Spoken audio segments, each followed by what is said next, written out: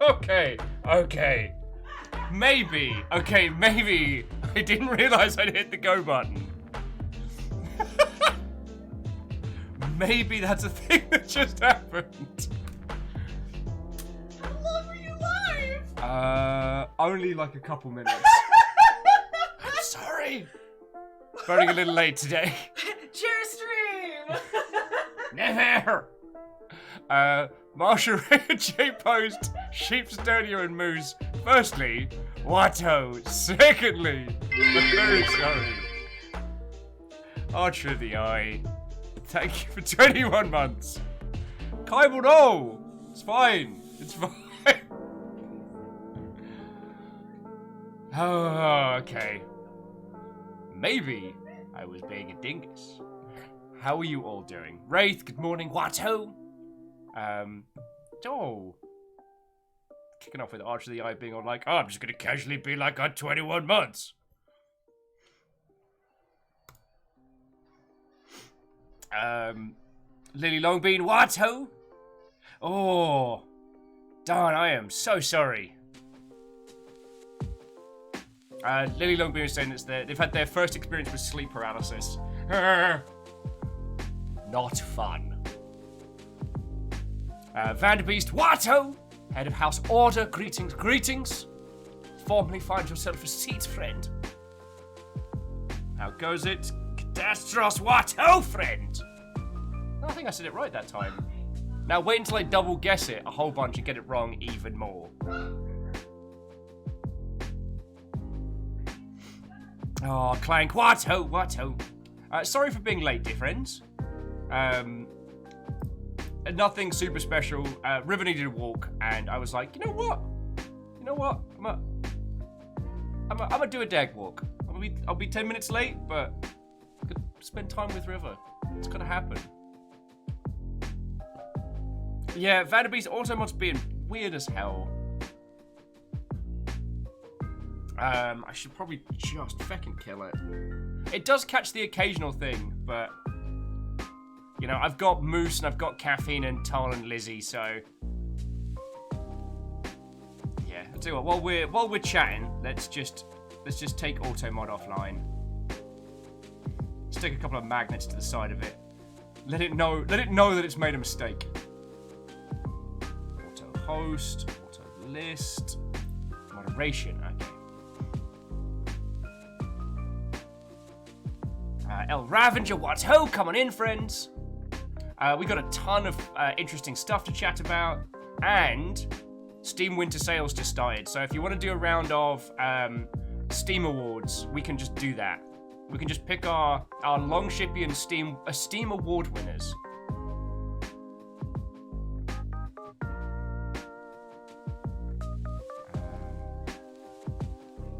Auto mod, there we go.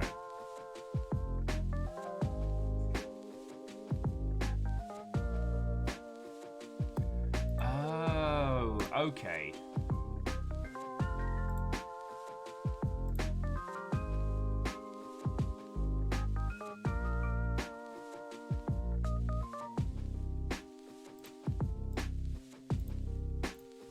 Yeah. To the great blue Huron Watto. So I think I've realised why it's been such an aggressive bad word. I just had a look behind the hood. They changed how automod works, that you can set the level of moderation based on topics.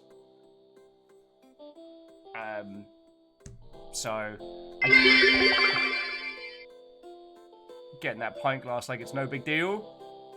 Vanderbeest, thank you kindly. It's 100 tiny bits, y'all.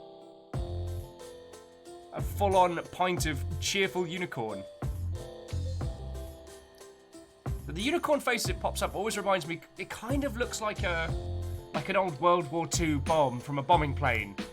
Anyone else see that? Is it just me? Harmonious, good morning, Watto! Bayonauts, hello! Wandering Gamer, Watto! So, bunch of video game stuff to talk about, a lot of it very, very interesting. And the game we've got today, I have a lovely little story to tell you about it when we get started.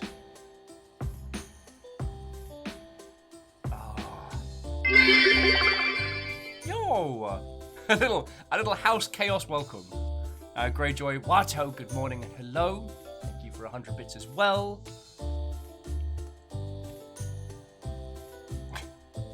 Oh yeah, and Bayonort, they are the happiest little bombs of all time. Sheepstonia, I'm sorry that I had to share that, but now everybody else can at least see that.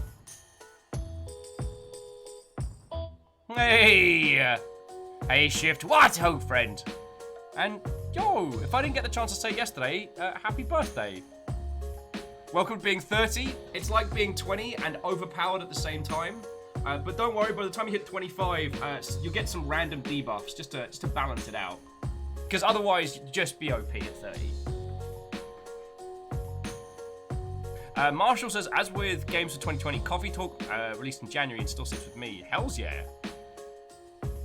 Well, I tell you what, Marshall, let's let everybody get in. We'll bring up the Steam page and we'll pick a few bangers as the long ship. Because the Steam Awards are up at the moment.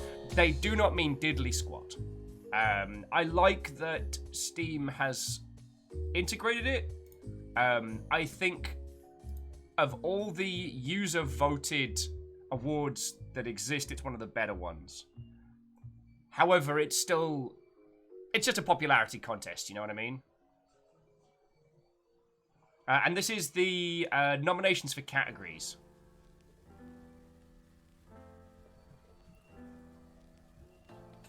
Bayonort's like, that hit a little too real, Will. I mean, tell me I'm wrong. Oh, Vanderbeast, thank you for refilling the pint glass. And Clank, thank you for tiny bits. The Great Blue Heron, Wato, thank you for tiny bits. Wandering Gamers says they've only played multiplayer Unfortunate Spachuman once. Very fun, would play again. I mean, highly recommend it. Hey, Aperios Wato, friend. I'm sorry, I tried to have my show. I tried to have the show up and running when you were finishing up, and then I got distracted, and then I accidentally hit the go live button without realizing it. So I was in the kitchen, and Lecter's like, "Are you meant to be live right now?" And I had to do the the high-speed old man totter with a cup of coffee.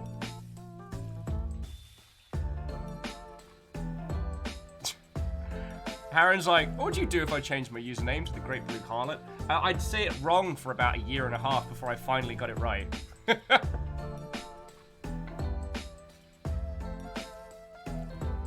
Sheepstonia says, hearing about all those games that I don't know about for the first time makes me feel like I'm not nerdy enough. You know what,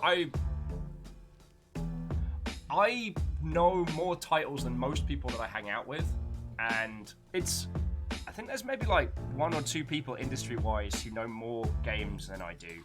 And honestly, it doesn't make you feel nerdier, it just kind of, I don't know. You have to not sound like that jerk at every party, like, oh, well, you haven't heard of this dating, racing, puzzle shooter? Well, I can't believe it.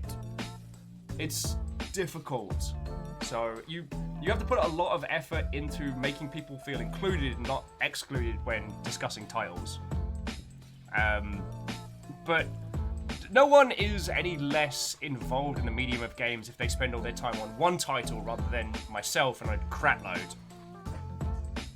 Lord Lost and Found, Wato! Coming in, Dismook. I think I said a proper hello.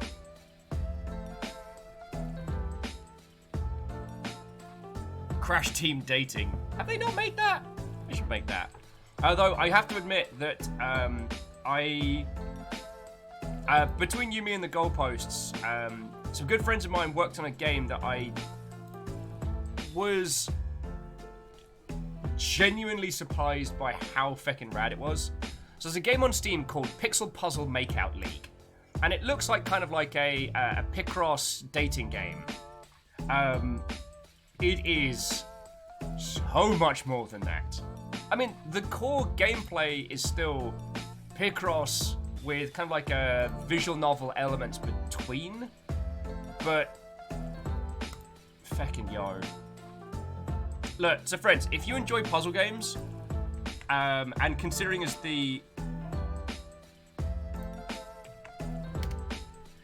we're all gonna be casting our eyes Steamward, I want you to take a look at that. If you have the funds and the inclination to pick it up, pick it up. because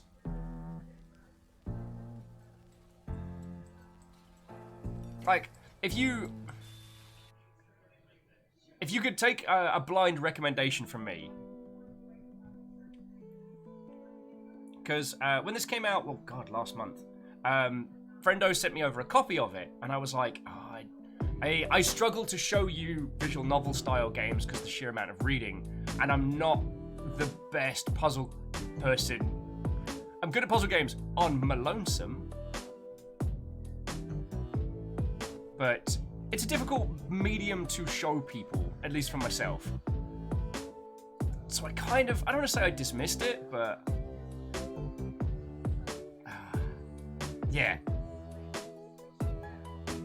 Oh yeah, Aperios, good point. There is a demo for it, so no reason not to try it, but it is a game that is so much more than the sum of its parts, and I don't know a better way to pitch it to you, if that makes sense. I'm also still working on coffee, so. Kyle was like, wait, you're really good at puzzle games on your own when you can't prove it. Alright, okay, I know how that sounds. But I can turn invisible when no one's looking at me. Baron Sheep, good morning. What ho, friend? How are you doing? Let me know, friends, if you can hear the background noises, and I'll close the door. Guinea Pig Nation is damn near finished. The Nugget fortification has been installed. The Nuggies are in.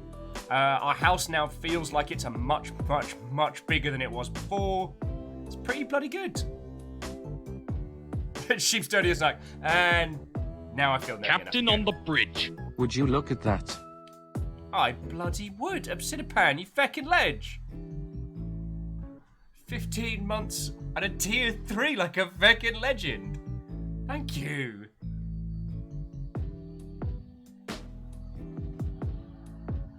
Casanova Frankenstein. Ah, Perios. God darn it. I'm drawing a blank. I know this.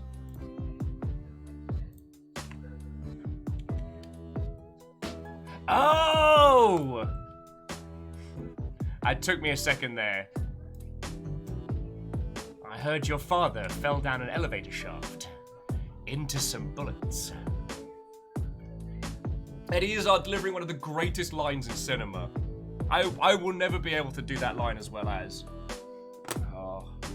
Also, if you didn't see yesterday's game, Phantom Brigade, and you like XCOM, please get that game. It's so good. Alright, who have I not said proper hellos to? I don't think I said proper hello to J-Post. Willing Outcast. What ho, friend?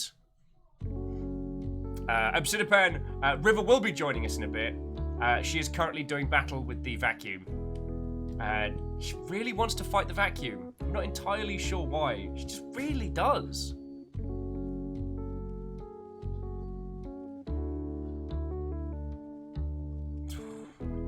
Obsidipan, no.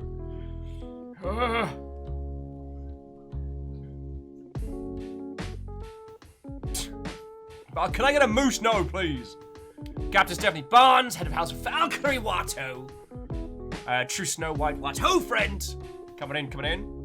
So, yeah, I thought we'd potter about with the Steam Awards, pick a few Longship nominations. You can play along with as you want. Then we're going to be jumping in a game called Vigil. Actually, what's the full title? It is Vigil the something. Vigil the Longest Night. And I guess we're mostly here. I have a lovely story about this. So if you have a look on the Vigil Steam page, you can see that they very openly say that it was inspired by the Sault Sanctuary. Now, some of you may remember that, some of you may not. The Sault Sanctuary is made by a local team called Scar Studios. They were the same team that did Dishwasher, the Vampire Samurai, and a bunch of other titles. Now, Moose, yes. that was the opposite of a moose, no! Obsidipan, thank you kindly for $10. Like, yeah. I hope by now you know how much that helps us, but sincerely thank you. Okay. So, Salt and Sanctuary is a fancy art style 2D Dark Soulsian type game. I think it's fucking brilliant. It interestingly uses the first area as kind of like, I don't know, like the overhand ramp in Ninja Warrior. You've just got to get through that first... You gotta get to that first castle, and then the whole world opens up in a fascinating manner. Anyway, so the game we're going to be playing today, Vigil, they have cited that Salt and Sanctuary was one of their big inspirations. And I saw on social media, they sent over to Scar Studios, the people that made Salt and Sanctuary, this wonderful care package of like special edition of the game, art book, goodies, gifts, and just like a personal little thank you note. And it was so heartwarming. The idea of sending the people that inspire you a care package saying, hey, like, thank you, you helped make this happen. I think that's fucking glorious. And I'd love to see that become the standard. I love that now on social media, like, game companies will congratulate each other when they release a game. Like, I'd love to see people being like, hey, you know, the thing that you created inspired me to create something. Like, thank you. We don't have to, because with games, like, the actual physicalities of crafting a game are so... Stop that incessant clicking! You gotta get in some house Carl time as well, Obsidipan. Obsidipan, thank you kindly, gifting this sub to Willing Outcast, like it's no big deal. I think that brings us up to like 400 friendos. Obsidipan, it's like, he looked so naked. Oh, excuse me. Excuse me. Willing Outcast, you got tagged. I don't make the rules. What was Baron saying? Oh, dear anyone considering packing and moving 2 people in under 3 days. Don't. Just don't. So, do we want to faff about on Steam first, or do you want to hear interesting Vigil gaming news? Like how simultaneously Sony is claiming that they have had the biggest console launch in history. Which says, biggest single launch, saying that the demand has been unprecedented, surpassing previous sales of the PS4, but simultaneously acknowledging that scalpers and scalping bots have driven the PS5 sales, at least in the UK, like through the roof. Currently, the UK has a massive shortage of PS5 hardware going into Christmas because of the sheer amount of scalpers that have hoovered them up. So it's like, we've had the most successful launch of all time, whilst there's shenanigans afoot. I find this fascinating. Oh, got keys digging into me bum.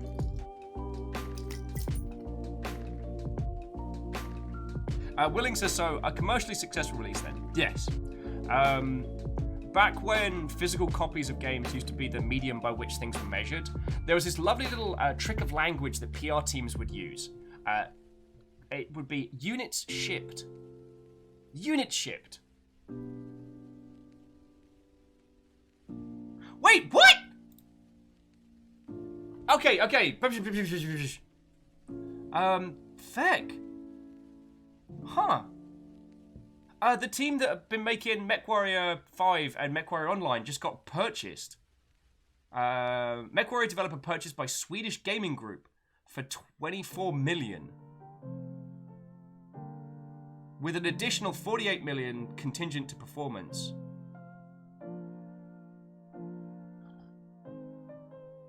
Shit.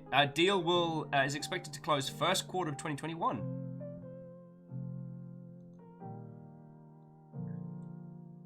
Huh. I have no more information. I don't know who Enad Global 7 are. They have not been on my radar. Sorry, Casanova Frankenstein. Fred, I'm kind of researching this separate. Like, the fact that y'all are here hanging out is coincidental. Alright. Oh, wow. They are a big multinational.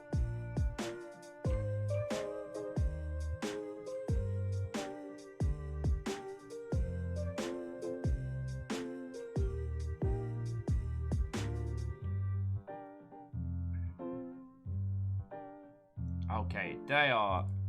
I'm gonna have to do some more research into them because they have very, very hazy looking website. I'm like, who do you own? What do you do? Sorry. Yeah, Alnus, you're not wrong. Like, Enad Global 7 sounds like a Suda 51 game.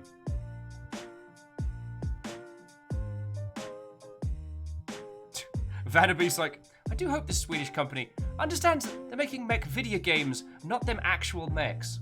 I mean, we've all made that mistake before.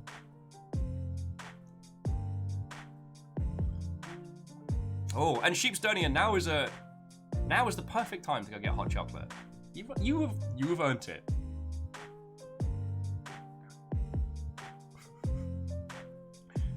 Is that your secret key, sir? You're never conscious. Sorry, I was just skimming the hot sheet and I must have missed that this morning. There's no more additional information. The scary bit, though, is that they're being purchased for 24 mil. However, on the proviso... God, I'm a dingus. On the proviso that they reach profitability performance targets by 2025, they'll get an additional injection of cash. So basically means that they've got to hit targets by 2025. Otherwise, you know.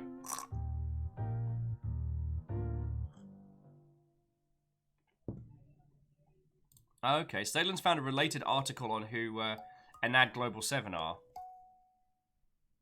Toadman Studios forms. Toadman Studios, formerly known as Toadman Interactive, has formed a new group to house all their video gaming companies.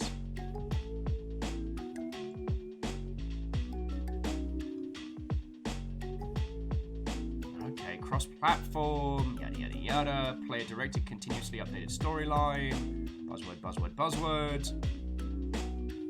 Current release window is set for the end of 21.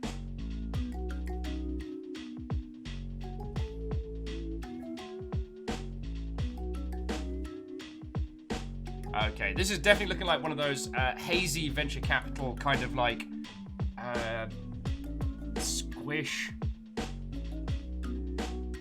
Enad means unified in Swedish, employs more than 200 employees across 6 countries, including Toadman Studios, Antimatter Games, Petrol Advertising, and Sold Out Publishing, among others. Okay. So that's where they're getting a lot of their game stuff, is from Sold Out. God, they've been publishing games for 1,000 years. Sorry, as a kid, when I'd read like the gaming charts, not really understanding how the industry works, I'd read like this game and I'd read published by, sold out, and I'm like, huh.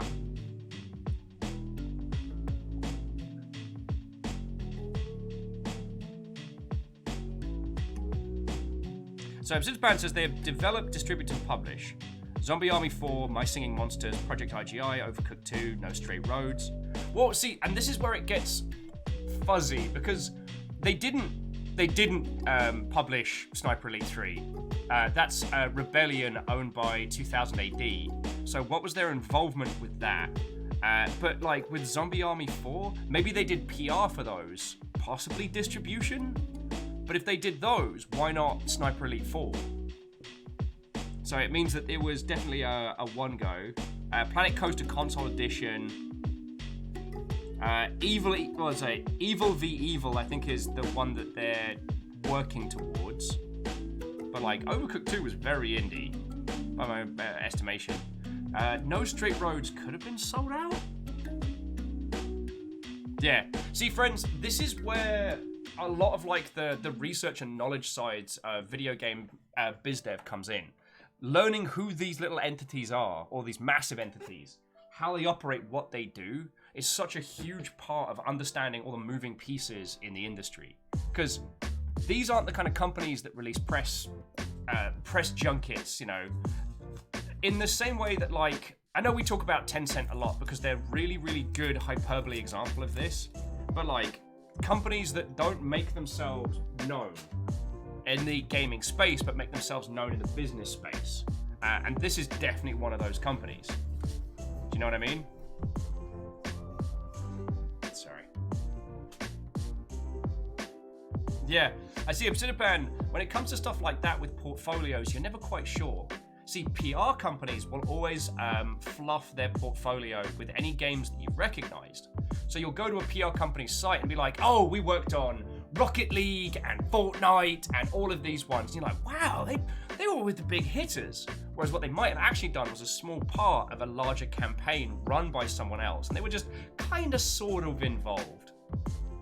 With these investment companies, they may be the entire fiscal power behind certain titles, or they might just have done like distribution and translation. It's fascinating. It also lets you know who, like, the, for lack of a better term, boogeymen are, like, industry-wise, because most venture capital stuff is dangerous. Because venture capital. Okay. I'm sure you all know this, and I don't mean to sound patronizing when saying it, so apologies if it comes across, but venture capital is about aggressive investment. The idea being is that there are firms or wings of larger investment firms where their whole goal is to invest aggressive and try and get back money in sectors they weren't otherwise involved with. And what that can mean is, especially in the game space, if you're doing something weird or new, or if you're just in a strange space, you can get offered a lot of money. However, the return on investment that's expected by a lot of these venture capitals is much, much quicker than other spaces. Now, venture capital has a fail rate. So, like, if you get given 10 mil to produce a game by a venture capital firm, they won't come after you if you don't make that 10 mil back. But they will just kill your project and leave it. There's no emotional attachment. They may also kill your project and leave it if it does well. It's a very, very different world than a lot of video game investment. So usually with friendos, like I always recommend, like, VC funding is the riskiest of all, like more risky than like publisher investment, like definitely more risky than government. Government money is the most delicious, but it requires the most amount of paperwork and is the slowest, but that's another story. Oh yeah, Kindball, they might try and own the IP, and Ehrman is correct. VC does put internal pressure onto inflate value and sell company if that's how they're looking to do. Because if they're buying your company, not your product, and if they're product, then yeah. Hunters, like, with contracts, always have a lawyer read them, absolutely. Do not be afraid to do revisions. Like, because the amount that you pay a lawyer to read revised contracts and send them back, the amount of money that you will make by not getting fecked over is entirely worth it.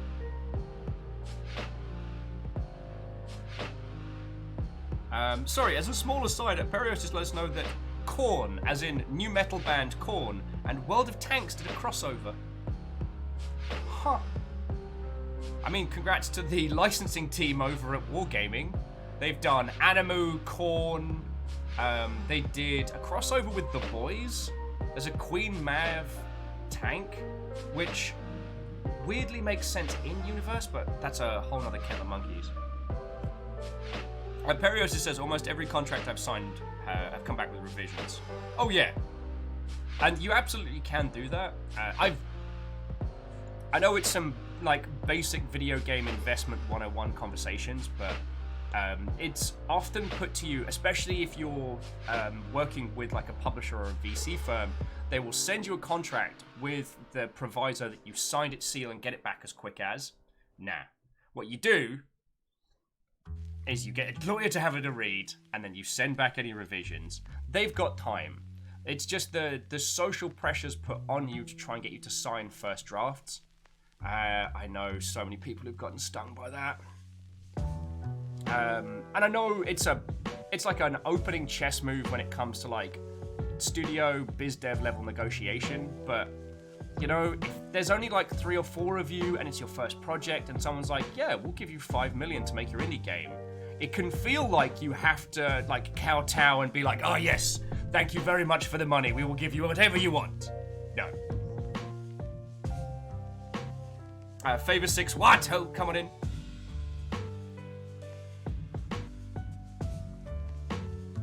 Ehrman says that the company is both a way to recoup investment, but they also get shares in the buyer, so they can make out quite well regardless. Oh yeah, and they do not give a heck about the staff coming with. You know, in investment. Okay, this is where we're getting slightly out of my understanding. I understand a lot about investment and VC stuff as it pertains to games, but I only understand a little bit about how the VC world operates in its entirety. So once we start getting over here, I start getting out of my knowledge sphere. But a lot of the time, like the trade and buying and selling of studios and elements like that is part of the game. So what you do is you buy a very successful or a very, very cool looking indie project, bulk it up through the wazoo by pumping cash into it, and then sell that studio for an order of magnitude. And it doesn't matter if the staff stick around or if the game is even delivered. Like, it's the idea of the company is the thing that is being sold in that space, not the deliverable, not the product. And I know that sounds ridiculous, but everything in VC is fucking ridiculous. Like, you know, I was talking about with the fail rate. In some VC firms, they have an enforced failure rate. And if you're... So the idea is that of the money that team is investing, if... Let's say if 80%, 90% of all the investments that year are successful and turn a profit, people will get fired. There will be a massive bollocking because they're meant to have a 25% fail rate. I pulled that number out of my ass in terms of a failure rate. Now, this is where it gets weird, and this still boggles my tiny mind. The idea is that you are meant to be investing aggressively. So you're meant to be going into areas which are uncharted waters, like unsafe and unsure. So you should be fecking up at least 25% of the time, so that you're getting 75% of new market shares in new areas, rather than 80% of safe investment in areas you are already working in. Ehrman says they knew a dude at Google R&D who made a mint by leaving Google. He would make a startup, get VC fund, and sell it to Google. Yeah, that's what a lot of tech companies go for. Come up with an idea, bloat value, sell to one of the big three, move on with a shit ton of money. Doesn't matter if you deliver, doesn't matter if your product actually works or not. Now, I've not had hands-on with Magic Leap, but a lot of people have assumed that's what they did. But the product kind of got away from them, and now they're at the how the bloody hell did we deliver? Or maybe they're doing real well behind closed doors. Kyle was saying, the guys at Introversion told me when I started in the industry not to join a studio and do it for myself, but I like having a steady job. Oh yeah. And see, if we go back down towards the creative sphere, like, sometimes game creation is very much like pirating on the high seas. You can plot your course, you can plan for things, but those waters can change on you in an instant. However, to sail a galleon, you need people and money. The rest you can take care of with skill and intent, but without a ship and without the money to feed and pay everybody, that galleon ain't sailing anywhere. Oh, Varbles, yeah, WeWork. They believed in their premise, didn't think about how they were going to make money on it. Oh, it was real sad, actually, because I didn't understand the WeWorking setup. So I checked out a couple of spaces when we were looking for like the new Longship HQ before Aperios hooked us up with the sponsorship from GameWorks. And I tell you, I will admit it did feel like a lot of people that worked at WeWork were kind of drinking the Kool-Aid, for lack of a better term. But they were lovely. I got a guided tour. Like, they made me fancy coffee. We had long discussions about the viability of streaming from a WeWork space. And they were prepared to go above and beyond with us to set up. We got the feckin' GameWorks sponsorship, which was feckin' glorious. They did not understand what loud streaming meant in their space. I tried to explain it to them, and I think they were so excited for the new challenge of like, oh, how do we get a live streamer in here? That they didn't think about the, oh shit, he's British and loud. Who wants to sing? Thank you, Fiona! Fiona, give me a host. Sorry, jumping back to the prior conversation, Salen's correct. Like, the short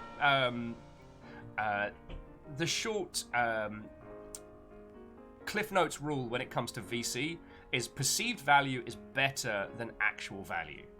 Like, perceived value is more important than deliverables. But yeah, Baron Sheep, shocking piece of information, I know.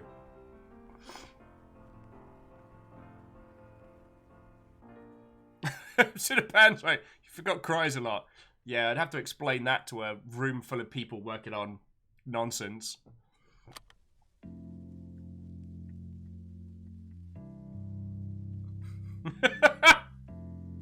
Martin, you done goofed. You done goofed. Kymel says, this is giving me flashbacks to the Mythic Quest episode.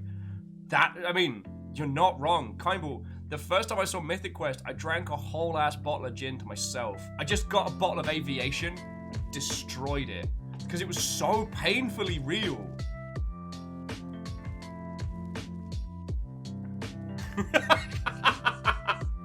Sorry, just read Aldous'. Okay, apologize for the audio. I'm at WeWork. Anyway, so for our fourth quarter predictions in the background, fucking wee!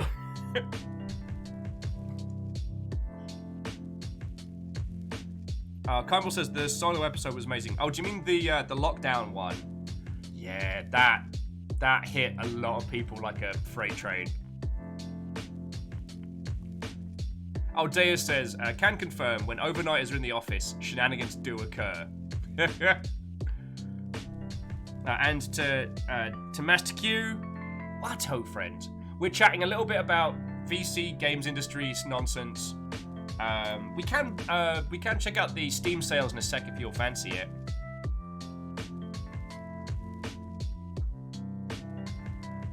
Stop that incessant clicking. Yo! Okay, House Carl is feckin' on it today. Baron Ransack, thank you for gifting a sub.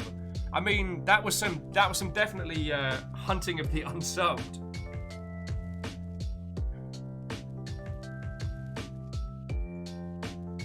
That's feckin' cool of you. Clankman says people says the private sector is more efficient than the public sector.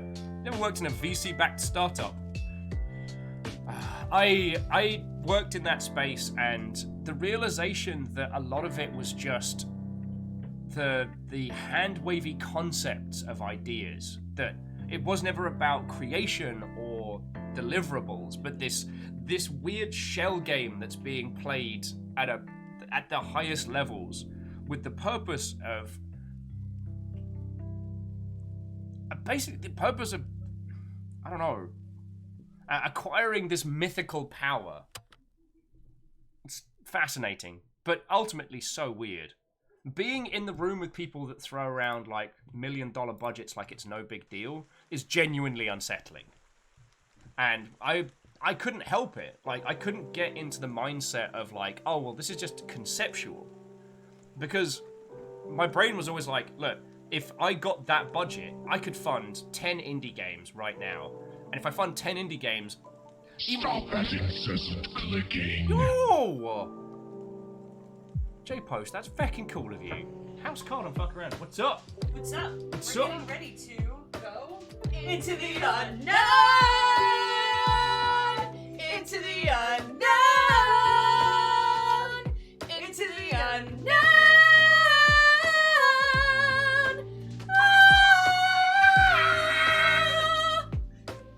Kill me. Stop. My friends! Found a letter. Thankfully, the white balance means people can't see how green you have dyed yourself. Is that why you're staying off camera? Fiona did another round of dyeing her hair green, and the colour is glorious, but has successfully dyed large proportions of herself green over the last day. Oh, thanks, Martin. Fiona did it for me. Yes, we've got the undershaves going. Household style. Tins is like, oh look, it's elected takeover. So coup is what it is. A brief coup. A brief. We're about to run errands. Okay. We're just nattering. We need to start the game. Shocking, I know. There's the dark clip. Oh, letter. Oh, look who's come to join us. Hey, big girl. Come up here. Yay! Look who's here. The true star of the show. Oh. Baron's like, we need a super cup all the times they're singing that. Or not. We could do the absolute opposite of that and never think about it ever again. Did you watch the video that I posted in Discord? Where it's into the unknown, but all the lyrics are what's happening on screen. Oh god, yeah. It was really funny. See, also haunted. Bubbles. Bubbles. Train! Woo! Oh, now it's happening. All right. All right. What if we're doing this? I guess we're feckin' doing this. Feckin' there is a lot of you. No, just Varbles was saying, oh, if it's a coup, I for one welcome our new Jarl Lecter. Shenanigans. Shenanigans.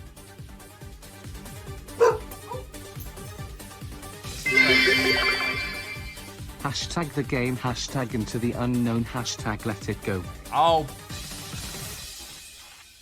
You just come on in here, just roll a little ball of chaos and like, peace! Hey, you all are the people who keep calling me chaotic. Johnny Baroon dance party!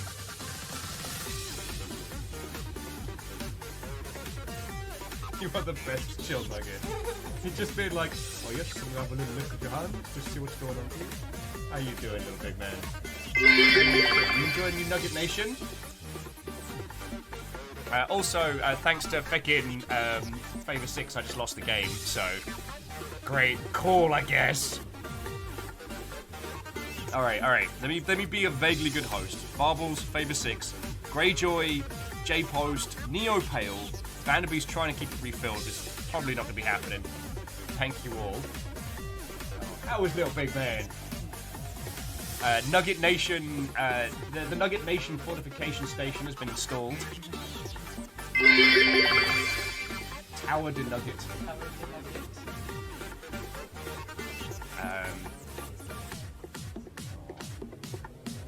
What if we're doing this? Someone had a birthday yesterday as well. Birthday! It was me! It was my birthday! She's just right behind me.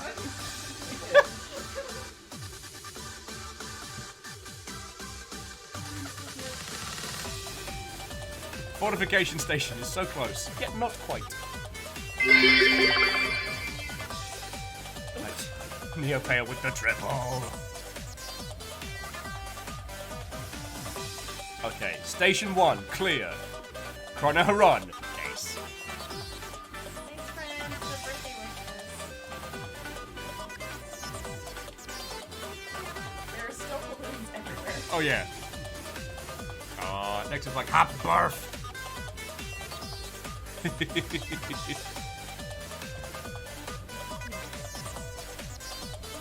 Okay, bye, little big man. Probably take my leave or errands will not get done. Just flail and hang out. Well then you can see what You can roll for it. The only thing I'm gonna get is my ass kicked. Fiona, I roll a 12. Fiona's like, I accept that tooth hanging off one side. There was a lot happening. Oh, Like the good old days.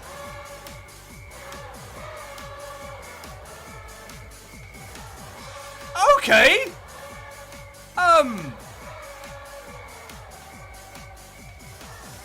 he means thank you. He does mean thank you. Fuck. Aww. pan. Holy fuck! River. River cooked it, thank you. Hype train. Hype train. Hype train. Pseudopan. Bacon. Thank you. Oh, let me move the camera around so you can see. So River's getting treats, which is a great distraction. Yes.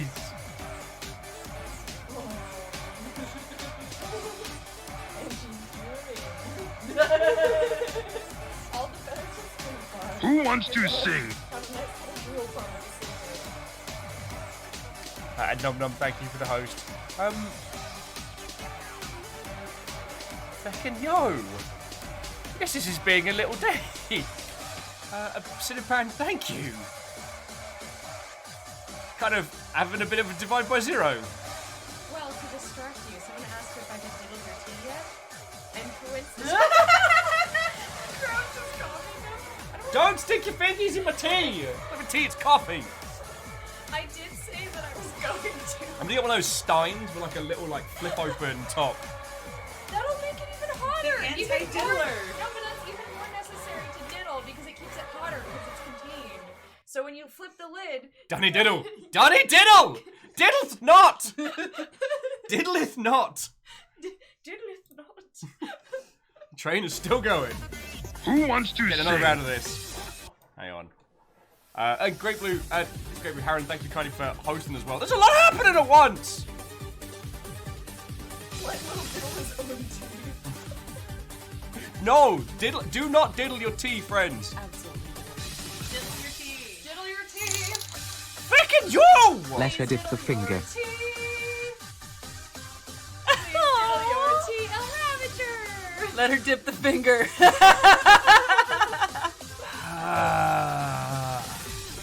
No, hang on. Wait for it. I'm just about throwing in $10 on top of $100. Like, Oh, and El Ravager coming in with the diddle the tea. That's like $20 to diddle the tea. well, no, that is $20, which is going to food and keeping everybody alive. And diddling tea. But Diddle the tea. Safe to Safe drink. to drink. you did this. Oh, damn it, Joe! She was slow! Don't diddle other people's drinks. My hands are washed. I just washed them. I had to taste coffee for that. So you're welcome. Yeah, Kaimball, it's a tea All crime. for the safety of your tongue. So you don't get burned tongues, you can taste delicious food. You're welcome. Criminals! I'm surrounded by criminals! Bubbles, thank you for the 100 bits. Feckin' you! Oh, Dins, holy shit! Yay! No, we were talking about VC boring nonsense. Don't be coming up in here making... Just the important thing about venture capital funding. No! I mean, sorry, Dins, thank you, sincerely. Sorry, Dins gifted 5 to the crowd, so Housecarl getting his reps here. They went to Night Vale and Steel Fox, Skylark Quillion, Goomy Goo, and the Dragon Talon. Don't diddle other people's drinks. Feckin' you! Choo-choo.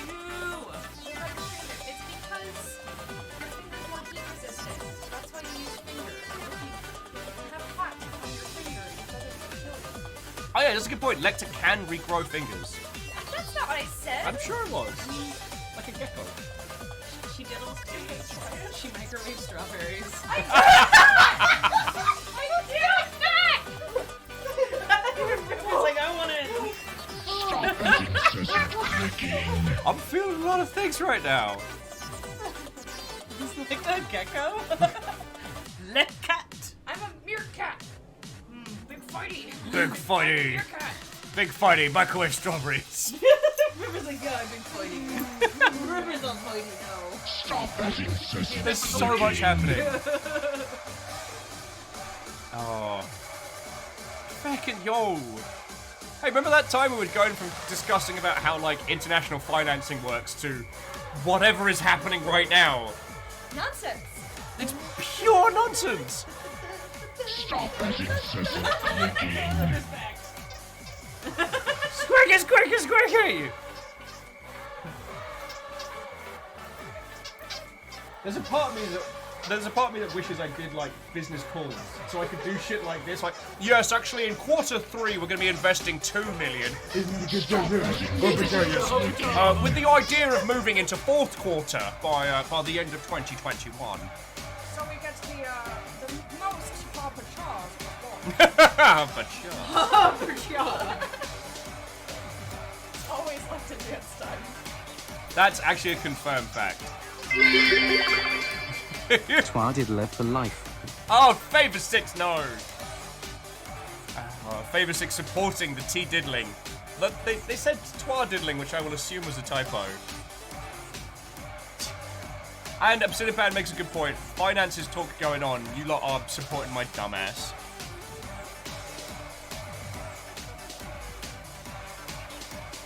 Oh no, Baron Ransack, I would absolutely not mute the mic when talking to pets. Like, you've gotta bring that. You gotta have that like juxtaposition of like talking serious money talk. Clicking. Or like, okay, so these are the ways in which we shall take over the financial world. I just got like a nugget on my shoulder. Yes, little big man. Yes, we're gonna take over the world. Like you're a villain in Bond. Or Inspector Gadget. Yeah. Pig poison. Aldous is saying those microwave strawberries can go with my grandma's frozen profiteroles. Excuse me. I do not even have a microwave. Friends, I don't have a microwave. for those of you that don't Wait a know, minute. Lecter has a habit of popping strawberries in the microwave for like 4 seconds. I do not. It's really weird. I weird. do It's not. really I don't. weird. I do not. It's just only for like 4 seconds or something, which it's not even like jam construction. It's real odd. It's real odd. We don't judge, obviously. You know, we're not in the process of judging. That's not how we roll. Get judged so hard. I'm about this close to defenestrating you right the fuck now. Wait, is that when you remove my lands and titles? No, it's when I yeet you out the window. Oh, okay. I'm just saying, defenestrate sounds like a top-tier Crusader Kings maneuver. Oh, also, they just added character creator for Crusader Kings, so at some point we're going to gay Europe up and take over. You can change the functionality of Crusader Kings. Why the sense You make can have when you everyone can just just default babble? gay as hell. Lady Lecter. Sorry, Harmonious, I didn't mean to talk over you there. Why the sense make when you can just babble? Lady Lecter. Blinks in British.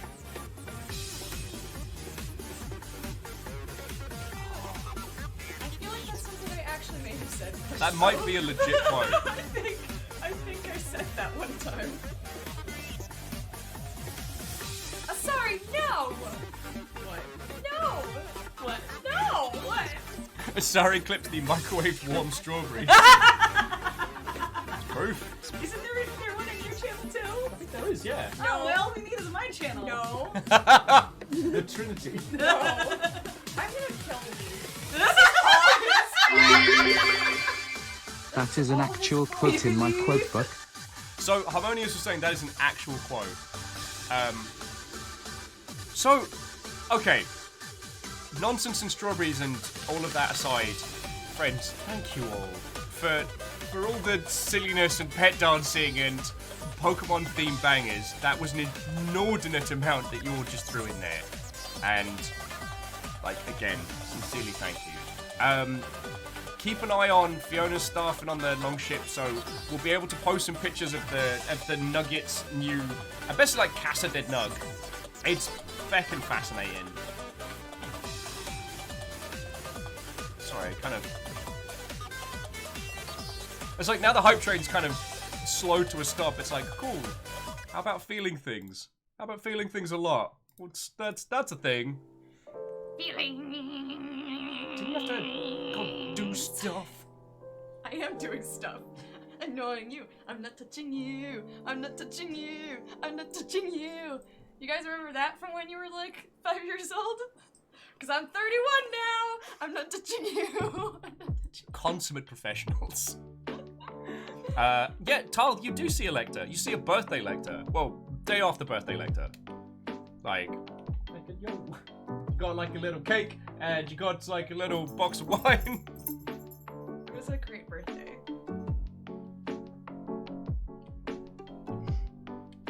Alright, I will eat or I'll stay here forever. Okay, well, I mean, we're gonna be going on this for a while. To hit an hour, we haven't even started the game yet. Yes, and? Point. Let me have this. Unusual for Will to waffle the time. Time all away. Likewise as I have a large cake amount of okie dokie Lokis. By will over God. I ponder the meaning of that one a lot. It's towards his face. It's not unusual for Will to waffle and feel things. Or waffle and break, that would have been better. Damn it. Your commitment to the bit is both impressive and terrifying. I'll workshop it. Don't worry. I'll come back with like a polished version of that. I like dwarves. Thanks, Taro. And Harmonious, thank you for throwing in more bits on top of. I have a large cake amounts of okie dokie Lokis. Will Overguard, 2021. Harmonious adding, I ponder the meaning of that one. See, now, thankfully, Favor 6, Lecter has just started to go off onto varying adventures, so that wasn't heard. See, you were slow. You were slow.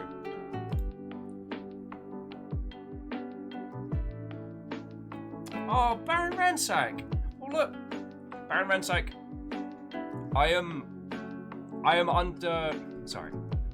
grateful to hang out with all of you lot. Like, please don't feel that you have to throw things in for trains or otherwise. Just come and hang out, y'all. But, like, yeah. Thank you. Thank you. Fucking y'all. Sorry, the waffling that I was going off onto, and we'll get back onto games industry and stuff. We've got the whole day to chat and hang out. But, and I know I say this a lot, but I feel it warrants saying a lot. Like, thank you. This year has been bizarre and weird and strange. God, we started this year so different. Fiona just got like a fancy new job. We were looking at like moving into a larger place with a garden for River. 2020 was like, I see your plans, and I laugh. But throughout this year, like, you lot have kept us alive and doing good. Like, you know, no one's gonna be buying a Maserati anytime soon, and I will probably end up owing the IRS a lot of money for this year. But, like, we haven't gone hungry. There hasn't been any times this year where we've had to seriously be like, cool, I wonder if we get to eat today. And thanks, I'm just trying to show my feelings! Leaf blower guy, why are you like this? Anyway, that's why I keep saying a lot of thank yous. That's what it's going.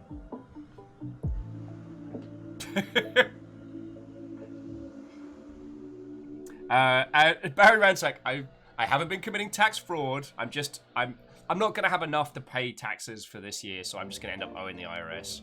So long as I file it all sensibly, then it won't be like I get sent to jail or anything. Could you feckin' not? It's... What do you believe in blowing? The leaves are already gone. Just blowing puddles round.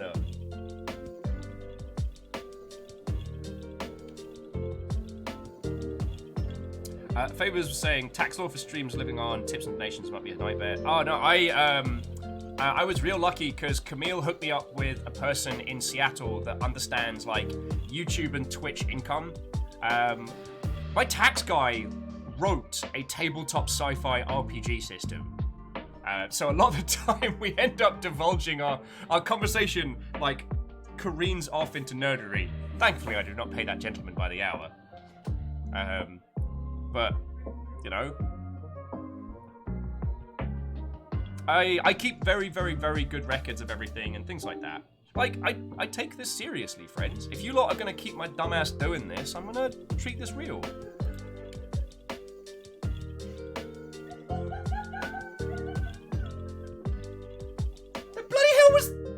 was that you? Reactor online. Sensors online. Weapons online. All systems nominal. I thought it was an old, tiny policeman. Chrono, I'm so sorry. I didn't mean to interrupt that Watto. Watto! I was like, is it suddenly the 1920s? Cheese it, it's the fuzz!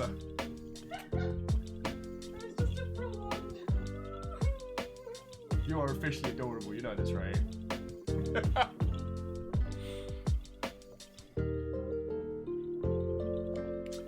Oh, Heron was like, also, please tell me that RPG is the equivalent of tax forms.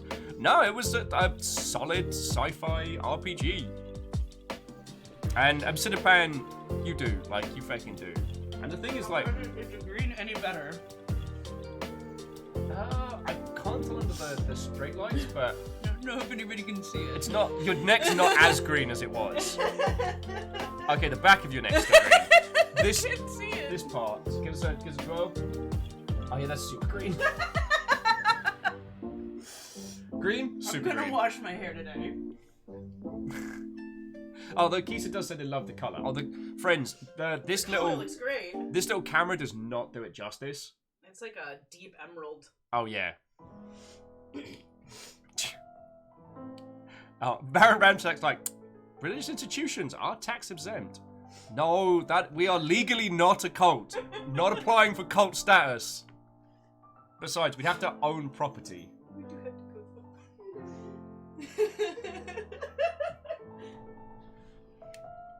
Everyone being feckin' adorable. Hey, big girl, you wanna come hang out in here? Yikes! Just see the tail. River, come on, come hang out. Yikes! Bestie, big girl.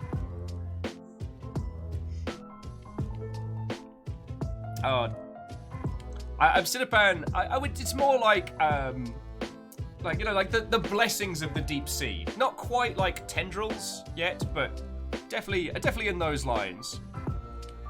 Little tail waggle. Oh. Okay. So I just like friends. Just thank you all. Okay.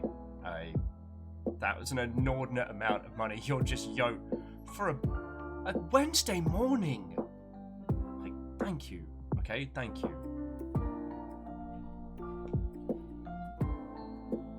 I know I talk about it a lot, but doing this makes me very happy. So, even at a purely selfish level, thank you. Okay, so we talked about. Let's get back onto video games before I start feeling things like super bad. Thank you. Okay, so we talked about Piranha Games getting bought out. We talked about how the PlayStation 5 is supposedly both the best console launch of all time and also the most scalped console launch of all time.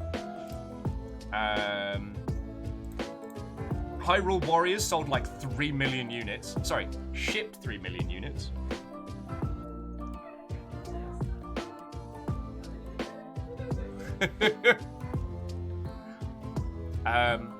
Ian, the amount of paperwork that would have to be done by both me and all of you to get to that stage fills me with a sense of dread and fear.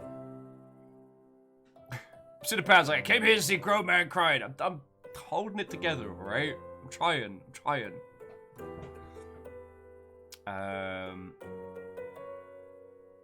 Favor 6, I could buy a teeny tiny piece of land in Scotland. Then I get to choose my own tartan, which would probably genuinely offend my Scottish friends. So Clank says, with digital distribution, what even does shipping X number of units mean anymore? Well, this is Hyrule Warriors, which I think had a pretty big physical launch as well. But I don't think it's unfair to say they did 3 million units.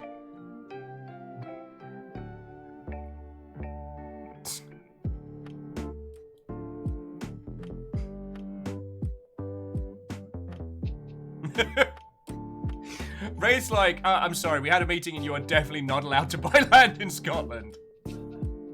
That's fair. Will's crimes against the Glaswegian accent are definitely noted. Probably very, very well documented.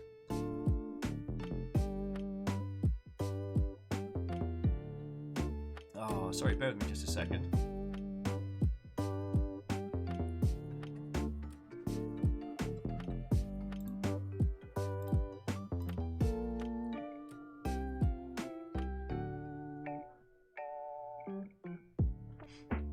Oh, lordy, lordy.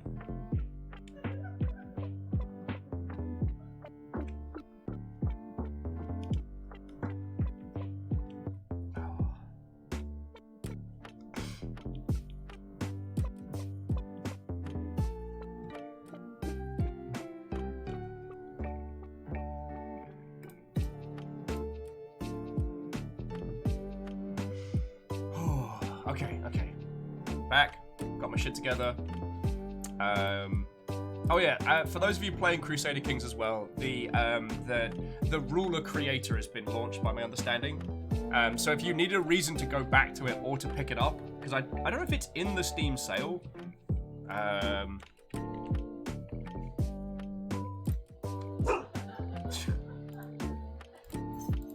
2 seconds! Okay, it's not in the Steam sale, but, wait, no, it is. It's 20% off. Okay. If you needed to turn all of Europe hella gay and then rule it, you absolutely can.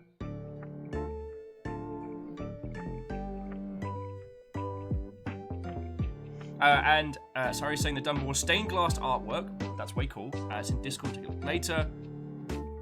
I mean, sorry, you've already sent like a care package of cool shit and stuff. Like, if that is a thing that you would like to send, that's lovely of you. Like, seriously.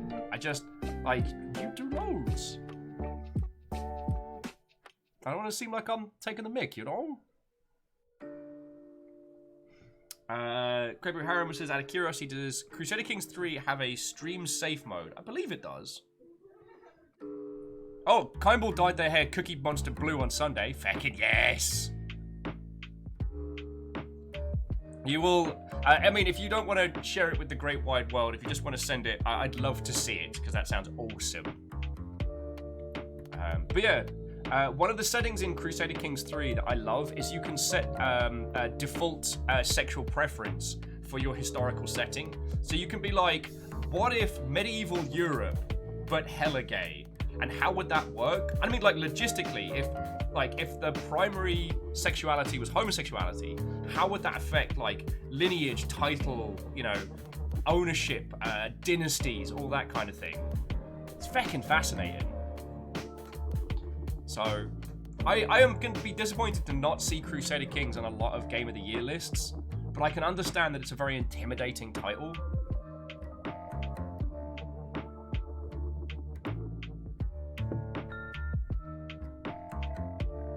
Clang's like, gay quest for the Holy Grail? Hells yeah.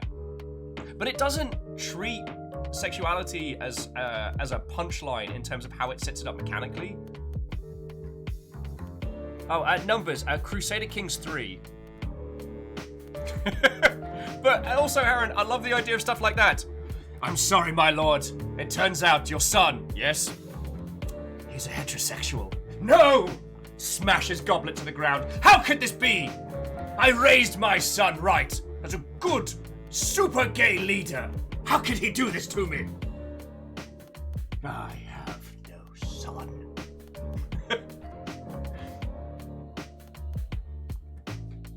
Anyway, Jonathan Pope, Watto. Oh, and I believe Dabry was asking earlier, like, the infamous question, why Viking blonde, not Viking ginger? It was...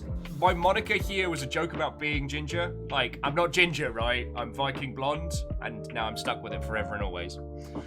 Jonathan Pope, you did miss some Microwave Strawberry talk, but I believe Asari grabbed the clip of it.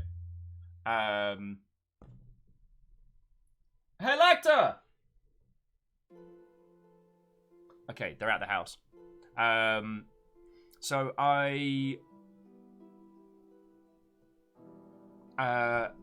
How to phrase. I gave...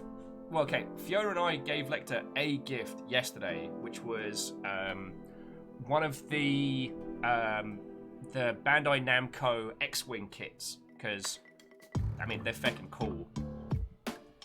The main gift has not been delivered yet.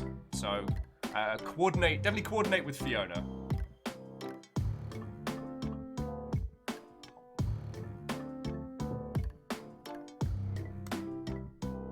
Moose says, screen name if anyone needs to troll Lecter, microwave strawberry blonde.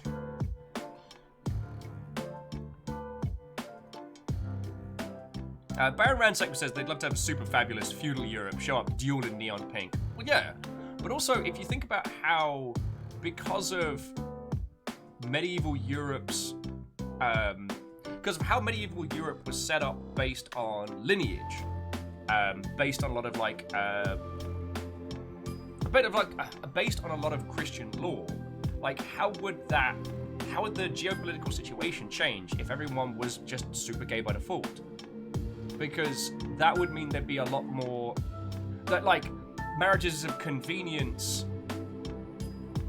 Like, okay, I don't want to go into it too hard, but maybe my history hat's getting a little tilted there. I just find it fascinating. Anyway, what was the other cool thing I wanted to chat to you about?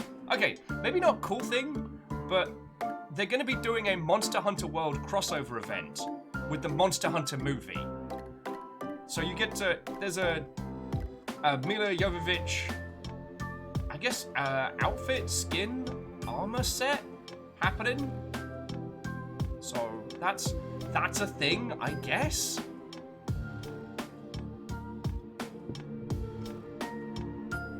Aw, El Ravager, that's fucking cool. Sorry, El Ravager was saying that they found Lecter from Squadrons and then stumbled upon this whole cacophony of nonsense.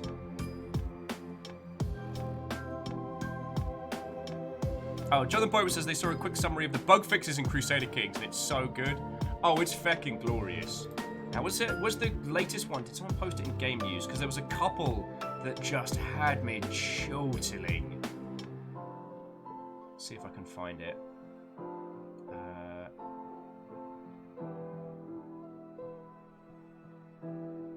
Although I was admonishing for the announcements in Dev Diaries. Where was it? Darn it. Oh, was it in the Memosphere? I'm trying to find it now. Might have been in the Memosphere.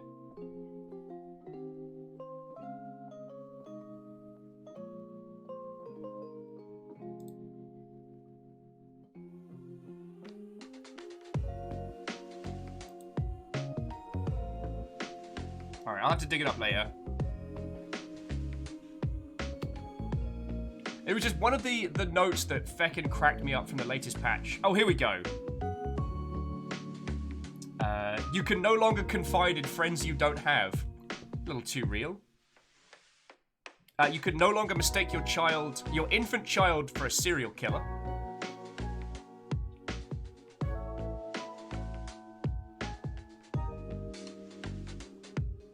Like, feckin' yo. You can no longer think of your angry spouse as a vassal. And your spy masters will no longer fabricate a secret about themselves. Like, that's feckin' rad. Baron Sheep says, where do I sign the petition to Will to post his schedule like patch notes? No, Baron, don't make me do it. I don't have to write patch notes anymore. I got out.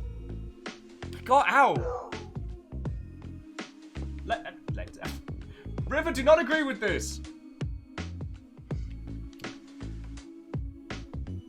Oh, lordy. Oh, you're criminals. Couldn't just talk about video game news. No. Alright.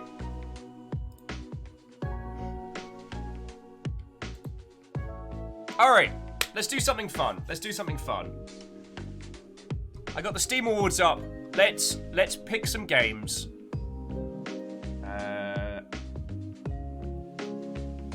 Because we got like 5 days to do this. I'd like to do this today before we jump into Vigil, if that's alright. Let's do just like pirate facts.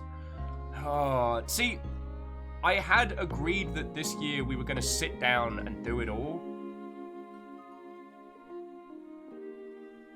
But... Wait, when did you add a pirate facts command? What the fuck? Why do I feel like that was caffeine? Why have I been betrayed? Jonathan Pope, sorry, I keep saying your name formally. Everyone calls you JP. I keep saying it like I'm formally introducing you. And introducing to the ball, Jonathan Pope. Your Highness.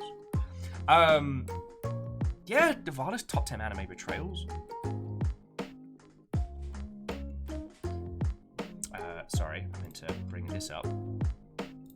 Right, Steam Awards. Yeah, we are gonna do... Stop that incessant clicking. J-Post, thank you kindly. Sorry, I got multi-tier distracted there. So what I was gonna say, JP, is that links are for subs only to stop scrapers. But it seems that J-Post is just being a feckin' legend. This, like, feckin' thank you. So yeah, friends, we get to nominate one category per game. Now, Game of the Year is most likely going to be Hades. Someone would have to make a good case as to why Hades isn't. Just because, much like Supergiant's titles, everything about it is in service to one idea, one style, and it also subverts a genre to tell a story. Like, feckin' y'all. But let's do the others. VR Game of the Year. Like, it's got to be Alex. If anyone has any suggestions for other VR titles they think, but like Half-Life Alex, it was incredible to play, it was revolutionary, the story was fascinating. Oh, Hunter. God, Twitch fine post this adversary, stop bugging me every time I switch from mobile to PC. I'm sorry, Hunter. Yeah, I've noticed that whenever I like leap between different ones, and I'm trying not to derail my friends' conversations, my phone's like, hey, did you post about your anniversary yet? I'm like, no. Did you post about your anniversary yet? No! Darn it! Archer of the Eye says they love Phantasmaphobia in VR. I'd be interested to try it. But Phantasmaphobia feels like the evolution of, like, Emily Wants to Play and stuff like that. Yeah, so I'm putting in Alex. I mean, you can edit them. All right, Labor of Love. A game this year that feels like it has been an absolute labor of love. Oh, also, Better with Friends. Unfortunate Spachuman. That needed nomination. Tal says, VR, I Expect You to Die. Oh, actually, Arch of the Eye. Rune 2 is a labor of love. You know what? Considering how much they went to, like, considering the above and beyond.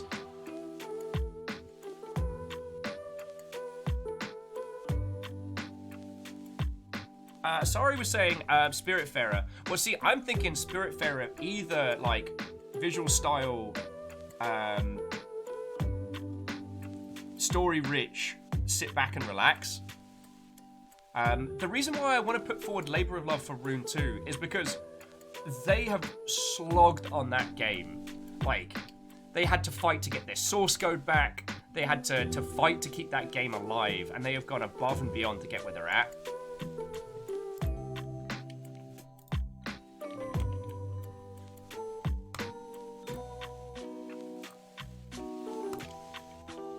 Because, yeah, I genuinely think it deserves it.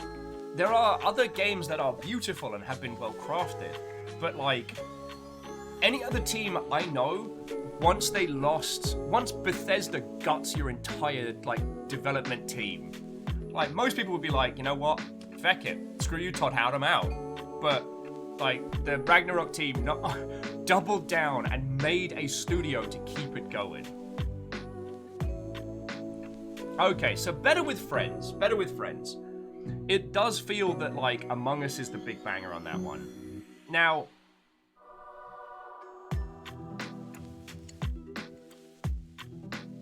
see, I'm thinking about this as the same way Numbers is. For Better with Friends, can you really count a game that doesn't work without other people? You can't play Among Us without others. Martin's saying that Risk of Rain 2 takes that slot. Also, friends, this is a really good way to talk about titles that might be worth picking up in the Steam sale.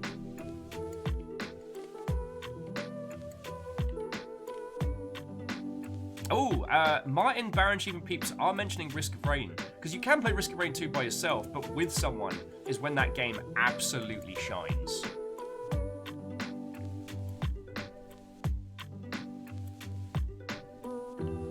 Oh, let me read the description. There are some games out there that just aren't the same when you play by yourself. Maybe you need to have a friend watch you, maybe you need to have a friend you can stab in the back. Either way, fun is waiting for those who gather friends together to play this game.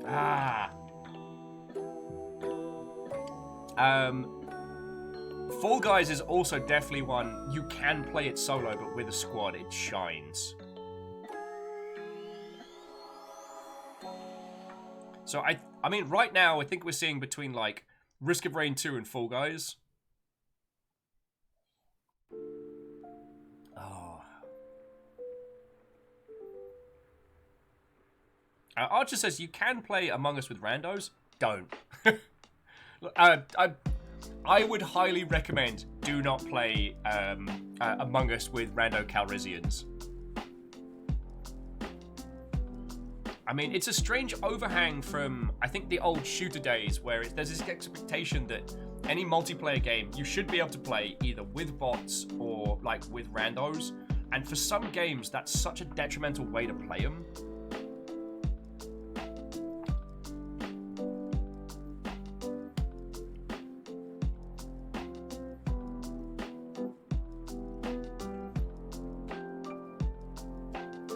Because Moose was saying, all social deduction games are going to lose something if you don't know the people you're playing with.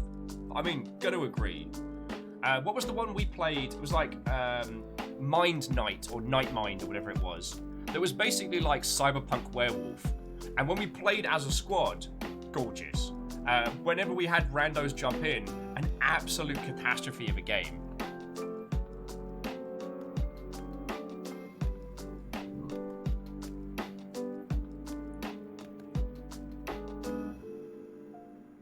Okay, outstanding visual style. There is one. Like, games that have been absolutely gorgeous. God, I'm trying to think of some of the bangers we've had this year. I kind of want to throw in Death Stranding, because Death Stranding made me want to make a book of all the photos and screenshots we took in game. But ooh, though post-Void. Ian saying, it won't let me nominate Gris. I think Gris already won it. Numbers and Clank say Genshin Impact. Genshin Impact is a beautiful, cel-shaded anime style.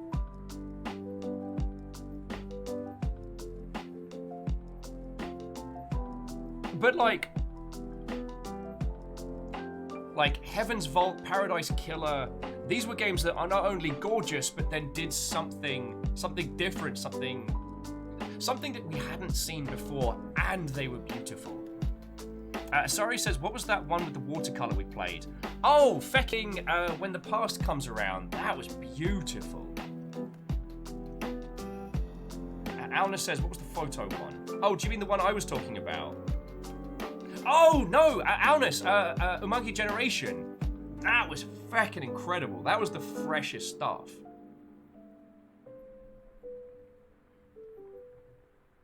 Like, holy heck in a handbag.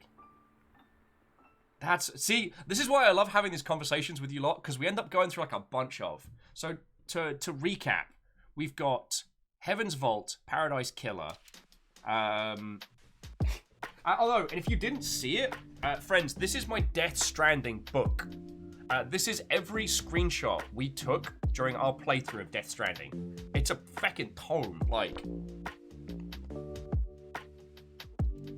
I don't want to say like every frame a painting, but let me find a couple of non-spoilery ones to show you. No, that's definitely spoiler territory.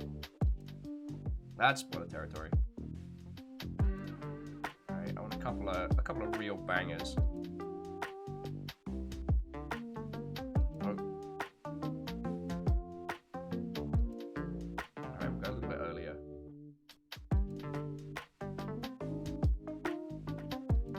Come on, give me some real good ones. Alright.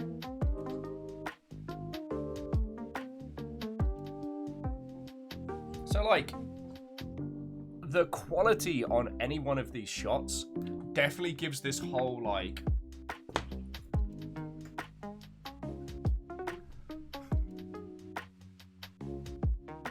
Oh, Catherine's saying, Sayonara? Oh, you mean Sayonara Wild Hearts? That was last year, right? Real Hunter... Children of Morta was very, very pretty. I mean, it was top tier pixel art, but like, if you put Children of Morta next to Heaven's Vault, Paradise Killer, and like When the Past Was Around. Oh, and Hookshot, like, Children of Morta is an incredible game. I'm not dissing on it. We're doing our Steam Award picks. Oh, heck, yeah, and Hookshot, that as co-op, oh my life. Because it's played from the perspective of the whole family, not just a couple of characters, you're actively encouraged to leap between, like, the peeps involved. Like, feckin' yo. Sorry, I got a message from one of the peeps that worked on Phantom Brigade from yesterday, because I sent them the clip of us getting the...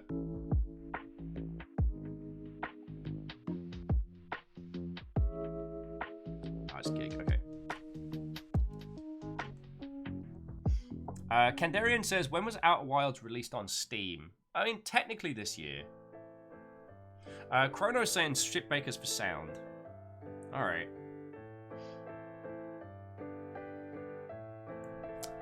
So this is a tricky one, because, like, right now...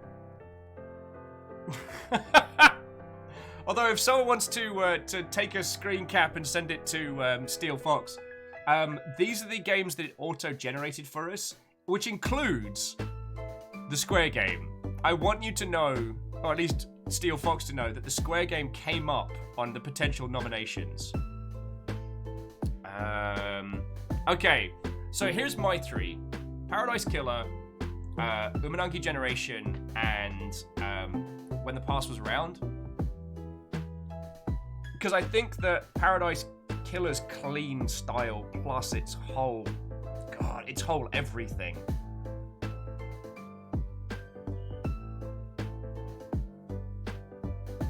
Zua says, most innovative, if not Hades, Noita. Okay, no, you know what? I've got to go for Umanagi Generation personally, because... like, it had all of the elements that I loved from other games, plus.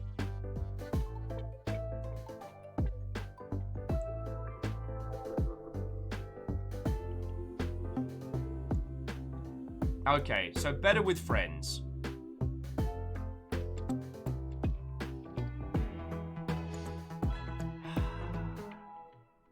It feels bad. You know what? We don't all have to agree on things. I want to put Unfortunate Spachuman in there. I want to do that. That's where my heart's at. But I know that it's going to be Among Us that wins. Okay, innovative gameplay. This is a challenging one. Now, Noita version 1 was put forward. Hookshot's like, what? Among Us? How could it? Oh, it's gonna win so hard, you know.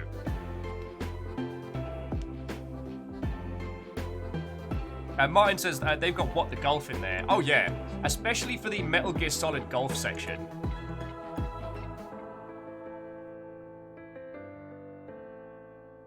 Hookshot's, yeah, I know. I only play it like what? Oh, feckin' hell. Because, you know, Frog Fractions 3 is in most innovative gameplay. That's a feckin' challenge and a half. And, you know what? Devolverland Expo doesn't... like, it deserves to be in there. Okay, though, I guess the actual... the gameplay mechanics of it are very simple, but the game itself is innovative to, like, top time. Oh, Baron Sheep's like the club. If only I could nominate the club for this, dear friend.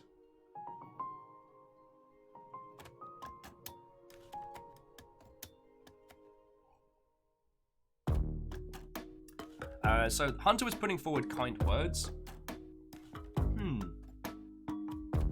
Although I believe Kind Words was Kind Words was last year because Kind Words won a BAFTA. It's been interesting to see it getting a spike in popularity since I believe the Penny Arcade crew started talking about it. But yeah, I've actually got this was Fiona's gift to me from PAX East. Was the Kind Words cassette tape, which sits on my desk. I use it a lot. Mostly just to like help people. JP was saying they don't think they played anything new besides Genshin, and Genshin's not Steam Awards because I don't believe it has a Steam install. I know it uses a third-party launcher, but I don't think you can get the launcher via Steam. Okay, you know what? I'm gonna pop Noita in there for now, but if there are any more thrown in. Best game you suck at. Spelunky 2. Wait, The Longing. Shit, we did The Longing this year, didn't we? Heck, how did we forget about that? Oh, no. I'm sorry, Noita.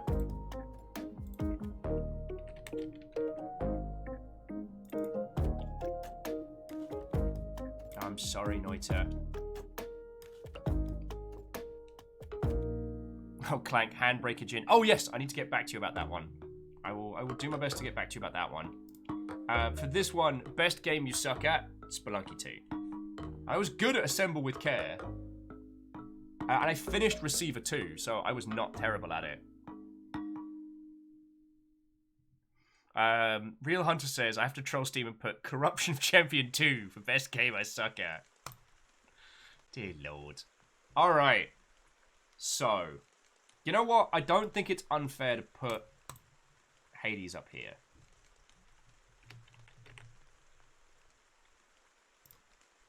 I don't think that's unfair. We can change that.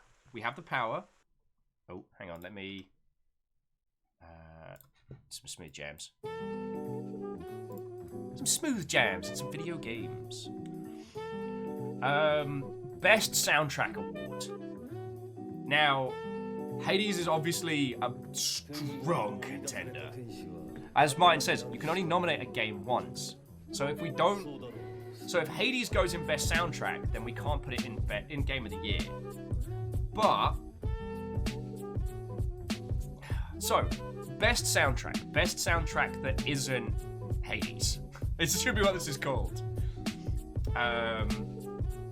Real Hunt says Best Soundtrack, BPM bullets per minute. BPM is awesome.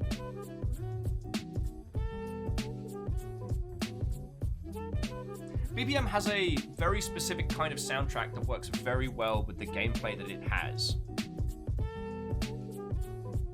But, okay, let's, again, I'm going to use Death Stranding as an example, but like, Death Stranding, it had dynamic soundtracks, the kind of thing that change based on what's heading on there. It also had an incredible soundtrack that reduced us to tears, well, just me to tears a bunch of times. Alna says, what was that Jet Set Radio game? That was Umanunki Generation, which we could, I mean, the soundtrack, I tried listening to the soundtrack without the game, does not slap. Does not slap.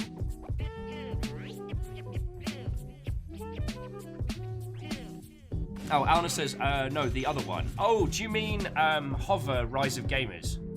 That did slap. That did slap. Varble saying Outer Wilds is eligible for Steam stuff this year. That's a good point. I mean...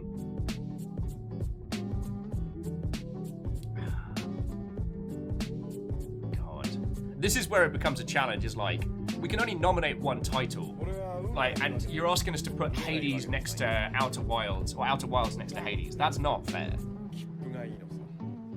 Oh, Altazini's just saying that Horror is hard. They played it. The game's hella difficult. Oh, it is. It's fresh as. It is fresh as.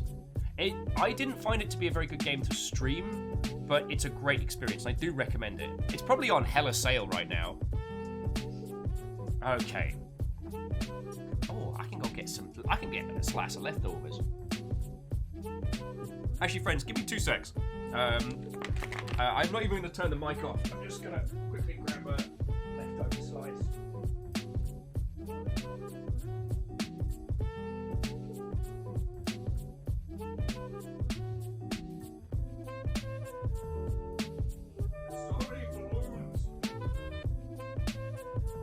So many balloons. Leftover pizza, which, according to most AAA game studios, is better than overtime pay. Oh, I made that joke and that hurt. Oh, I think I just did myself a damage with that joke. I'm very sorry. Okay, soundtracks that slap.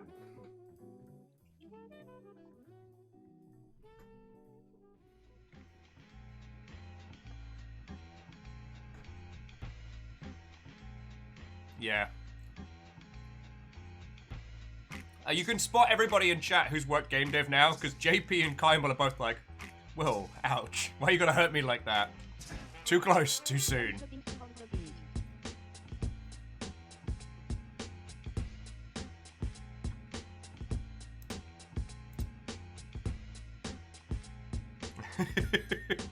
Baron's like, working for pennies, why, man? I mean, it's funny because I did it.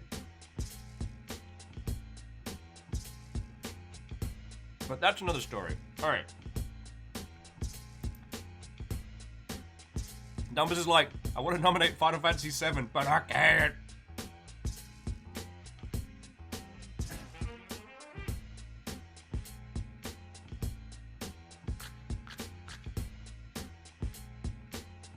Actually, Iron Marcus makes a good point.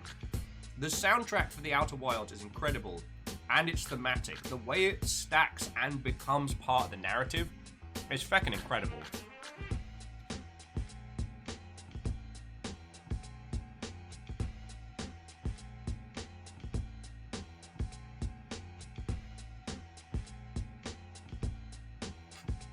Stu's running back being like, did it hurt because it's true? Sorry, late response. Yo! Sorry. A lot of things going on. Firstly, friends, Wraith just finally slayed the Capra Demon in Dark Souls. Yo, congratulations. Like, good on you. You know I love that game. And a lot of its ass-kicking was a lot of the satisfaction of going through it, especially on my own. Feckin' cool. JP says, I haven't worked in the industry, but they finished a 3D Maya modeling course and have friends in, so you know.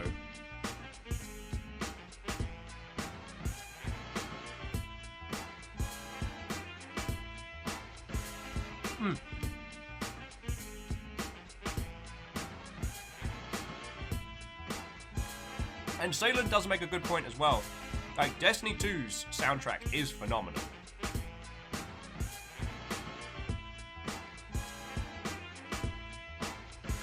Like, I feel like I pick on that game a lot when we're having, like, narrative conversations or art style conversations, but the audio team at Destiny, at Bungie, do not heck around.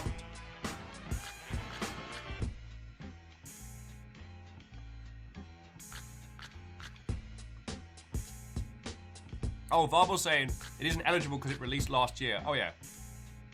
Oh, you were talking Diablo. Sorry. Here's me getting confused. Well, no one needs me to tell you that Diablo 2 slaps. Bell peppers and beef. His name's Asimov Solensen. Are you listening to me? There's no beef in here. So you wouldn't really call it bell peppers and beef now, would you? Alright. But it does seem like Well, it's not! we can sneak Outer Wilds in there as already a BAFTA Games winner. Alright, outstanding story witch. Ah, I love me a good story witch. Oh, would you look at that? Dread X Collection 3. That's a hell of a story. I hear the voice acting's 50% okay. 50%, the other 50% being British.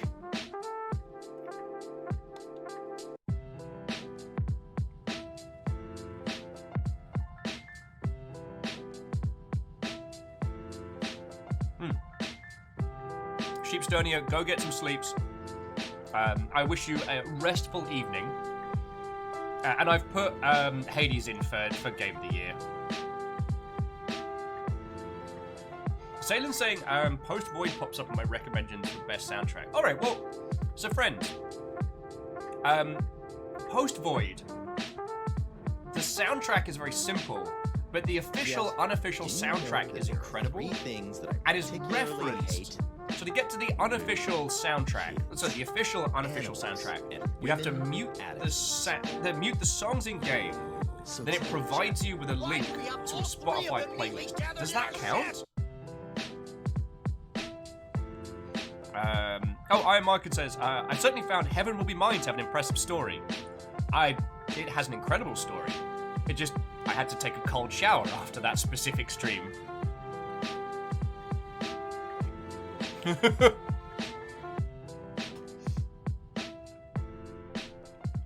Okay, Japan, you make a good point.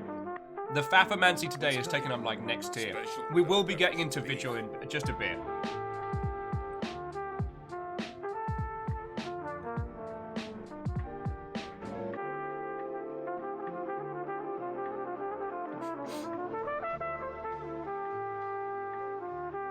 Yeah, numbers.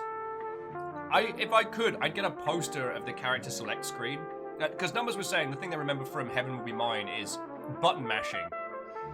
Where you're choosing your pilot, because you can play through as 3 different pilots and the ways they interact with the others. But it was like, what was it? It was youngest pilot, combat style, button mashing, bedroom style, button mashing. And that just slew me. I should have known from that point onwards what we were going to be getting.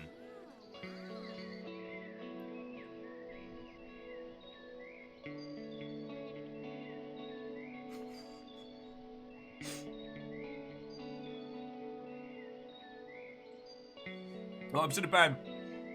I know. We haven't actually gotten into Vigil. Shocking.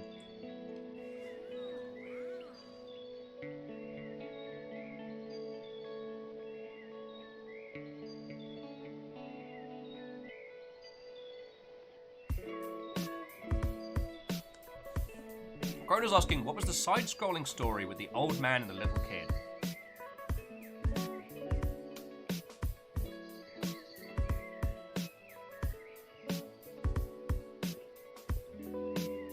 I am drawing a complete blank. What is up with me?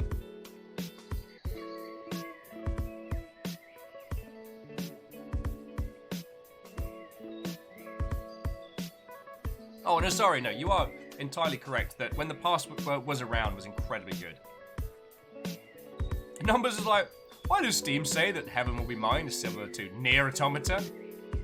I mean, they both make you feel things.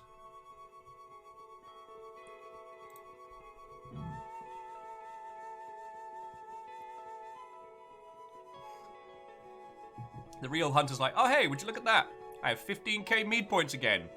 It's a long climb. It's a long climb. Well, I feel we'll... Oh! Chrono, are you talking about Inmost? That was feckin' cool.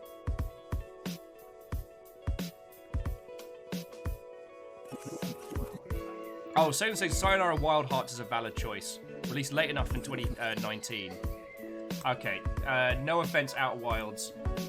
But if Sayonara Wild Hearts... Like, that is definitely one that slaps. Another BAFTA winner. Not saying that BAFTA's got good taste, but I'm thinking it real loud.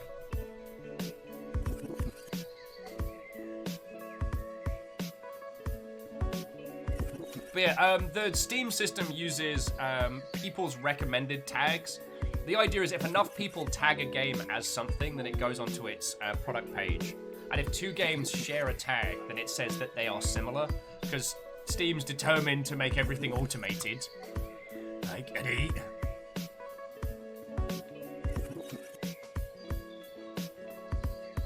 But no, Chrono makes a good point. Like, Inmost had a story that hit us like a ton of bricks. And I do also feel that, you know, No, I think that's a really valid choice. And Inmost did a great job of presenting us like a meta-narrative story that could be construed in a lot of ways. I love the idea that you can play through Inmost, see the ending, and then play through it again. And it's not like there is a new game plus mode, but by changing everything, by changing your narrative perspective, it changes the entire game. And yeah, numbers gets me every time too. Gets me every feckin' time too. Okay, last one on the list. Sit back and relax.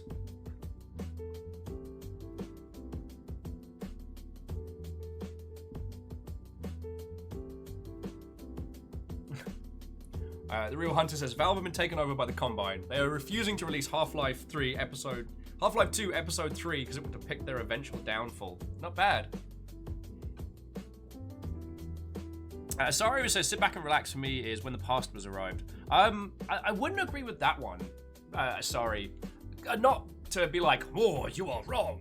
But more like, when the past was around, it was a gorgeous game and such an incredible expression of some really personal and raw emotions. Like, it's a beautiful game that will stay with me. But I couldn't replay it. I couldn't just like sit there on a quiet rainy winter night and just be like, I'm gonna put a little blanket over and yeah. Stooge was suggesting Noita. Noita doesn't relax me. I have a good time, things explode. I might be on the same page with Varbles here because of all the games like Shipbreakers.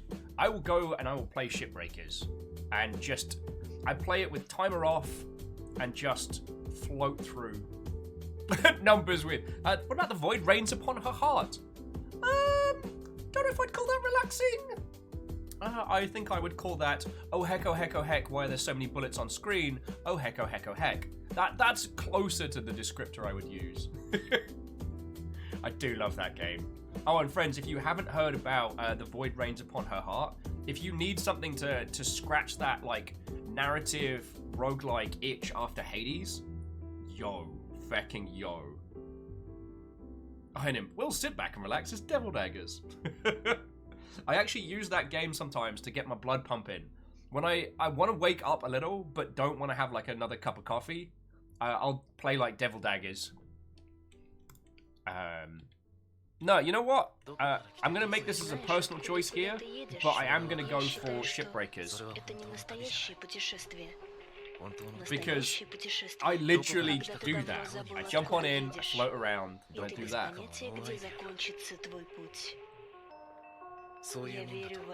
Okay. Did we do one for every category?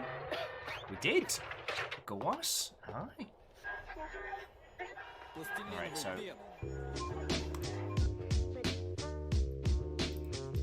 there we go.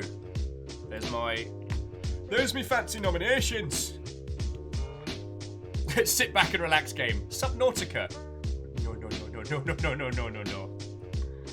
Whoa, okay. You know what, Numbers? You're actually onto something there, because think about how much time we spent. I say we. How much time I spent in the space absolutely desperately trying to avoid having to do the thing. Alright. We're almost at the 2-hour mark this time. That's some top tier wafflemancy. Real Hunter. A couple of my nominations were trolling. Promise. Yeah, see, Clank, the fact that the club's not on Steam. Okay. Hang on, no, I was going to update the game. I am really looking forward to showing you Vigil. So let's get into it and take it from there, yo.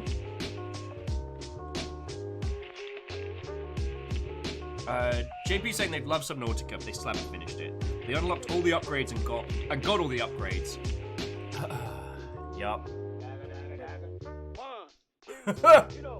And the Real Hunter saying they might have nominated Doom 64 for outstanding visual style. You absolute terror. Alright. Pause those smooth jams. Bring up the main screen. Okay. Oh, no, wait, no. Keep them smooth jams going. Not quite ready. Helps if I have a controller. The idea of playing this game with my hands makes the backs of my hands like ache with the idea of what's going down.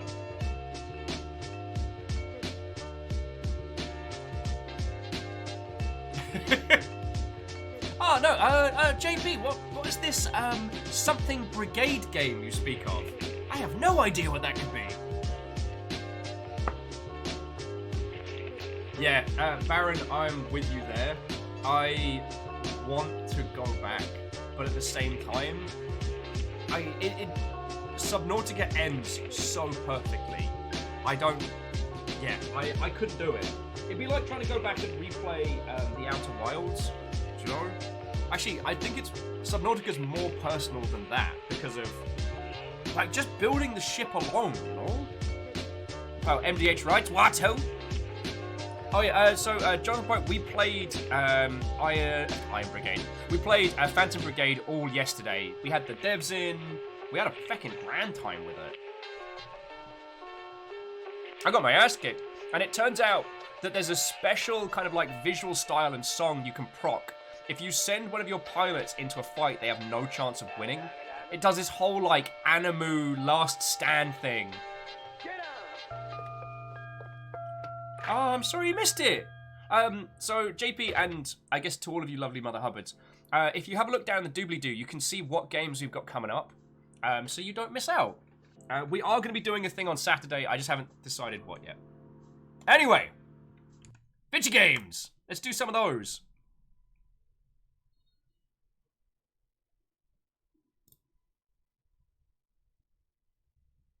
Let's do some of those. Oh, I might have double tapped there.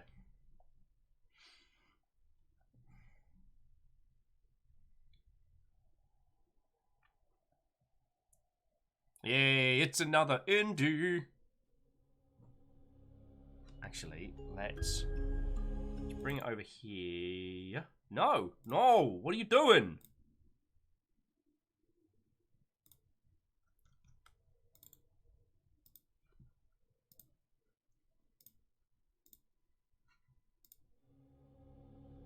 Okay, there we go. So you can just see how the audio's setting. I think it's a little loud.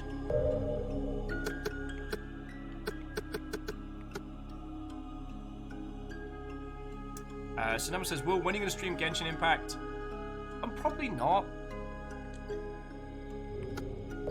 There's a lot of people out there who... My camera shake off.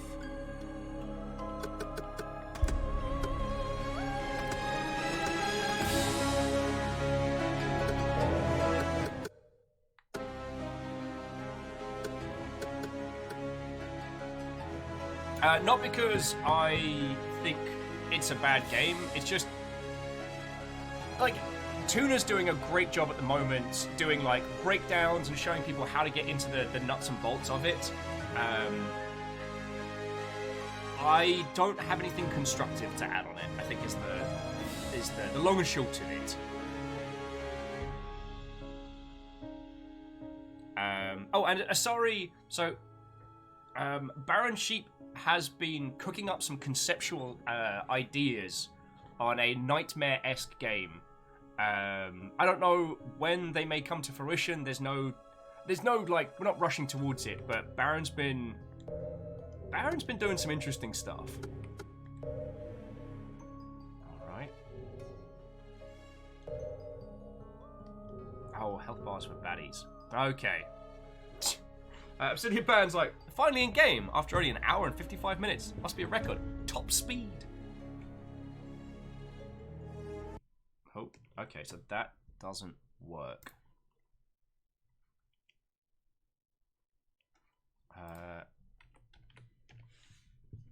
Yeah, this is some absolute speed running nonsense right now.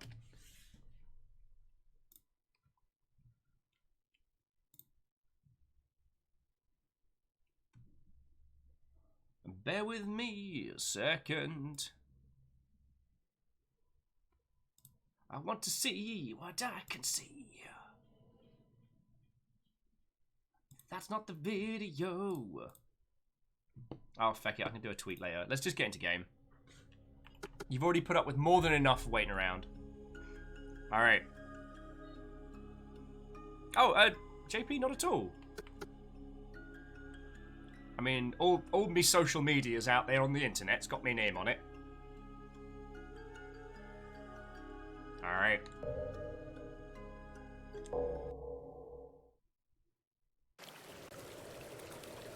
And friends, here we have Vigil, the longest night.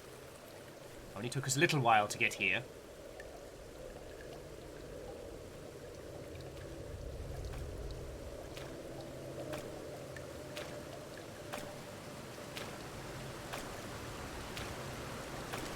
Obsidian, no.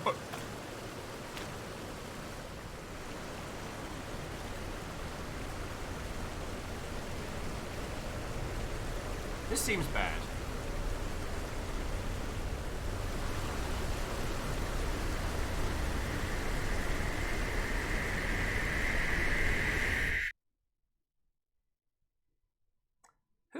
Whose brain in a jar was that? Did anyone else? Cinnabon, no!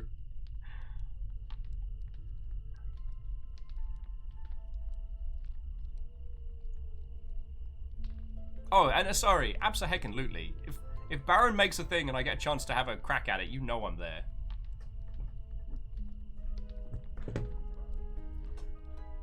John the Pope's like, how did none of that liquid from the giant plate spill over? That's the skill. Okay, basic controls. Attack, jump, move, healing. Oh, so the things to note about this game, actually, I didn't get up a Steam link for it. Because I have a feeling that, especially if you enjoyed Sault and Sanctuary, this is something you're going to want to have a look at. So this is an indie title published by a group called Another Indie. Oh, Glass Heart Games is the creator. And they directly cite that the Sault and Sanctuary was one of the big influences on creating this. And... Ha! Finally, you have arrived, Vigilant! Alright, Lantern Keeper, chill your shite. Every Vigilant must return to take trial, so the ritual may end. And eat. Eat. My name has been swept away by the torrent of history. It matters not, though you may call me Benny. Now is your time. Stand up. Try towards the light. Oh, I got an achievement called I want to be a Vigilant. Hashtag not a Firekeeper. Yeah, the people who drop out from Firekeeper training. Okay. Well, that looks like a terrible. Ow! And now we've got tetanus.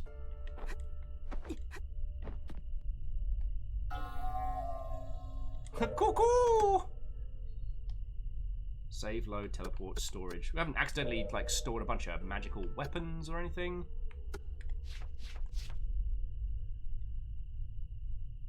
Healing potion. Without pain, we cannot understand the value of life. Alright. You made it weird.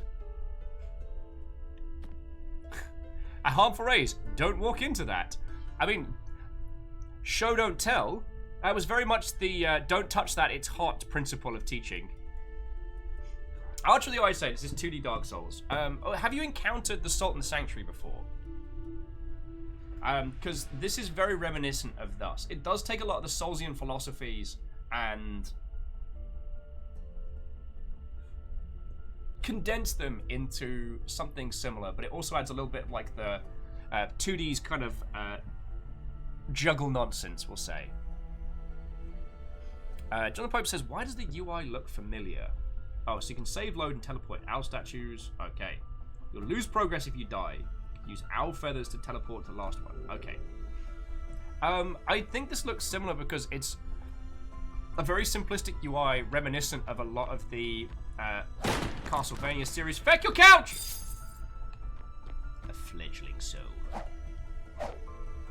And yes, it is a 3D model as well, which depending on your skill set can be easier to create. Alright. So back step. Okay. That's our little hop. Alright. Getting the feel of this, Baron says, please tell me we get an a la carte moonwalk button. Hey! Only one way to find out, friends.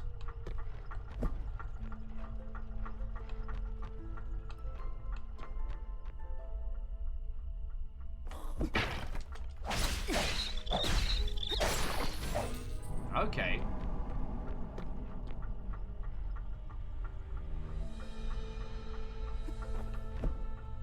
So yeah, the animation style is very interesting.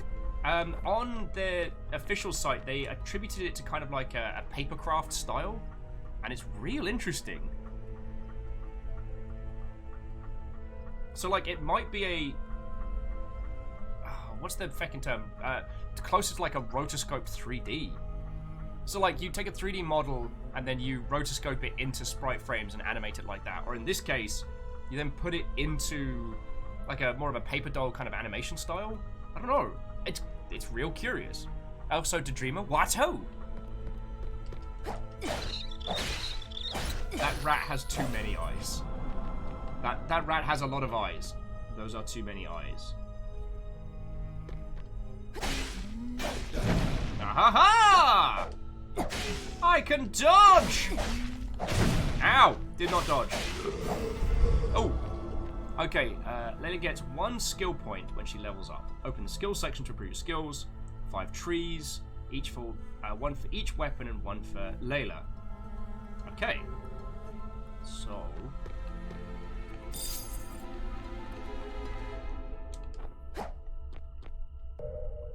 Alright. Aha! Okay, the one thing I will say, like, nothing about this game feels unfamiliar, and that in a good way, do you know what I mean? I at least felt with, what was it? Bloodright, or Blood Stomp, or Blood Scoff, whatever it was called. The Castlevania, but not. It did feel like learning a new world, very, very much so. Bloodstained, thank you, Rhymes and Moose. It felt very similar to that. Oh, okay. So, sword, axe, hello, dual blade, bow, general Kenobi. I'm sorry, HP, you only need that if you get hit. Increases stamina when wielding heavy weapons. Yes, please. And then later on we get Rip and Slash, Woman of Steel, and Precise Strike. Have a look at those later.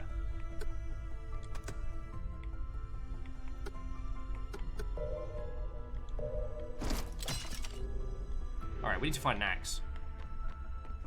Get next dual wielding generals. Exo Watto! How goes it? How goes it? Oh, it's a tiny owl on fire. Oh, the good old, wait, hang on.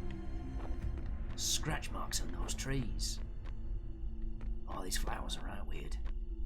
Oh, I tell thee.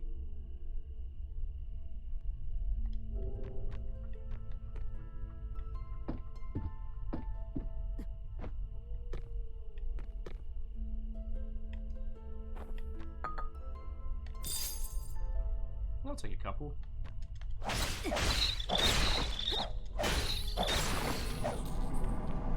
I'm definitely getting the Castlevania Symphony of the Night vibes already.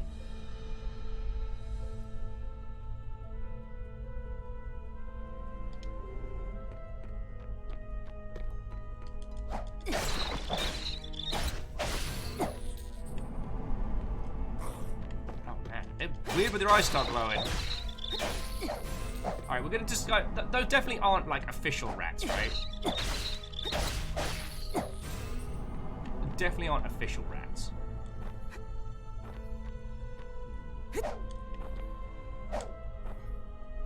Yeah, harmful rays. They're the Routs. The R-O-U-S. They have a crap load of eyes, which are genuinely terrifying.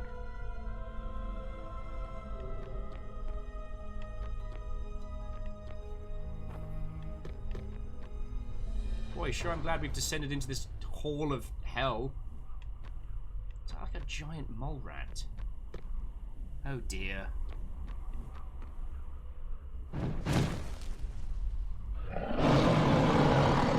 Oh good. Oh, the Craving Terror.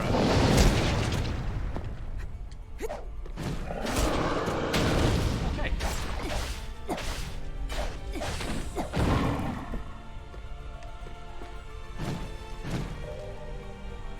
I realised. Okay. There we go. The old. Okay, so we can't dodge under that.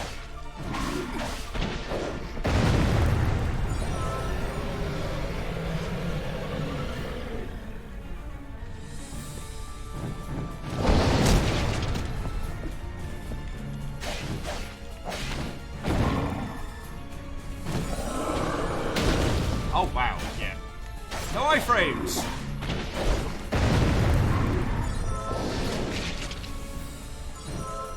This is not a strategy that is going to work.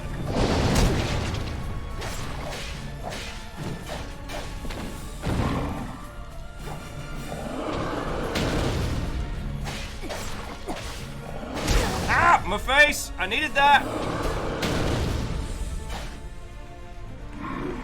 Hey, in my defense, there's a bunch of things trying to, like, eviscerate me.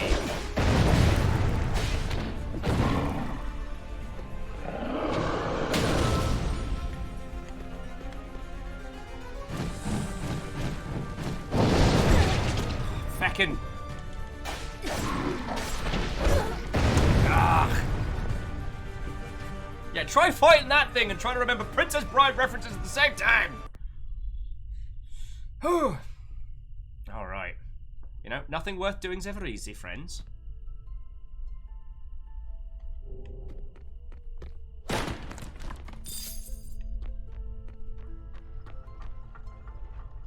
Oh yeah, Barrett Rand's like, you're right, all I had to do was do the Daigo parry. Piece of cake, cup of tea, fish and chips. Splendid.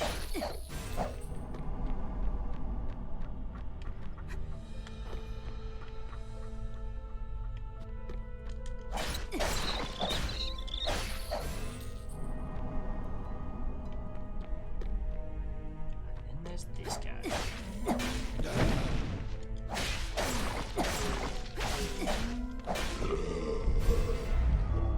Jonathan Poe said, did anyone ask what the poor creature Wyatt's craving terror?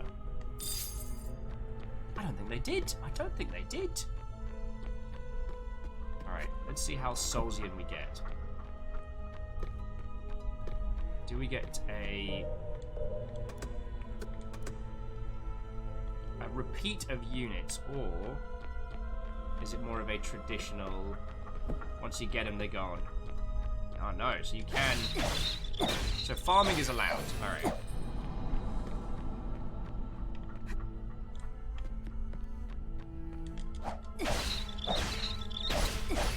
Yeah, I will agree with you with Lovely Mother Hubbard, so I wasn't expecting it to have, like, combative battle nipples.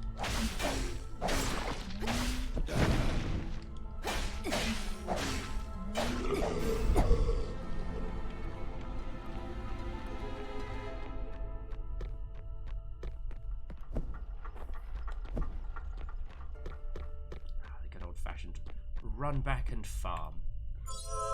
Oh, or just the good old-fashioned accidentally waste a health potion because Will's a dingus.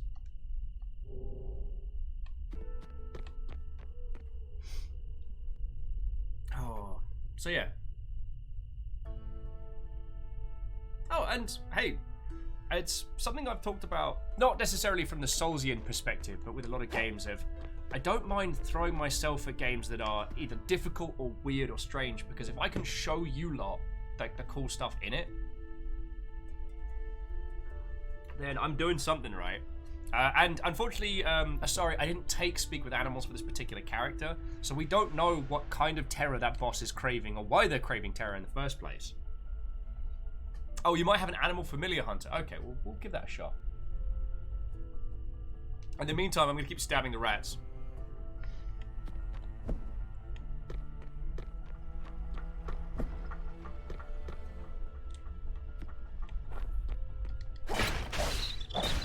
I might have just decapitated the skeleton.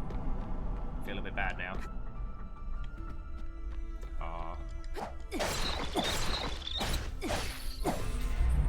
Okay. Do a bit of farming. Oh. I'll get my face torn asunder by this guy.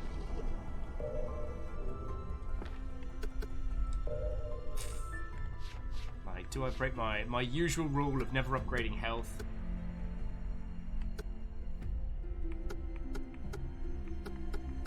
Okay, some of these do get good. Item mastery can throw or use items while in the air during a combo. Increases carryable. Throwing stats, something from nothing. Fine, I'll do one here. Then I get stamina recovery, throw items. That increases HP recovery when used. Alright. But I'm coming back for you, Axe. What's happening?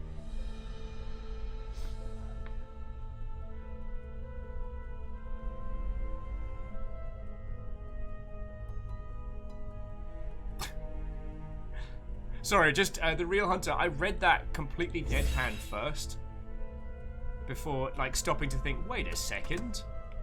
Real Hunter with. Does anyone else have a ridiculous amount of incense just lying around? It's like, huh? I wonder who does have loads and loads of incense? Oh, it's a reference.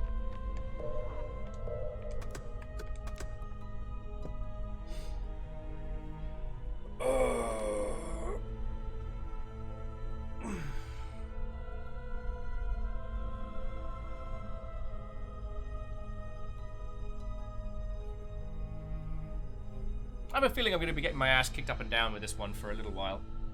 So what was the other stuff I wanted to chat with you lovely Mother Hubbards about? Whilst we're continuing, because I know I talked all of your faces off about bloody investment in video games and whatnot.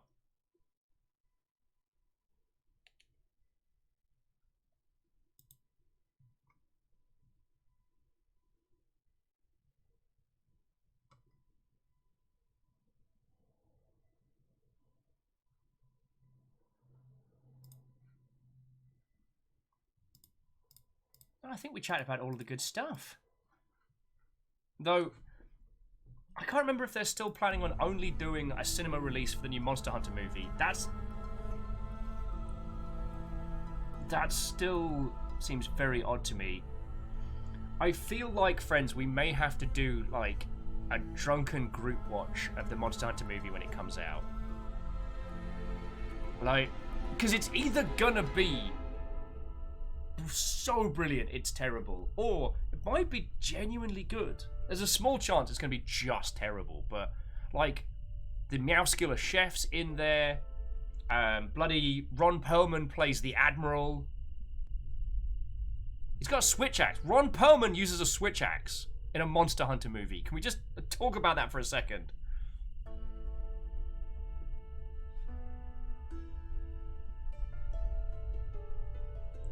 So Stu said, did you touch on the article about games becoming an upper class hobby? I haven't actually seen the article that Strays was referring to on that one. On the Real Hunters, like, can we talk more about giant robots? Always. I fucking love giant robots.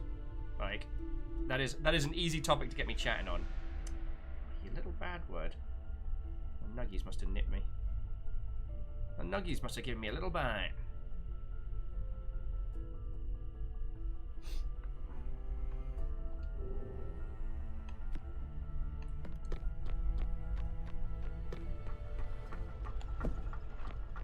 One of the things that a lot of people comment on in the Sault and Sanctuary is that the early section wrecks a little too much face.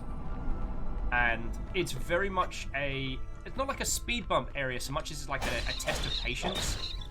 Like, you need to be prepared to do battle with a lot of nonsense before throwing yourself forward. Also, if this is your first time hearing about Sault and Sanctuary, do get that game, because you do deserve it.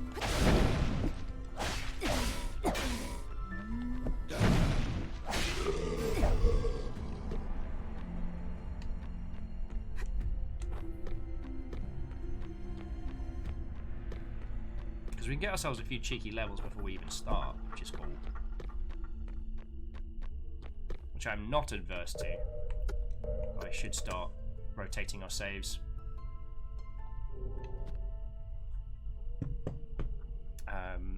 What was real nice, Hunter, was yesterday was the Phantom Brigade dev team knew all of the giant robot references that I was making. And it was real cool. Plus, I got to talk about Pat Labor. I got to talk... I think everyone was sick to the back teeth of me mentioning Fasele.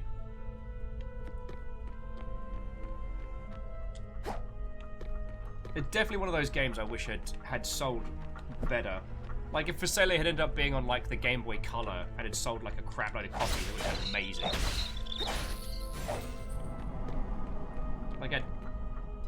Like a simultaneous turn-based mech game on the OG Game Boy Color? Like, sign me the heck up.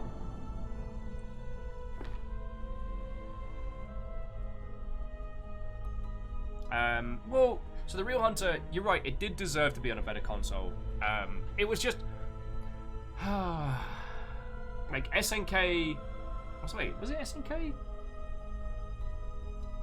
Yeah, Neo Geo... Yeah, the Neo Geo was SNK's console. And they were really struggling. The Color Pocket was meant to be their big contender. And it came just as the company was running out of money. So, even... The Neo Geo Color Pocket was a better console than the Game Boy across the board. And in that bit before we got the Game Boy Advance, like, but didn't have any killer apps, they couldn't shift enough units quickly enough, and then the company went bust before it even properly hit the US, like, they had a bad time. Oh, Baron's like, get her to rebuild all their OBS scenes. No, is it you? Yeah, and Moose, I'm sorry you missed it as well. It was, yesterday's game was feckin' rad.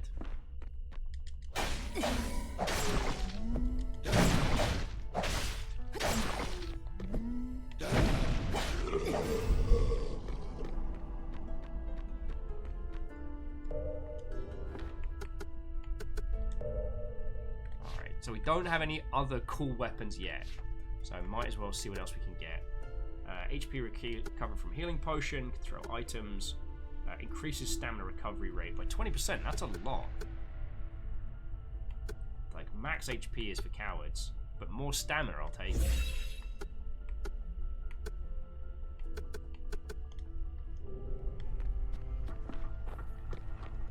Oh no!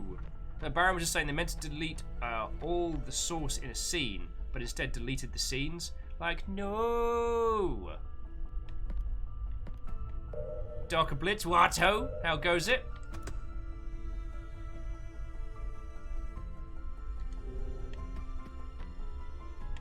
Stooge says, hot take. Mechs aren't giant robots, they're just giant exosuits. Depends on the control scheme. Like a battle mech, the battle mechs from Battletech are definitely giant robots. But you could make a case that the Jaegers from Pacific Rim are just giant exosuits. And I guess with Evangelion, it depends on how good the pilot is as to whether or not it counts as an exosuit. Oh, you little shit.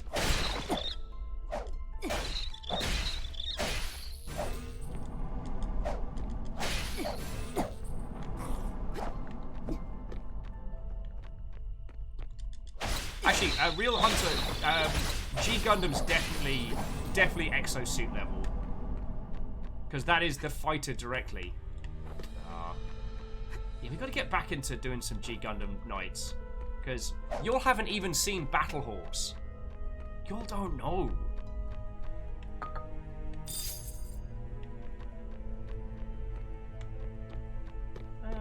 I might pop back up, do a cheeky save. Because I can.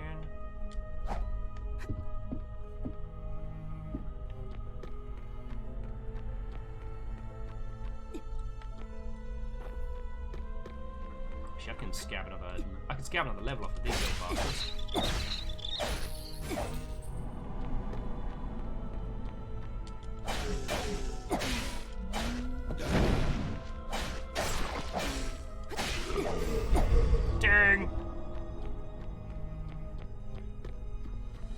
Oh, Vanderby says, I thought someone, Wraith, had a damage with Gundam and horses. Wraith then saying, I have had more than enough Gundam horse shenanigans, thank you. What are you talking about? Ah, you're fine. Alright.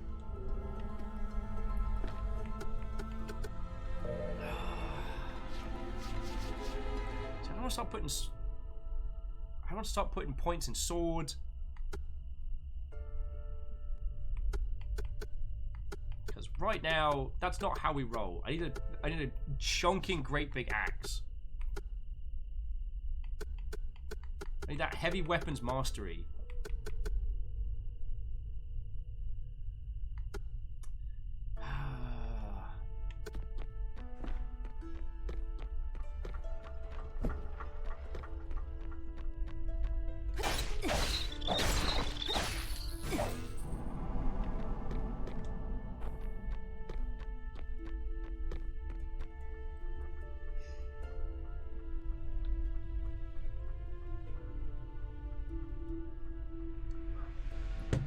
Sorry, it's me just getting there.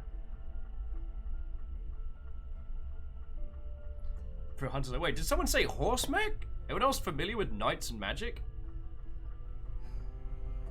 Why does that name ring a massive bell? Knights and magic. I probably need more caffeinated beverages to catch up.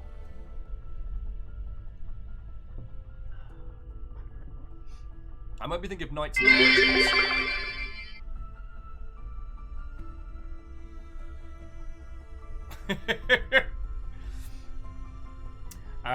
Sorry, we're just adding Jiggle Bells, Battle Shells. Oh look, it's Santa Mech.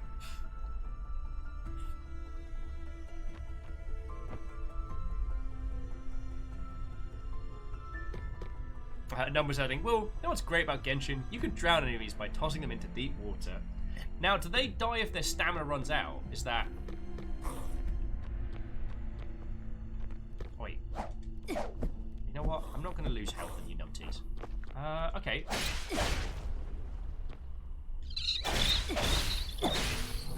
Let's see. Like, if you two want to just feck off, I'm going to try this boss.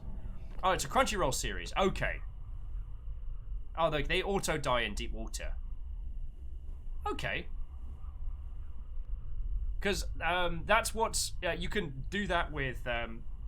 you can do that with baddies in Breath of the Wild. But that's why the lizards are so effective, because they can swim. And they do not give a heck. Alright, come at me. Oh, feckin' hell.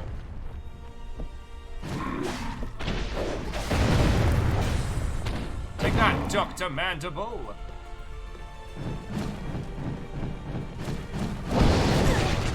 Oh, cool. Ah! Dodged that in a half. Feckin' hell.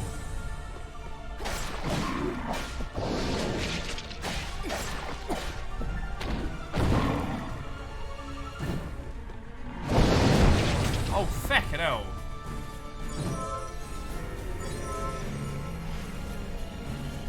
It just got horror breath.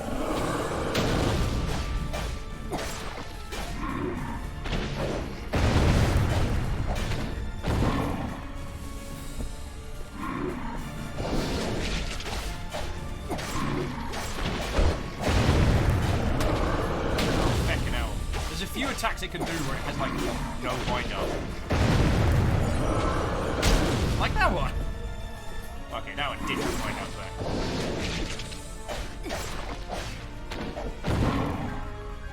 Eddie.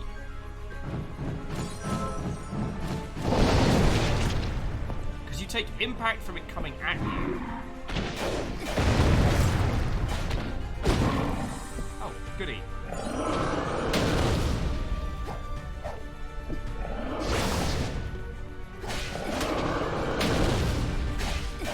Oh, come on. Fucking die already! No! You bastard!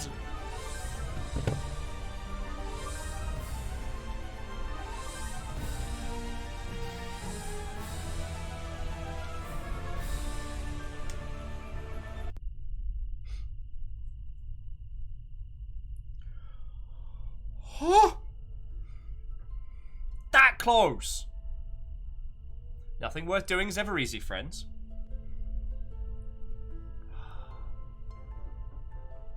Hopcha! Hopcha! Hopcha! Do you want to... If you show that... I am telling them why you have it.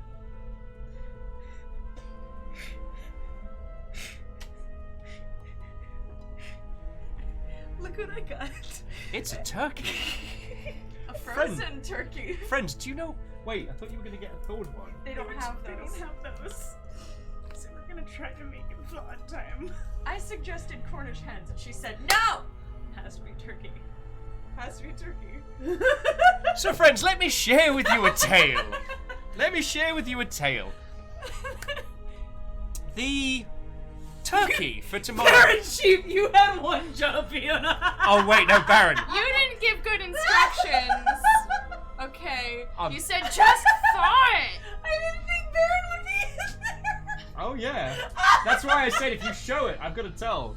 So, Microwave turkey. Fiona acquired a frozen turkey, and at the suggestion said that why not keep it in the cooler to help aforementioned turkey defrost. So with no ice, nothing else, Fiona just put a frozen turkey in a plastic cooler box and left it for a week. Upon opening the turkey box today, was confronted with a smell not too dissimilar from the regretted plains of the darkened hellscape. You didn't smell it. Oh no. Oh no. We're just, oh no. I'm so sorry, Baron. It was eldritch turkey. Texas, don't at me like this, okay? Eldritch turkey. You can't trust just Fiona. We'll just put it in the cooler. It'll be fine. What did you do? Gobble, gobble, gobble. I didn't know. I've never thawed a turkey before. They just come to me thawed. So yeah, today was like CSI turkey. Oh no, not to do with the turkey next month. It died. It froze and then it lived again. Okay. Well, lessons need learning. So, Stooge, don't worry about it. I got it. Well, using a long neck to deep throat. Hey, Flair. Hey, Flair. Excuse me, what? Yeah, as Baron says, time to talk Fiona through rapid turkey thawing. So Snow White's saying, submerge your bird breast side down in cold water. Change the water every 30 minutes. We're already on that. It's in your hands! We're already on it. We know what to do with it. Listen, We know what to do now. I want to hear the instructions. Flair says happy birthday. Thank you. Wraith's like, we'll be fighting that turkey in Bloodborne too. I think you're right. Make some space. So chat, For today's you, lesson is for that you, the me, cooler and the is not for defrosting meat. Any meat. I'm sorry. I was just like, did you put any cooling stuff in with that turkey? Eldritch turkey. No, Deus, don't clip that. I don't have makeup on. Everybody's saying happy birthday like that. Thanks, guys. It was yesterday, but I still appreciate it. I know what to do now. Year of our Lord 2020. Oh, and I don't know at what point you're gonna take the giblets out. I don't remember. You take it out before you cook it. Okay. You don't reach into a frozen turkey. Pepper. Shouldn't. Lich fingers! Ha! Ha! Madam, your phone is ringing. Oh my word. That's my friend Cerebral's voice. Okay. Your phone is ringing. And away!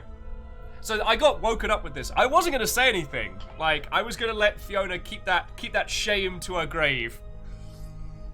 Yeah. Lecter, don't diddle the turkey! I specifically said not to diddle Yeah, they've thanks to our combined warnings, friends, we've stopped them from turkey diddlage. Oh, lordy, lordy.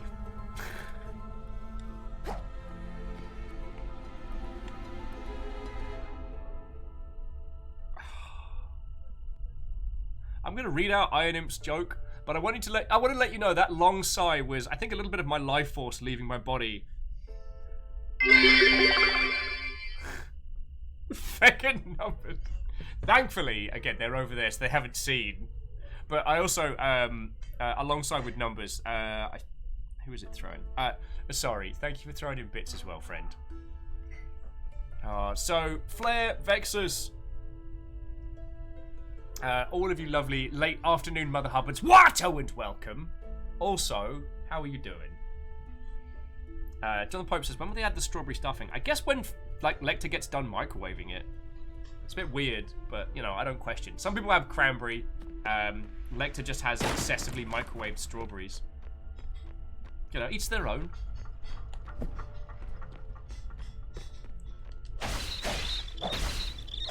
Oh, yes, I was going to read out Iron Imp's joke that did me a damage.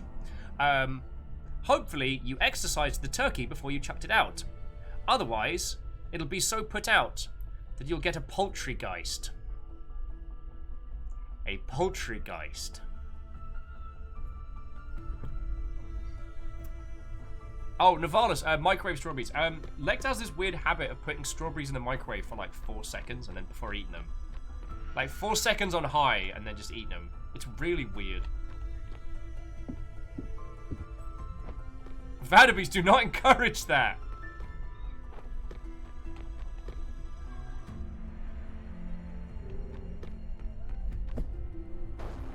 And it was like, I regret nothing. I mean, Navalis, that's the constant question. Why does Lecter microwave strawberries? No one truly knows. Alright, here we go. You are the ugliest of moles.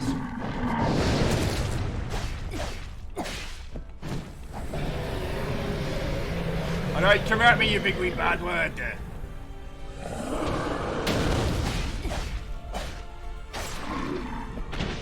Ow! Don't use the tiny feelies. Oh, the big feelies. When health goes bye-bye.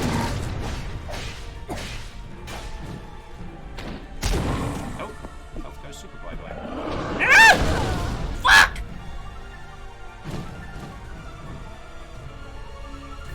It's gonna be one of those days. A ring of arm strength.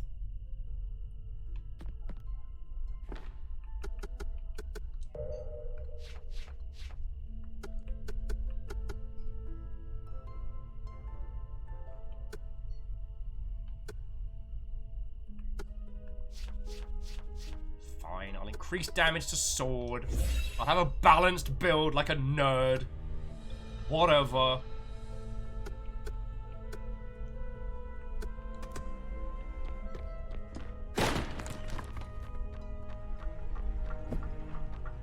Oh, so sorry saying the death counter is at 6. Wait, no it's not.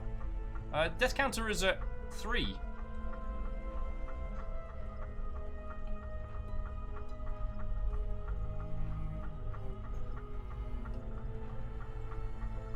Vanderbeest is like, why do anything but sword harder?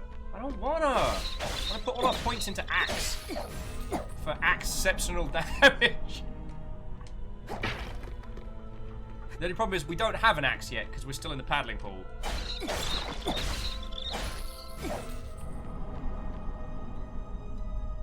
Alright, JP, have a wonderful rest of your evening. Back. I wasn't paying attention. This thing is. Get a cheeky heal. No, I'm not using my health potions. Doing this the old-fashioned way.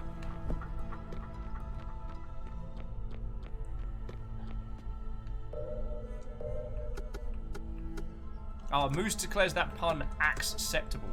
Nice. Oh, Vanderbeest's like, save your extra damage for later.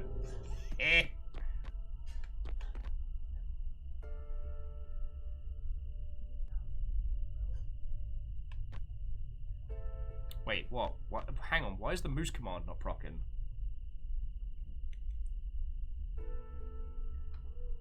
Hang on.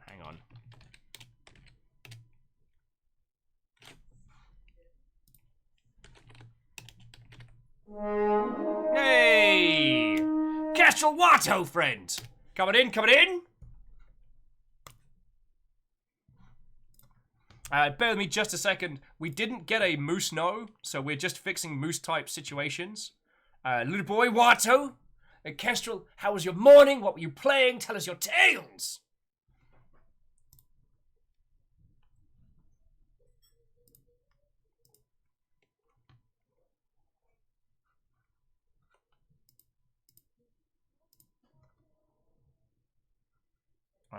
Okay, so it looks like Nightbot's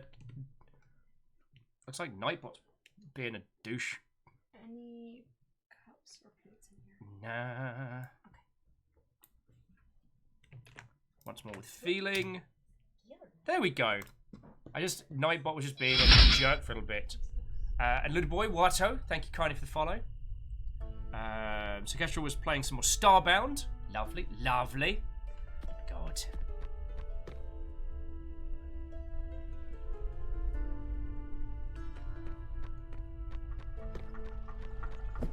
Dodge.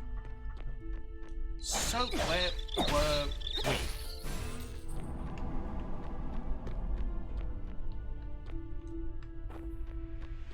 Kramer Heron, finally into the game. I mean, no, it's purely a figment of a hallucination. Your mind playing tricks on you. There is no game. Only something.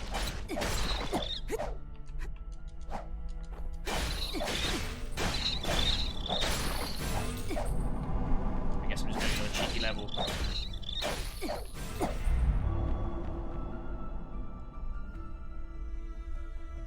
Real Hunter says, this is definitely season 4 of the Castlevania Netflix series. It is.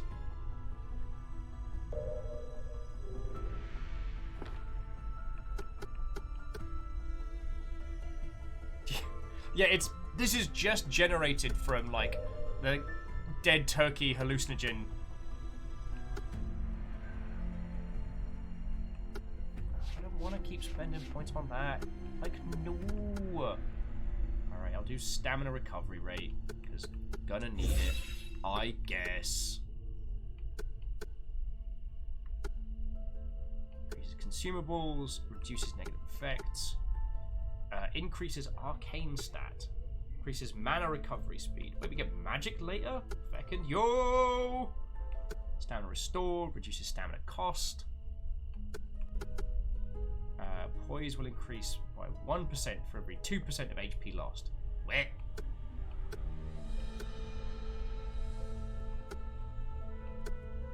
Where? Potential for 15% for infinite usage. Lovely. Yeah, you might be right there, Baron. It's that technical toxic turkey miasma. It's getting up in the air. Right. Yeah, give that protagonist some magic. Protagonists love magic. Alright, so before I was getting my ass kicked up and down this teeny tiny part of this environment, what are we chatting about, dear friends?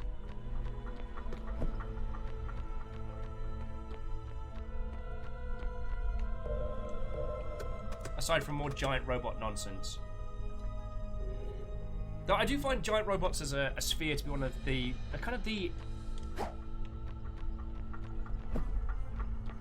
of the interesting spaces, at least when it comes to like Vigil games. Because despite being like the big franchise when it comes to stompy giant robots, there's not been a good Gundam video game in a long, long time. Oh, Castro says, why is Hades so good? God. I mean, we're probably going to do a playthrough of Hades as the Longship at some point. And when that time cometh, we'll definitely... When that time cometh, we will absolutely go to the nth degree in breaking down everything that's cool about that. I'll see if Darren's free again for us to have a chat to him.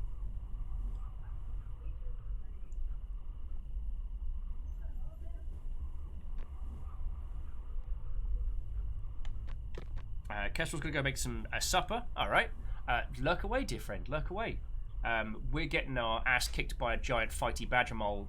Not even badger mole, just like, I don't know, like a killer whale, like had like an eldritch baby with like one of those like, those creepy blind foals with the weird like, yeah, like a betusked, furry killer whale.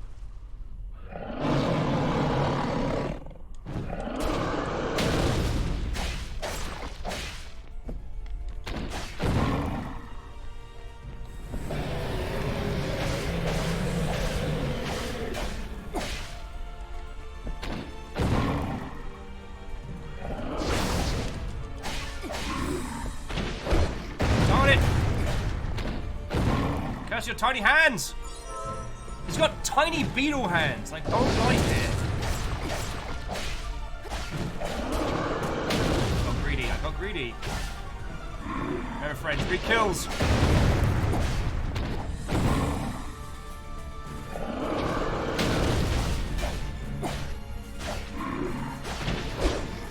Oh, feck off with your beetle hands.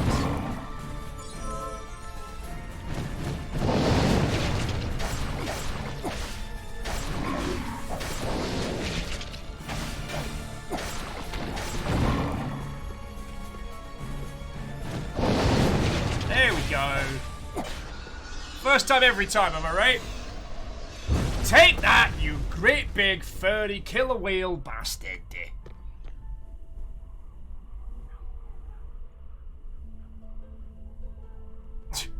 Ray's like, what? Do you not have a tiny pair of T-Rex arms attached to your torso? I mean, I don't think so, but I have been putting some weight on, so maybe I'm growing a couple. Chrono? Nice. 4th time every time. No, Asari, we won. We're still at 3 deaths. We didn't... I didn't fail.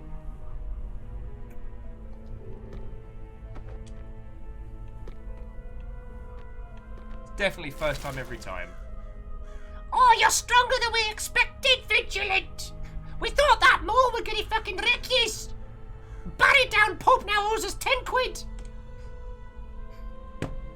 Isn't that right, Barry? Oh, feck off, Sheila.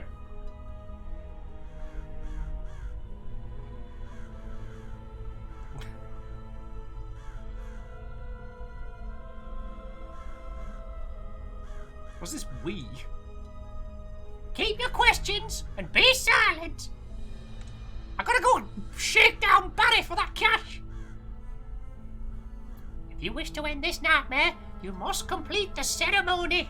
To complete the ceremony, you must defeat the gatekeeper to pass through the Porta Eternius, which is what we call the Asda around here. The Gate of the Dead. Look at the light. Let it guide you.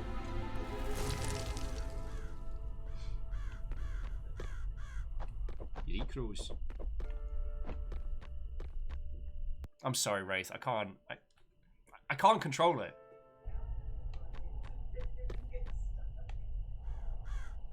Okay.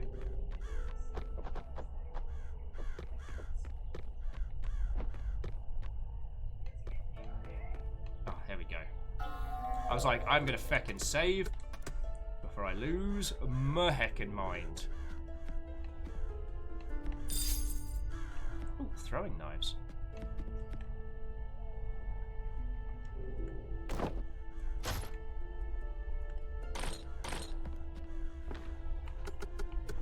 Let's get us some interesting stuff then.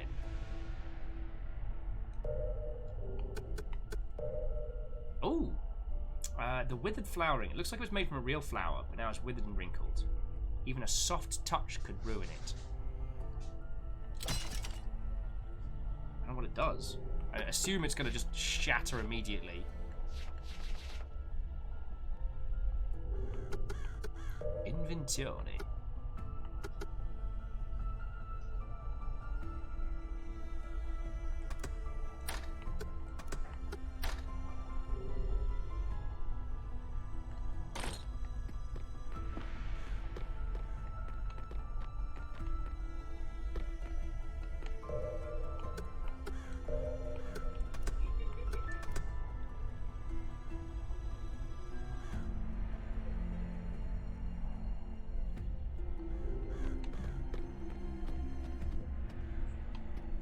knock. Hello. Ow. Okay, that was uncalled for. So.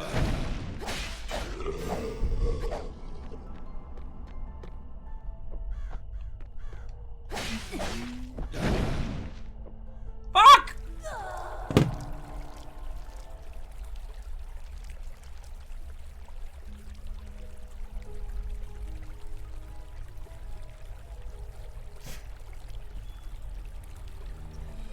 Wasted!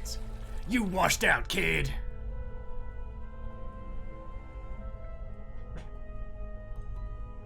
Let's try going up, shall we?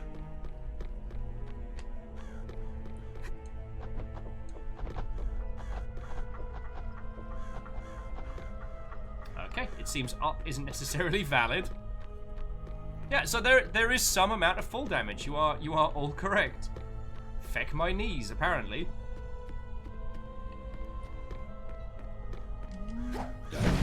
Aha! Doing a dodge.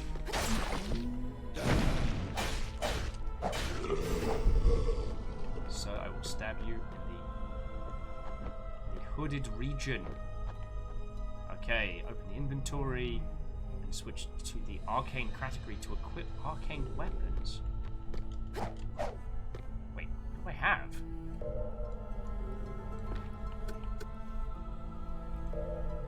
Skills? Inventory? Items of the arcane. I think it's telling us to bust open this area with a feckin' fireball or something, but... Oh, no, we're good! Everything's fine!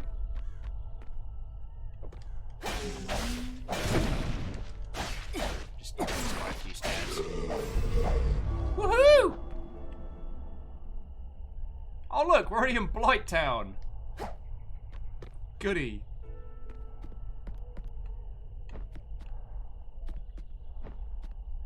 I was just thinking to myself, boy, I sure do miss Blighttown.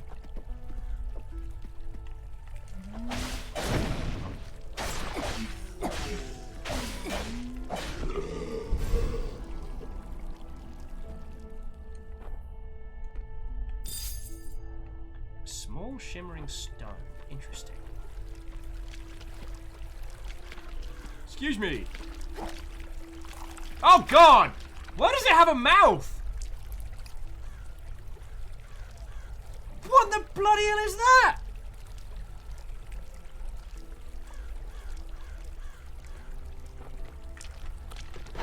Oh, cool, and it spits death.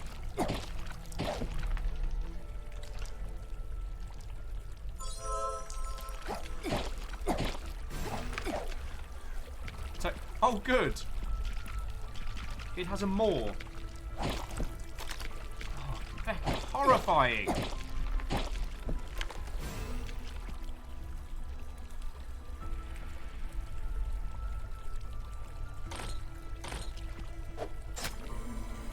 Oh, well, I found where the dagger goes.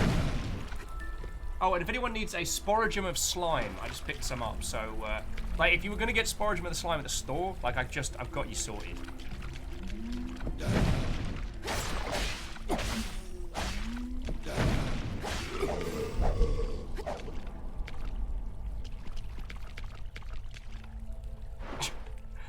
Great Blue Heron, you're not wrong. A great summary of the works of H.P. Lovecraft. Why does that have a mouth? Also racism.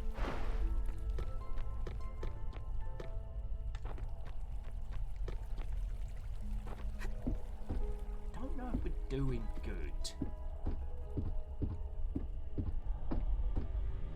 I'm trying to work out if we are doing good. Okay, so we can air jump onto ledges. All right. You miss me. You know what? You are not worth fighting, sir.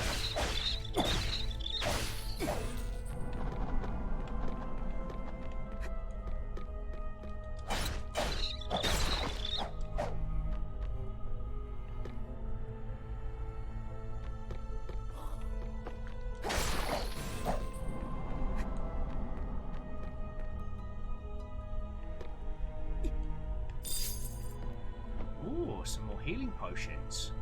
Right, special actions. Mark critical strike.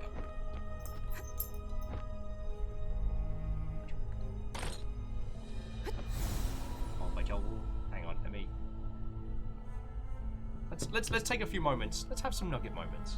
Little Cleona. Little one. How are you doing? We're getting all big. Is there going to be tiny nuggets? Is there going to be tiny nuggets? I don't know. There may be baby nuggets on the way. We don't know yet. Cheers, no one to be on camera. Okay, you say goodbye to everybody, okay? Say goodbye to everybody. Okay, bye. Bye. Right, and feel free to come hang out. Like, this game is glacially paced, which I'm not complaining about, but it's We're still cleaning. still doing battle. Yep.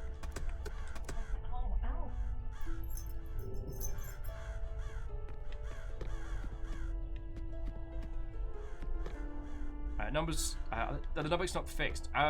They are not. It's a lot of money per nugget to get them sorted. That's why we've got them separated.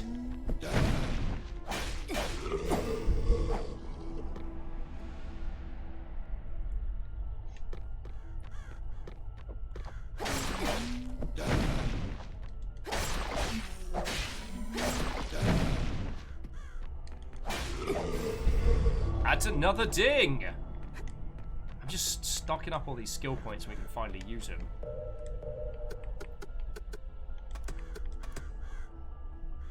Yeah, separated except for that one time. So that's why we're currently waiting to find out.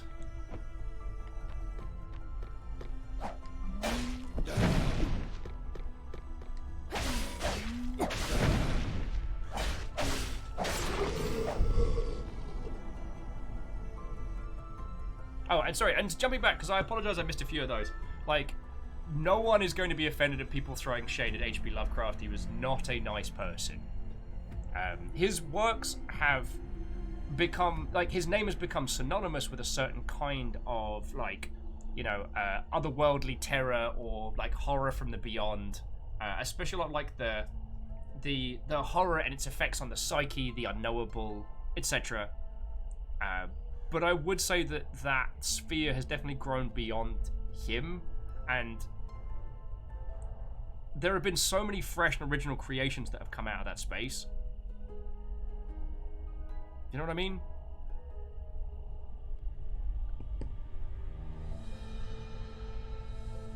So, no one is going to be annoyed of you dunking on that person.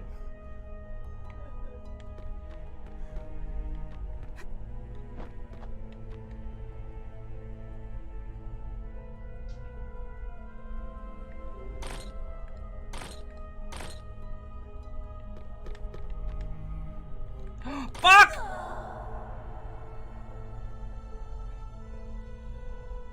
I thought we were a lot closer to the ground than we were.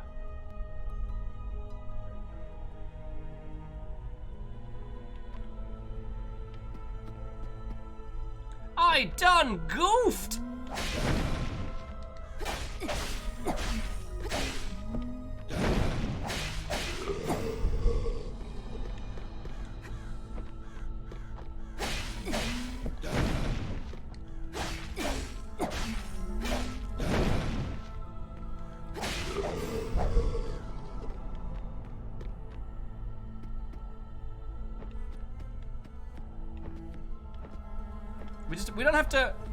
We don't have to acknowledge that once again the truest opponent of this game was gravity.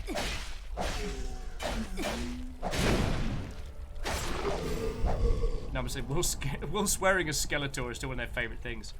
I mean, oh, I effect up.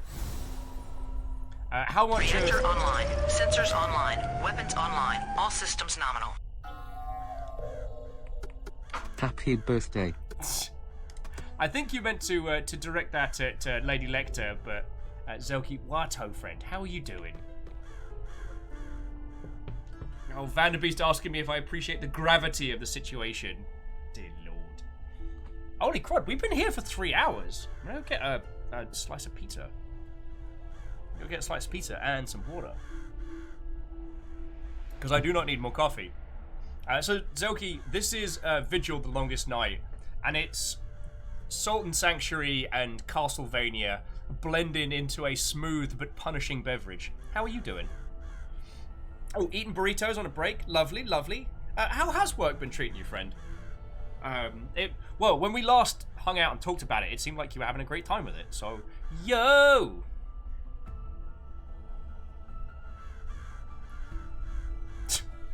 Iron it with Gravity Falls has enduring popularity, I hear. God. Feck my knees!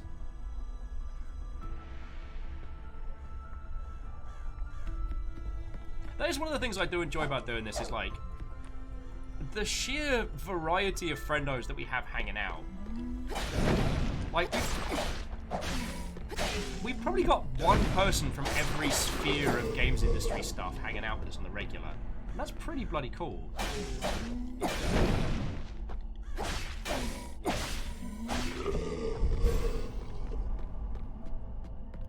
It makes me real happy, like, one of the things that sorry, I'm going to go off onto a weird little tangent here, so I ask, indulge me a little on this. One of my favourite events is, in the UK, is called EGX Rezzed. Originally just Rezzed, and it was the Rock, Paper, Shotgun convention, essentially. And the thing that stood out about it was how, because it was primarily based around PC and indie games, there wasn't quite the same sheer number of individuals involved, but the barriers between the industry and the people were drastically reduced. And so I got into this after party. Now this would be the after party where it turns out that Craig's bright pink wristband that he'd been given because they ran out of staff bands was actually the God band, and we could get infinite drinks. We got very drunk that night, and we did get chased by bulls, but that's another story.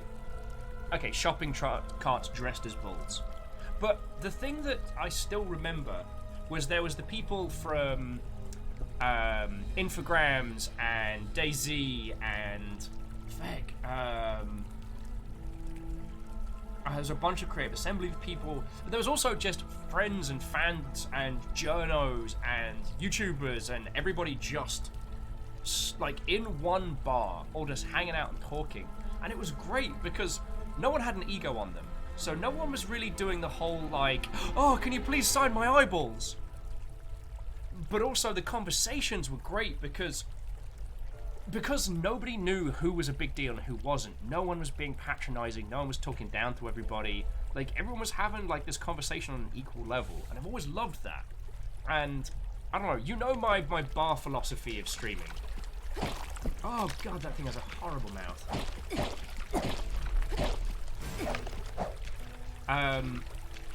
I think of streams more like being a pub. I feel more like a bartender than a performer, because my job is as much to provide banter and help it come along as it is.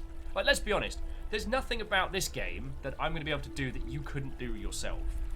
The game is as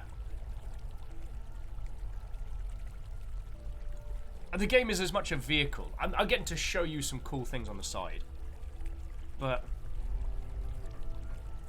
I feel like my job is to facilitate conversation and to hang out with you lot. And combining that, I love the philosophy of having everybody able to converse equally, even if you've been like a 15-year games industry veteran, or if you're just someone who plays games on the couch to enjoy it. I don't see there being a downside to that knowledge share. And I know I'm in a very privileged position when I say this with you lot, because we've talked so much about the industry that, like, for those of you that might not have been, like, you are now very up on the everything.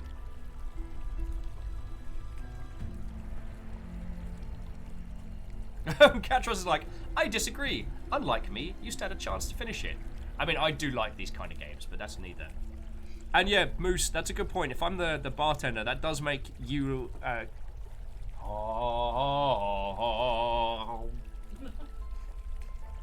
got pizza. That does make you lot the bouncers, yeah.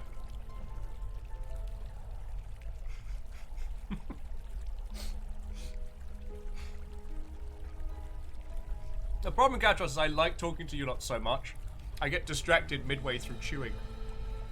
I'm sorry. Anyway. It's one of the things that I've really enjoyed about doing this. Because, like... I think demystifying a lot of the stuff that goes on behind the scenes will go a long way towards helping the general gaming populace have more empathy. And in some...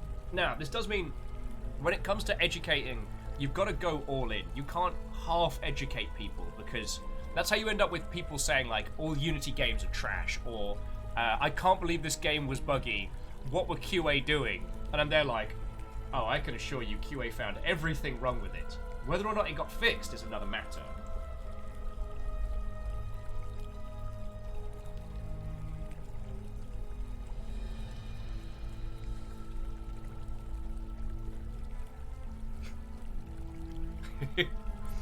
And while the real Hunter, your comment did make me chortle. I also know that, like, I've been out the industry now for a couple of years. There are going to be times when other people have information or perspectives that I don't.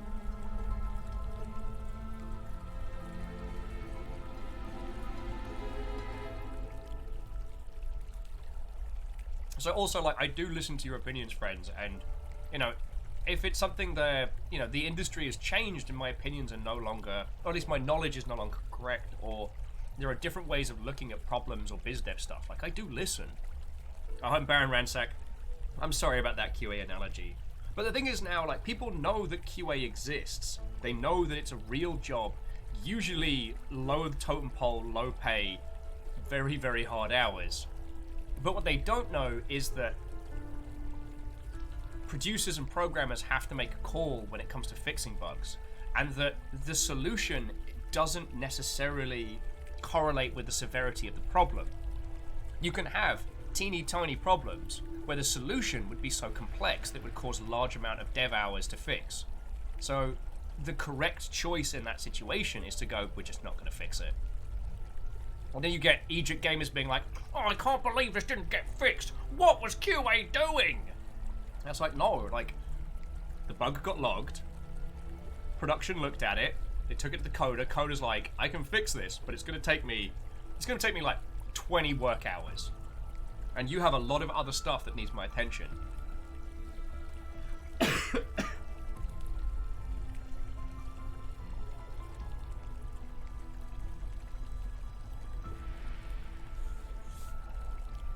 See.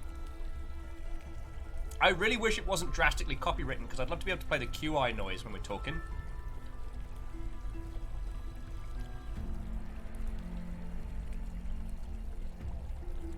Oh, no said, we still need a position of QA evaluator in credits, so you see who probably overruled QA. Oh, that's called lead programmer. They have a little rubber stamp that says, works as intended, will not fix. Works as intended, will not fix.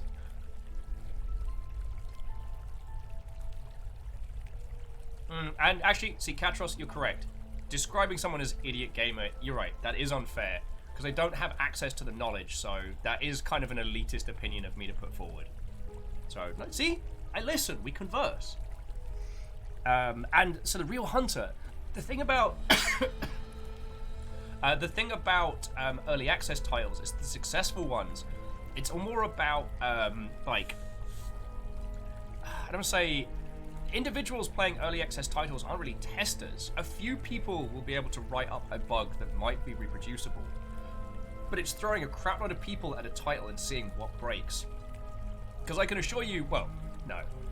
Not every early access title does this, but the ones worth their salt are logging everybody's gameplay behind the scenes, and when things break, they are made aware of it. Basically, if done correctly, individuals playing an early access title can work essentially as automated testing, where you can see what breaks and where. You can get feedback from heat maps or from pain points.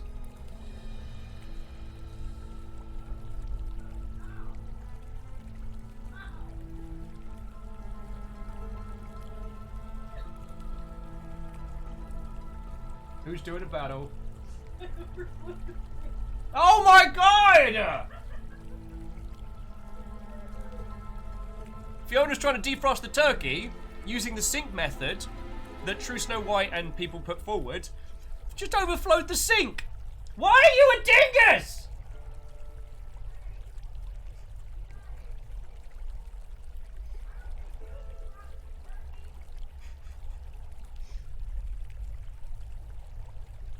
Clank's like, did they necromancy the turkey again? Answer hazy, ask again later. Harmful Ray's like, that turkey is cursed. We have a turkey curse on this household. And yeah, Nom Nom, I know you're not wrong. Here was me being like, psh, babies don't understand the entirety of game development, idiot babies. Yeah.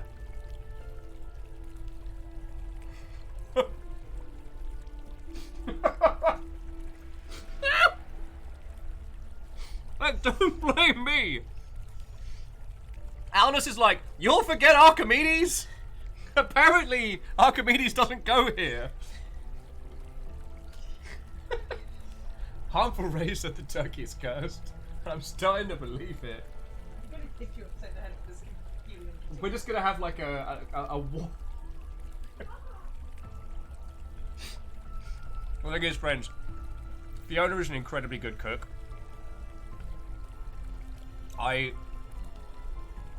Both Fiona and High Fiona have cooked up dishes that I think about on those long winter nights, you know what I'm saying?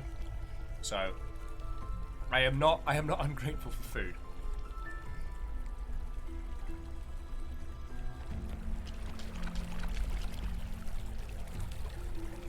The QA tester was within us all along.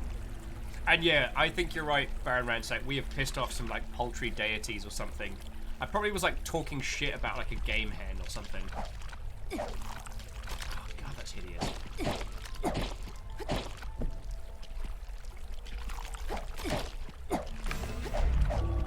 Ding.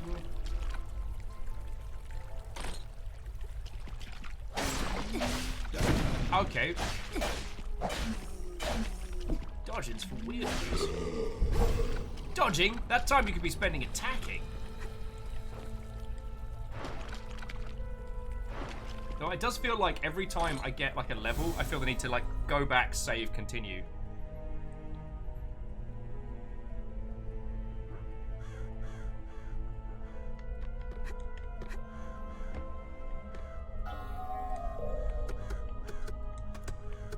Sorry, but yeah. Demystifying a lot of the game process I do think will help people. One of the good things about games is that the disambiguation between what we experience and how it's constructed is great. So it's not like with cinema where, because it's a visual medium, a larger portion of it is based on kind of the suspension of disbelief combined with like visual effects. Everything in a game is a suspension of disbelief and visual effects in a way that doesn't correspond to real world. It doesn't correspond to real world geometry, real world physics. It's all a simulation. As opposed to say like a movie set, which is designed to be filmed from certain angles to look like a place. Oh, and Varb was saying, I maintain that the QA thing is a terminology difference between devs and players. QA to most consumers is the version they know from manufacturing, where QA is both finding and fixing defects. The QA engineer in manufacturing process fixes the manufacturing flaws and prevents them from reoccurring. That is a very good point. I had not taken that into consideration. QA for game dev is only the defect finding part. That's a good point. You know, the QA's goal more than anything else is to cover the game as thoroughly and as quickly as possible, and find issues that could, you know, destroy the game experience. QA aren't responsible for how it's fixed. They're not responsible for suggesting how it's fixed. Their job is just to find the thing, and not to log the same bug multiple times.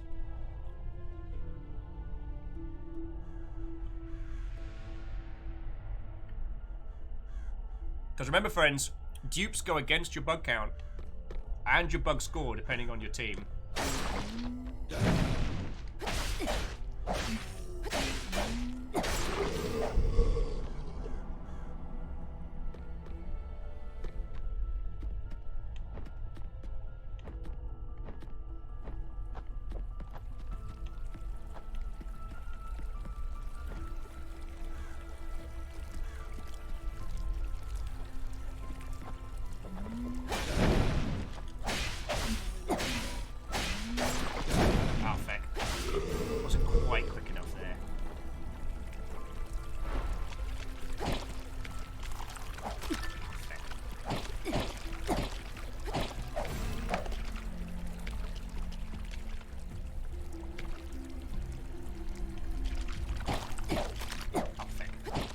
looked away for a sec.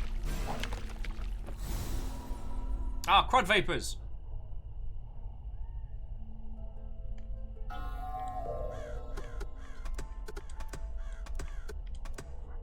I did not mean to do that. So joining back in, so Clank says, do games have project managers or project managers in like a business software? Or is it what producers are called? Answer varies from team to team. Producers aren't always product managers. And product managers and brand managers sometimes are the same hat with different names. Casual's like, wait, crud vapors? Did I just hear that? Yeah, I got that from the tick. It varies. I don't know if Kindball's still chilling and illing, but different teams place different responsibilities in certain roles.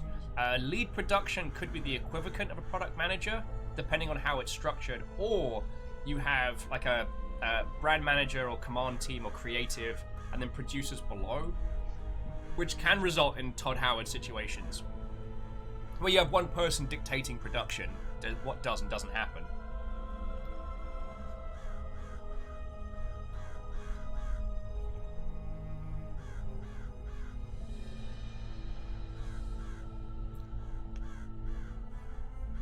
I got pizza.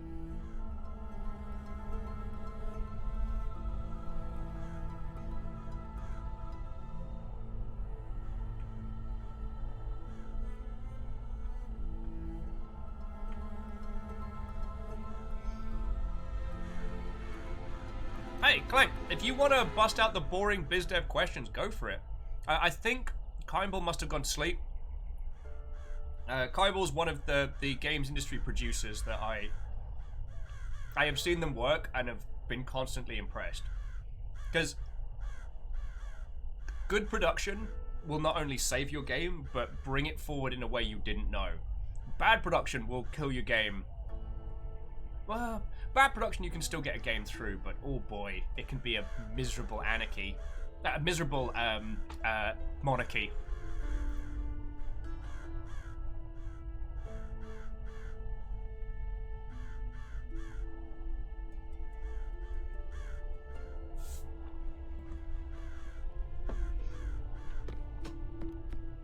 I mean, I love having these kinds of chats. And much like Sault and Sanctuary, this is one of those games that definitely has you learning through speed bumps early on. The Real Hunt says, you want to confuse your production manager dichotomy, involve Hideo Kojima. Look, I'm not gonna... I have never worked for Kojima Productions. And it's also worth noting that, like, Kojima comes from the Japanese industry, where, you know, you stay at a studio your whole life. Like, you work your way up the ranks so that when you get to a senior role, you know, there's a certain amount of indentured respect. It's rare to have people in the Japanese industry just pop up and be kind of auteurs. Even like a lot of the notable Japanese creatives that you can think of, like, they worked their way up to the points where they were. However, from what I have heard secondhand, so do not take this as gospel, Kojima is a nightmare to work with because he micromanages the heck out of everything. Now, the good side is that unlike a lot of named creatives, he doesn't just make sweeping statements and then expect his team to just make it happen. He gets involved. But the flip side of that is there isn't as much creative control and creative input by the team, from what little I understand.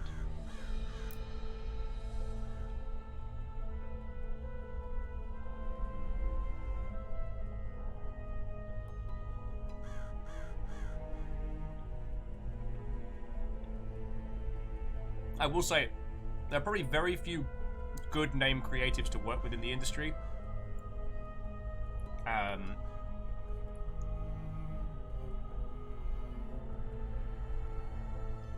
I guess that's just the long and short of it. Like, working for a named creative brings in a whole bunch of new ass problems that, yeah, I understand how people get to that stage, because especially in the games industry, it can be very hard working on a project or for a team where you can see the path in which a title should go, that you have neither the clout nor the rank to affect that. So when you do get the chance to be your own boss, to do your own creative project, you don't want to share that responsibility with others because you've been kind of the put upon, the pushed down until you get to that point. But unfortunately, it does often lead to like reducing circle of influence, and most named creatives end up believing their own hype after a while, and that's when it gets bad.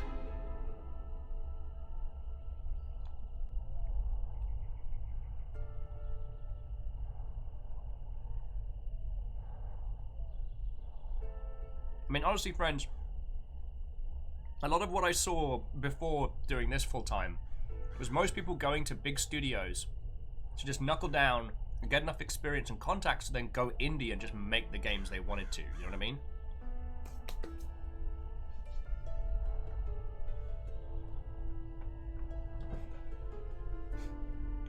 Soundbox.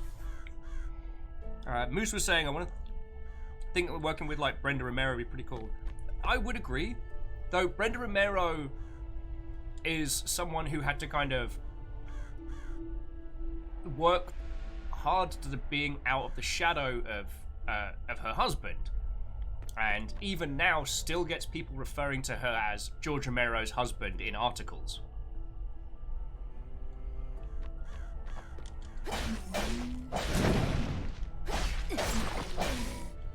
So much foam, gotta see it all. Wait, is that your foam? Yeah. Okay. Eagle Lives was saying, I don't know what working with Brenda Romero is like, but she's cool AF. Oh yeah, no heckin' doubts there.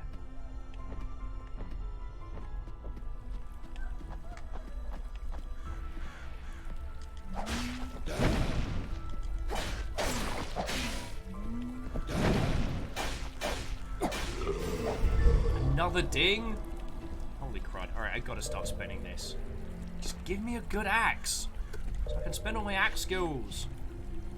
Alright, so recovery, reduce stamina cost, reduce exhaust duration, throw items, that goes into additional consumables, increased HP, reducing negative effects.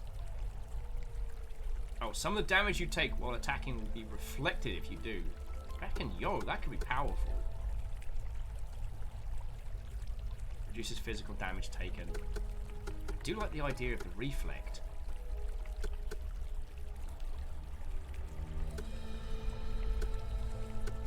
Heck yeah, let's follow that tree down.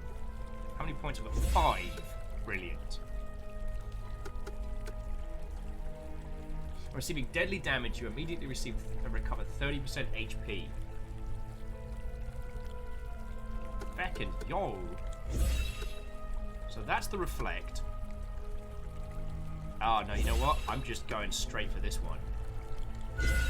Boof.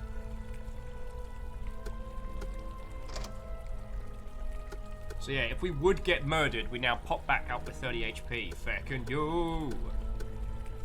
I'll take that reflect. We have no attack skills.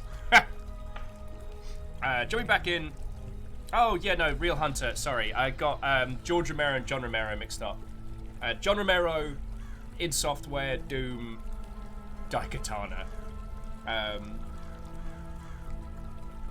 But yeah, my point was more, like, Brenda Romero is a badass in her own right. She does still have to fight against being, like, partner of named creative despite that, which is infuriating, but... Oh, crap vapors! Alright, well, I guess I goofed that one up sideways.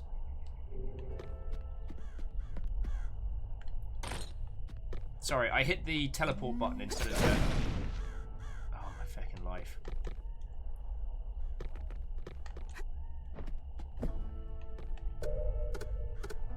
I'm trying to play Dark Souls controls without thinking, and it is proving problematic.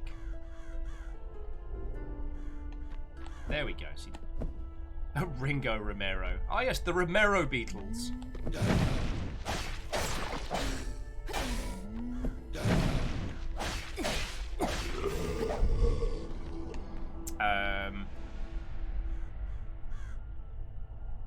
Oh yeah, and I will agree that even after the supposed Rockstar phase, he's a very cool guy, and he's been incredibly supportive of new devs, new people. Like, he has put in the hours. I feel he got, I don't want to say a raw deal, but like, the Daikatana scenario did... Everyone who had an axe to grind against him as a named creative, they came out in spades, I'll say that much. So Clank's asking a BizDev question. When you're testing a game, how do you get the copy of the latest build to test? Just like on a shared drive? Depends on your setup. GitHub, Jira. Jira can be used for build management, I believe. Oh, feck. You can use Steam for stuff like that, but uploading Steam builds can take a while, so it's not the best way unless you're doing like mass testing. Feck. There's one other service I know people have been using for build distribution. I think Itch is actually pretty good for distributing builds. It's less secure, but...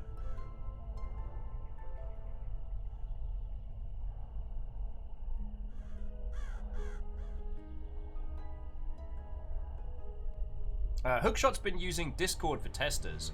I think Clank was saying like where it's hosted and distributed, but like Discord's a good way of keeping in contact and actually distributing links and stuff. Unless you can just pop the build on Discord.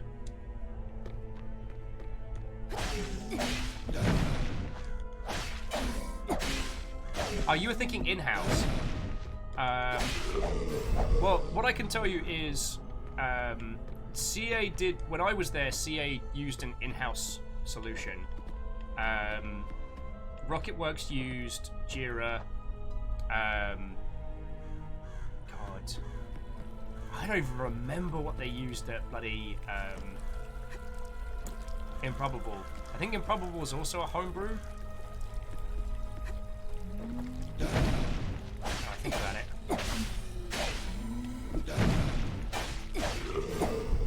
So Hookshot's saying they use their build feature in Discord so people can download the game from Discord. Oh, nice!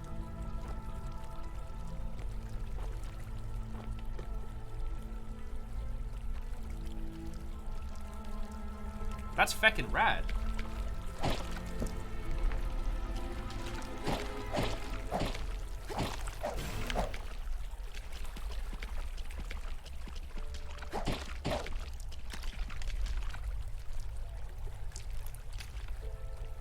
Oh, don't hang out with your mate over there. Oh, you little backward. Oh, cool. Matey boy there doesn't...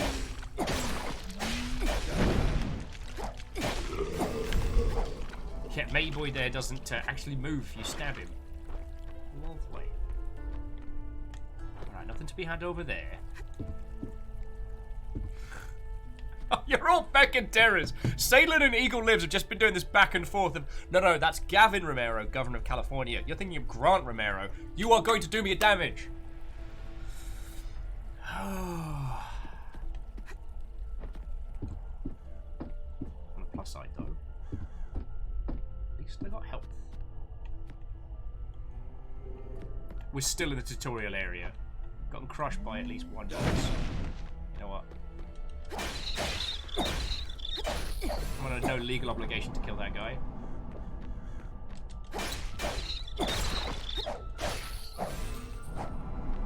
Oh, Gatras says they need to be off for sleeps. Don't die falling from a high place from a turkey. I'm not in the habit of making promises that I can't keep, dear friend. You can ask me not to die from miserable turkey death, but I can't promise you that. Oh, the Shabby Lapel says, Steve's personal brew. These will be found and killed. Nicely written note. This is a special tea Bruno made for me. It's not for you, Steve. Don't even touch it, says Graham. Man, Grammy is not be happy. Okay, open the side menu, select equipment to change it. Well, that would be great if I got it. Curved daggers. I don't want to use daggers. I want to use an axe. Okay, let us know. Borrowing is fine, but please make sure you return it. I still can't find my copy of New Blah Blah Blah Volume 3. Psh. Friends, it was all downhill after Volume 2, like, let's be honest.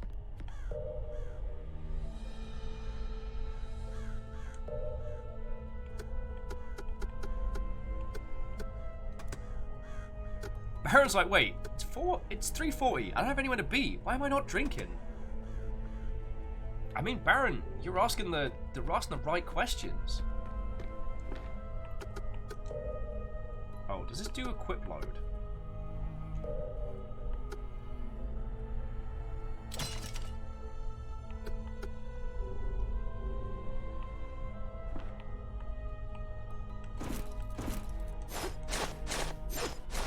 Alright, well, we get weapon swapping, so that's cool. A real hunter saying that Al signpost is giving me Ori flashbacks. Friends, some of us never left the Ginzo tree. Some of us never left.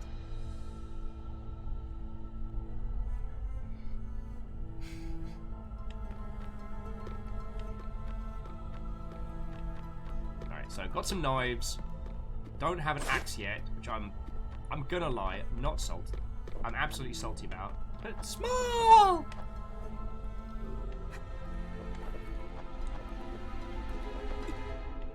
Hello. Go no further. Outsiders are not allowed beyond this point. Wait, I almost didn't recognise you. You've changed so much. We've never met. Daisy sent me a letter and it seems like she needed me. Randall, you picked a terrible time to return. Tangerine is hysterical. Tangerine is hysterical. Monsters have been harrying the town for weeks. Crazy old Tangerine. I once saw a child playing with a tangerine. The size of a tangerine. I can't do it without laughing. Yeah, no, I had to read it a couple times. It does say tangerine, like I'm not losing it. How many times has Bruno run off now? We're in double figures.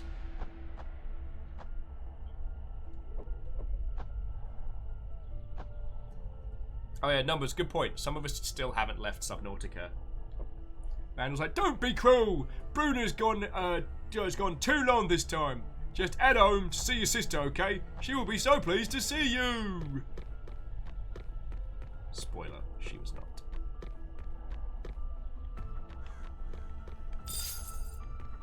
Oh, a fledgling's blood soul. Love how we just find those just lying about.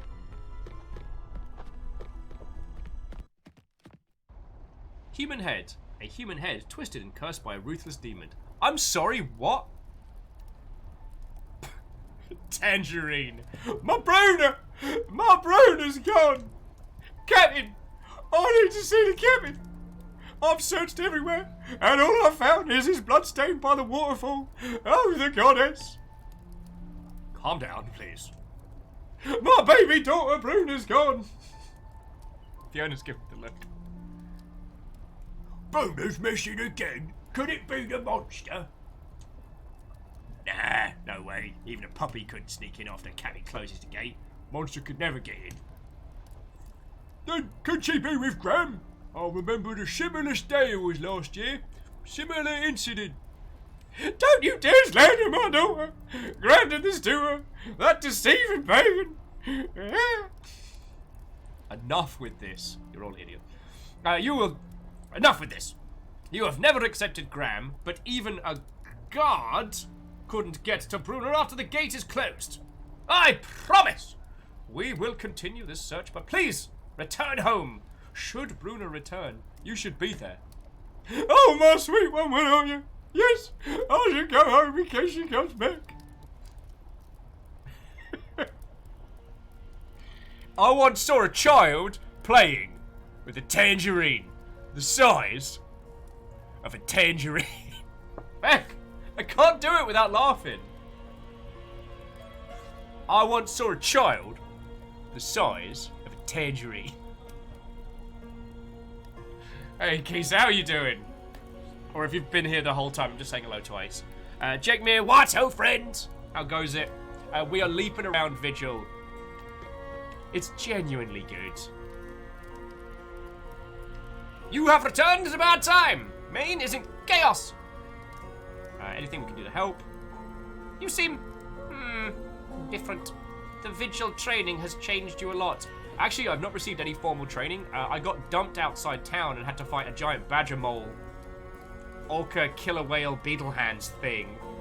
So, I don't know, apart from being smeared in gore.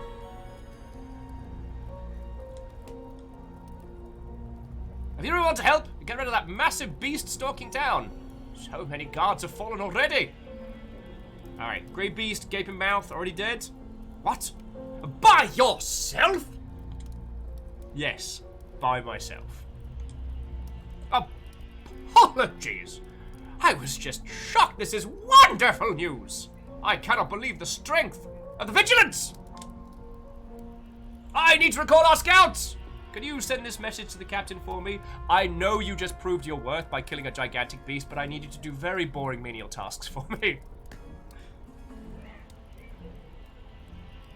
Vigilante justice! Oh, nom nom, that was my training. Okay, so their approach to monster hunting is we're just going to chuck you out and go from there. Excuse me, miss, is it true that Bruno's missing? Tangerine's accusations have helped no one. I always thought Bruno was like a mother. Nothing in life except a goddess and her rituals. But on that shimmerless day last year, humans can be disappointing creatures. We can fake anything, even faith. Perhaps Tangerine is the only true believer here.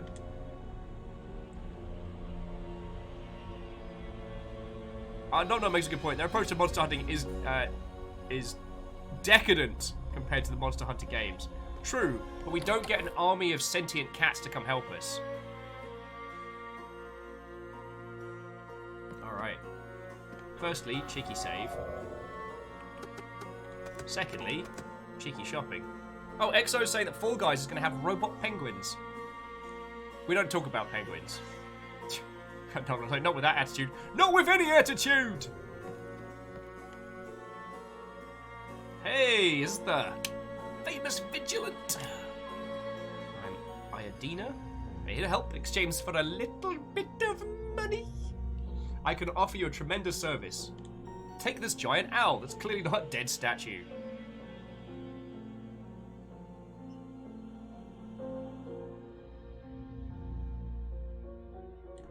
See, I wanted to think through your statement there, Alnus, because Alnus was saying, much like a grappling hook, there is no game that wouldn't be improved by sentient catfolk.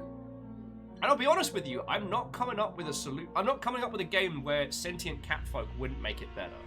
Much like the grappling hook.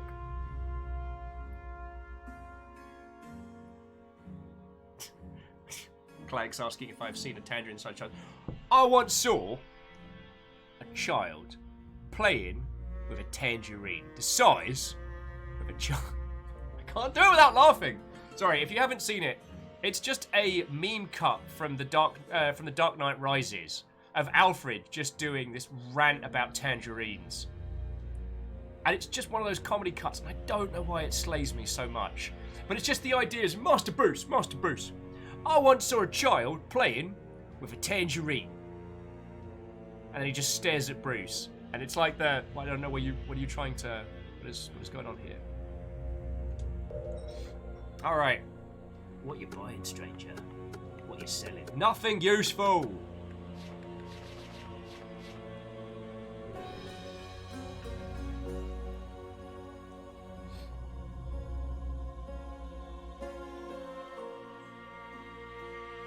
Marcus says, Necopara is drastically worse when it's already bad for its level of...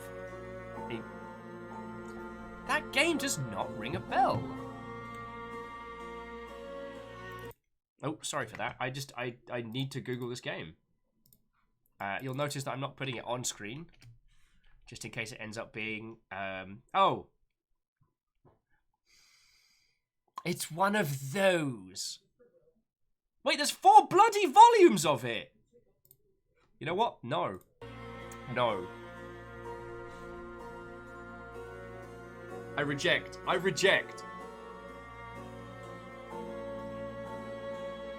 Then I saw Kisa's, don't look it up, Will. It's a dating sim with spices.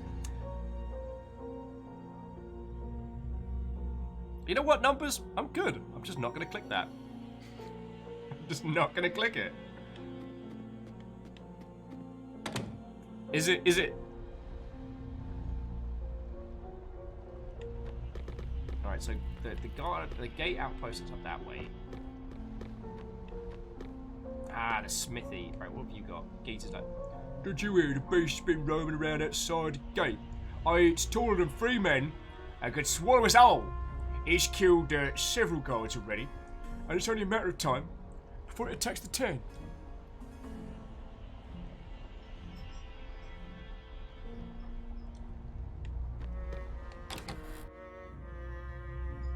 The apprentice frying pan. A well-maintained frying pan could see you through.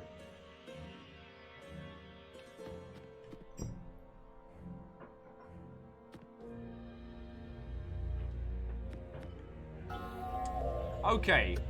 First things first. This lady appears to be chained to herself. Hello, Vigilant. Allow me to introduce myself. I'm Isadora, the manager.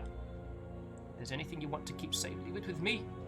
I have ways of keeping things safe. Don't worry, it's perfectly safe. My methods are a trade secret, though. It's our little secret. What?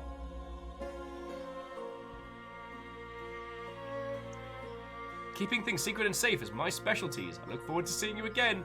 You creep me out. Oh, I mean, Kisa, if we're lucky, demons in a pocket dimension.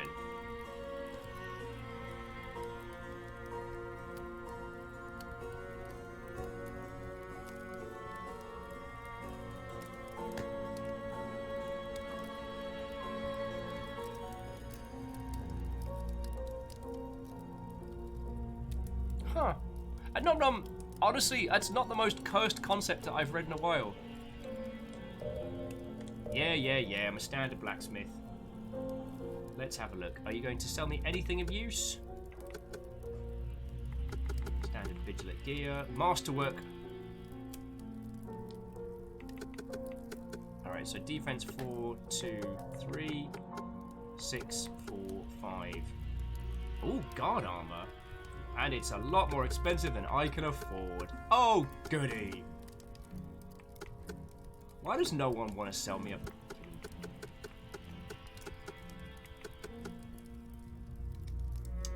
I guess we could get a bow. Bows are for nerds!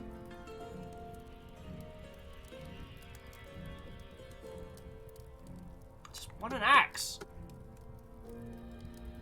I don't know. I take it back. I want an owl hat.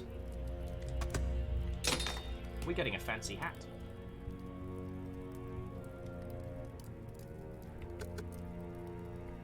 Lead shot, lead shot. Who wants lead shot? Right, forge. Oh, okay. All equipment can be forged except rings. Cool. That's feckin' red. Enchantment! Enchantment! Friends, one of the great things about living with fellow gamers is when saying something like that, just hearing from the other room, enchantment? Sorry, it's like sneak attack, use bow, yeah. I will admit, for all of Skyrim's many things, it never stopped being funny when you'd just be like, stealth mode, bow, critical on, sneak damage, and just obliterate guards.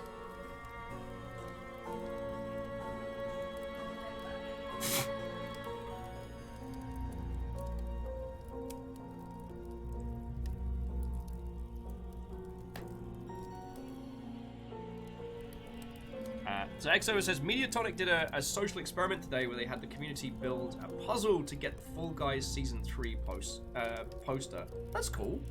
I'm a big fan of that kind of community engagement stuff.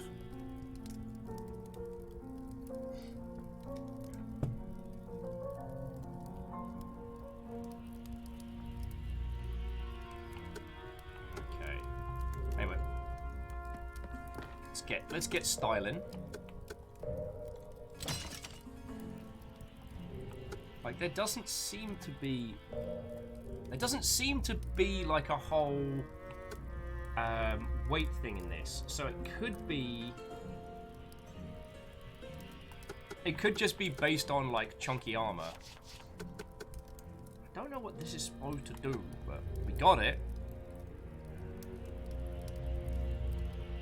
Oh, J-Post says with guards, they stopped using the good arrows and the dragons after a while. It just destroys face.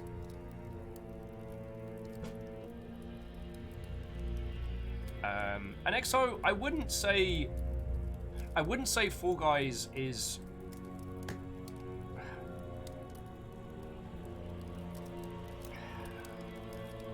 from a community management standpoint, Fall Guys is a very, very big title, but it is not one of the best communities, if we're being honest. It's grown beyond the point, and there was some stuff I was reading today about how the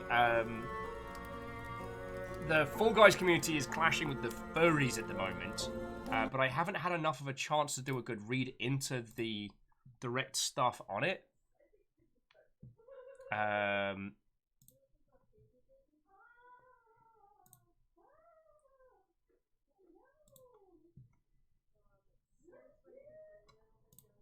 There's a lot of the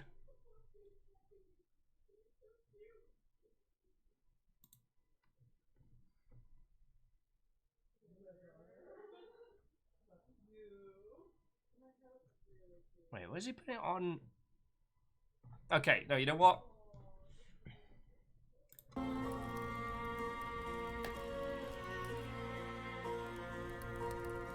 Oh, yeah, Tanari. I will, jumping back to more conversation topics is during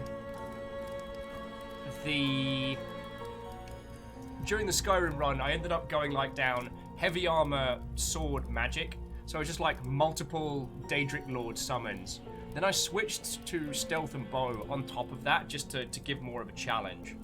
But it meant that anytime that the sneaking didn't work, that I didn't quietly sneak past someone or murder them. It was like, right, Daedric Lord, sword, dead.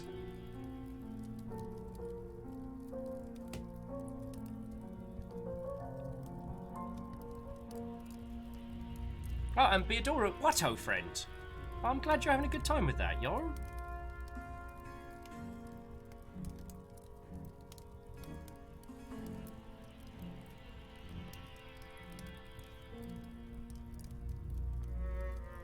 Anyway, sorry, I didn't mean to sound like bitter Sault. Fall Guys is an exceptional game, and playing it is a great experience. But I don't like the meme troll style of CM. What's going on? Apparently, it's urgent that you were reminded of this. Had you not seen that? I forgot about it. Oh, this was from a sober meet from years back. No, this is West. This is West last year. I took this. West This last is year? my That's phone. It's on her phone. Well, because It's also on Twitter. I know that wasn't a great picture, but you'd have to scroll way back. you can throw it in the Discord to show people. Basically, back when, who was it? I did a hosted event for him. It was Turboplay. And Turboplay just got their merch, so they gave me that hat. So what we did is put all my hair up, but put some of it over to go for the full hipster look. It was fucking hilarious. She died. I was like, I haven't seen this in ages. It's not the first time I've looked like a complete dingus, and it will not be the last. But yeah, feel free to throw that onto Discord. Oh wow. So the next thing is to Oh. And share with them one whole Star War. Oh. Sacrificial sword, a weapon of the lost civilization. Let's go check in on the professor. So Inim says, what would you do as a CM if your community rapidly expands and gets real toxic? Basically, Okay, here's what I would do. So you're running a game. You've got all the socials. So you've got Facebook, Twitter, Instagram, Discord. I don't know, small series of TikTok videos where you make memes, and your game suddenly explodes. So we're talking from say an active community of I'd say 1 to 300 users to an active community of thousands, tens of thousands. What you do is you basically, and this is assuming you don't just have the money to throw at the problem, is firstly, you need to funnel everybody into one place, ideally with the quickest turnaround time for interaction. Or you give up on community entirely and you just focus on doing posts. You give up on direct interaction. But if not, so the idea being is that you then choose one space where you do the most amount of your community engagement and interactions, so that things like Twitter and Instagram and stuff like that become news posts telling you to go to a place. Personally, I do Discord or Twitch streams or things like that because the speed of them make it easier for the conversation to pass, but better for direct interactions where people can see. Pick one channel, and that is your engagement channel, and the rest funnel into that. I mean, it could be Twitter if that's where you're having your good conversations, but Twitter these days is an inherently toxic environment, so you don't want to double down there.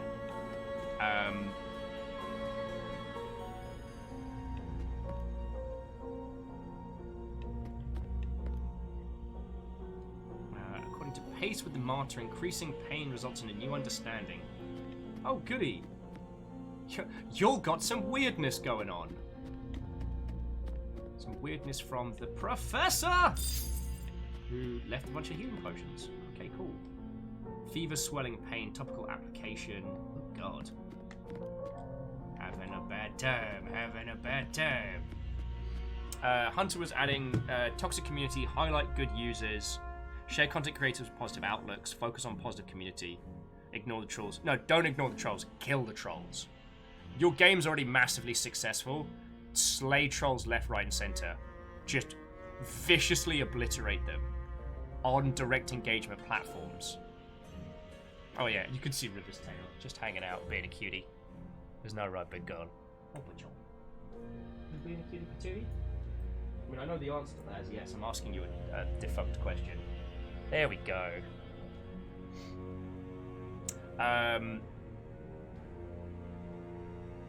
The Hunter, the don't feed the trolls methodology doesn't work. If your game is successful enough, you will maintain trolls at a rate at which you can't necessarily destroy them. Now, obviously, don't make a big show and tell about obliterating trolls if you can avoid it. It's okay. Because that is the same as kind of giving them a certain amount of validation. But what you need to do is just silent assassin, no mercy. You owe these people nothing. They are coming into your environment to do your community a damage. They're not there on good faith. And again, if your game has just spiked in massive popularity, you don't need to worry about keeping a few hecklords happy.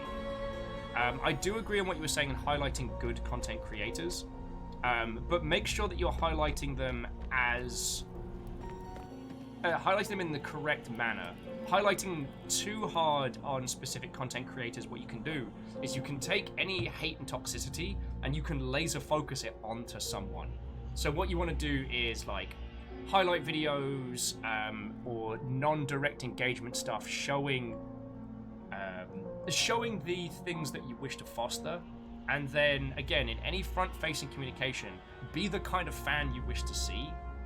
Okay, and that's one of my personal styles.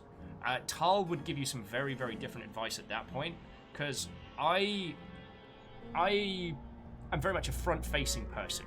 When I was doing community management, I was doing video stuff, I was on the forums, talking to everybody, and I believe in being the kind of fan of a game that I want to see. Because I'm a fan of video games. Shocking, I know. Huge shocker that Will loves video games, but I do. Now, Tal has a very different style of community management. which isn't against front-facing, but is more careful, more thought out, more tactical than just being like, "Ah!"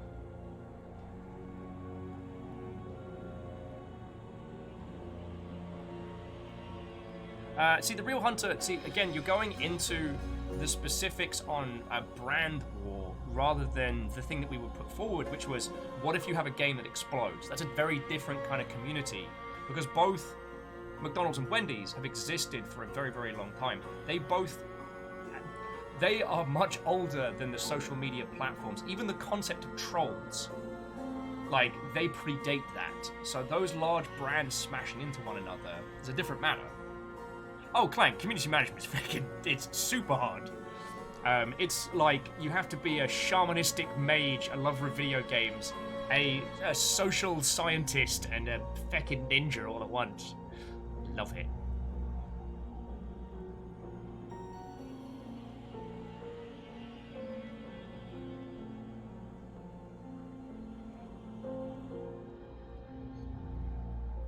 Also, so you're not wrong, Hunter, with banning people who cheat in multiplayer games and stuff like that. That should be considered part of your strategy for maintaining a healthy game. But again, like, if your game explodes in popularity, that is one thing that I would say is Fall Guys and the Isle of Cheaters. How they handled that and their communications around that are a very good way of how to handle that whole thing. Yeah, as Tal says, myself and Tal are like two different schools of bardism. Which is why I'm fucking glad I get to have Tal as a mod. Like, when I say stuff like, I know how lucky I am, I feckin' mean it, because only God's allowed the outpost storage. Actually, the storage isn't that well protected before. Just some personal items and the keys. Nothing precious. Ah, Captain wouldn't make me stay here and guard a place if Steve was so light-fingered. Alright, Jeremy's just let me know that Steve just nicks shit. Who are you? Steve, you dirty thief.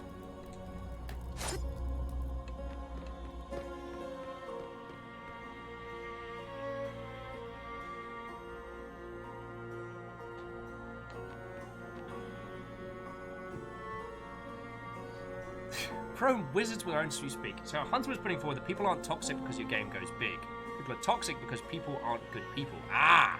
See, here's where you are very wrong. Now, this is where we talk about this thing in video games called engagement. The more engaged someone is with your game, it means the more it's a big part of their lives. See, the thing is, people who troll one game mercilessly, that game is a part of their lives. They are engaged. In the same way that the people who are your biggest detractors on a game are often the people who put the most amount of time in. When thinking about how people interact with a game, think about it like a pendulum, like magical musical pendulum that makes time go sensible. Like metronome. You have the weight, and that is how engaged someone is with your game. And the higher up it is, the more they care about it. Now, what that means is that as they stray from the positive to the negative engagement, the swing is much more drastic.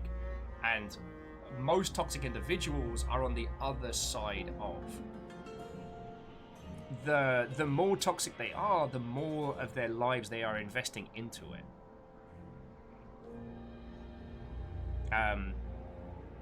As for the additional clown element, that's why, like, most teams, it's also most CMs I know will have a policy of you ban quietly, and you do not comment on a ban, because it invites discussion into moderator actions, which you absolutely do not want. Oh, found 5 Molotovs. Now we're gonna party with fire. But also it highlights that person's bad behavior and gives them kind of recourse for conversation where you honestly just don't want them. You just want them gone. So, like, the best thing to do with individuals like that is just quietly shoot them out back. let them know that they are removed. Have a pre-constructed, like, this is what is happening and here is why. But you just go, here you go. And ban invasion is very, very obvious. So it doesn't tend to have the same impact that people think it does. Like, if 5 bot accounts all pop up going, blah, blah, blah, blah, blah, blah, blah, blah, blah, it's very obvious to all involved what is going on, and you just, you know, that's ban evasion, blah, blah, blah, blah, blah, blah, blah. If they're using VPNs and stuff, I mean, congratulations. They're paying money to be jerks. There's definitely something in there. Now, there is also said to be something for converting detractors, because again, the pendulum does swing back and forth, but bringing someone back over to the positive side, showing them how to be a force for good in a community is time consuming. And it's not without its benefits, but again, the question was more like, what if your game suddenly explodes and you now have this huge influx of toxic individuals? Like, how do you handle that?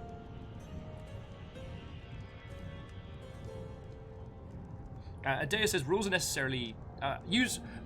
are usually there for a reason. Internal discussion and review is necessary. Most challenges from the outside is not. Yeah. There has never been a case...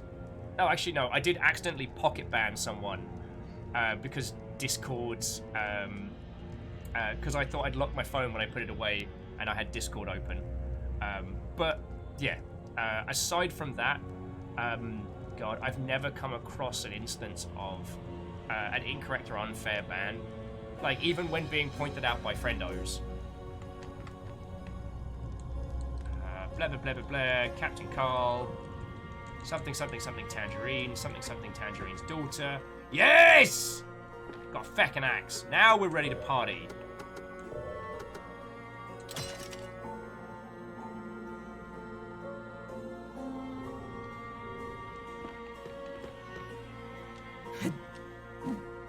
Now we're ready to party.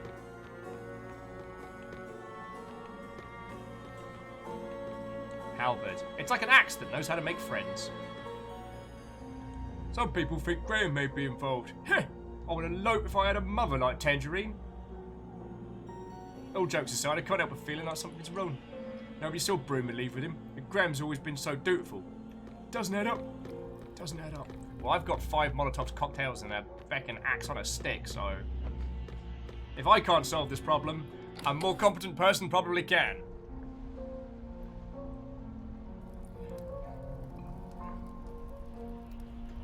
Yeah. The real hunter. Don't slay trolls, like assassinate them.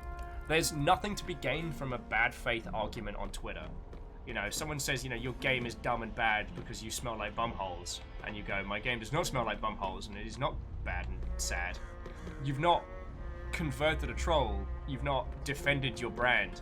All you've done is give voice and cadence to some tiny jerk face.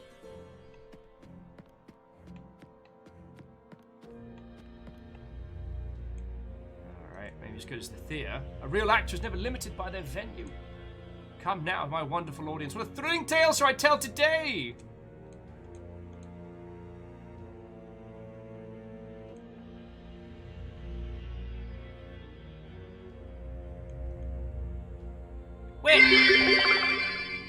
Nobody, no one at all, not even River, me, eats a slice of lemon like it's an orange. Oh.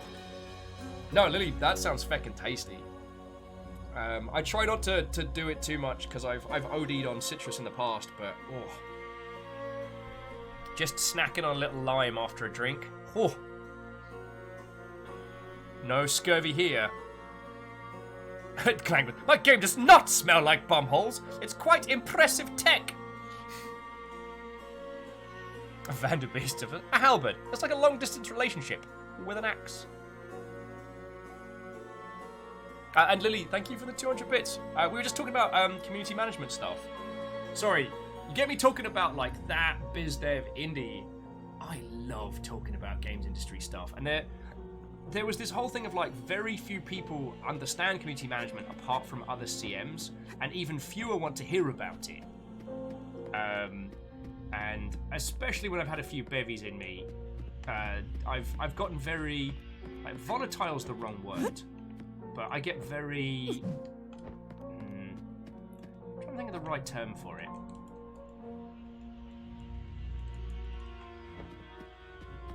I believe that having a CM for your project is very, very important, and that bringing a CM on after you've gone big, after it's already gone toxic, is a very, very hard project. Whoa, I mean, the real Hunter, you're 100% right. Everybody here is a lovely Mother Hubbard, and so I'm lucky to have these people to rant to. But I prefer, like, rants where it's kind of like more of a knowledge share than just a, let me tell you what I think about the latest thing from Mr. Twitch. Because, you know, I already talk to Mr. Twitch like every other day. He's like, Will, how about them Twitch? And I'm like, oh, Mr. Twitch. Is vigilant training as hard as they say? I've been trying to eat this porridge with a spoon for 4 days and I cannot do it. I remember reading a book about the Vigilants when I was in the library. I was young. My mother found out and made me apologise to the goddess. She was spitting out at librarians. I read that Vigilants can only eat raw food to remain... they have to remain celibate. They can't grow a beard. And they need to memorise the Shimmer Code. Is that all true? You, sir, are a dingus. Fall guys. Ball guys. Small guys. Tall guys. You Maul guys? Definitely Darth Maul guys. Or when there's a lot of them, Yol guys. Sing Hauer.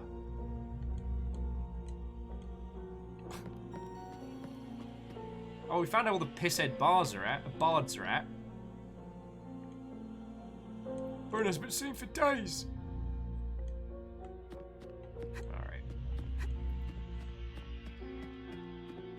The Bloodborne feel of this town is very, very good.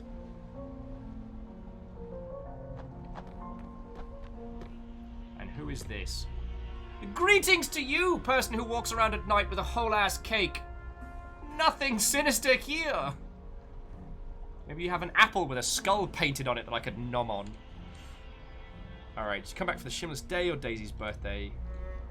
Blah, blah, blah, blah, blah. Blah, blah, blah. Birthday cake.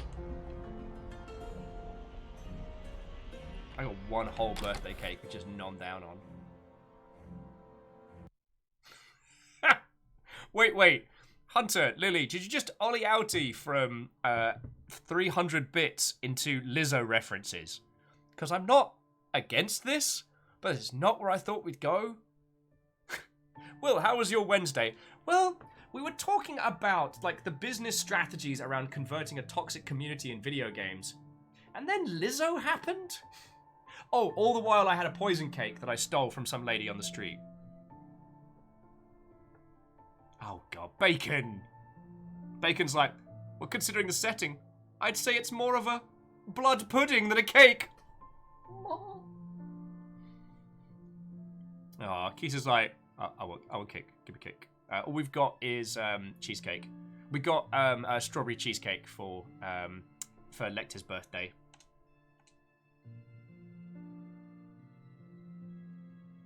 I probably should be paying attention to whatever's going on with Daisy. It's Daisy's 16th birthday, which as we know is the Shimmering Day. Who's that knocking at the door?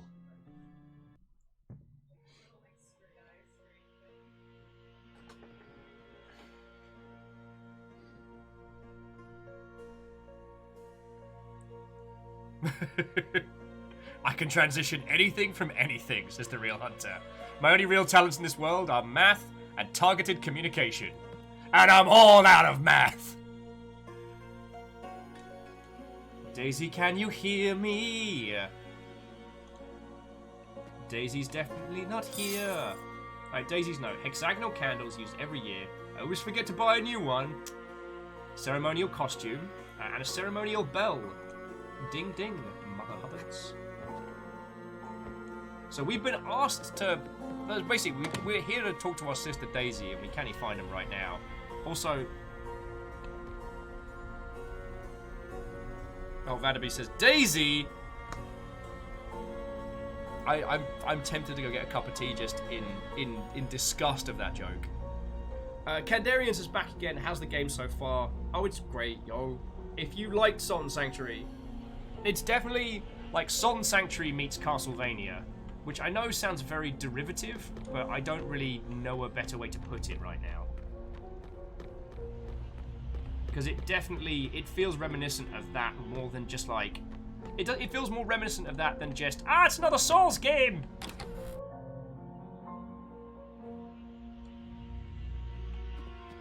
Supply warehouse.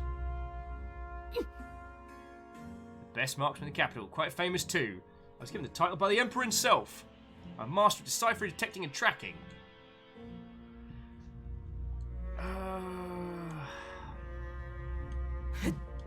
If I was allowed to just batter you with a...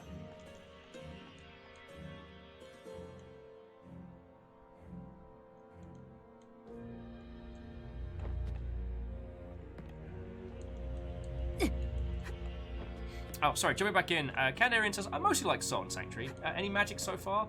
We've not found magic so far, but there is magic in-game. We've seen it on the skill tree available.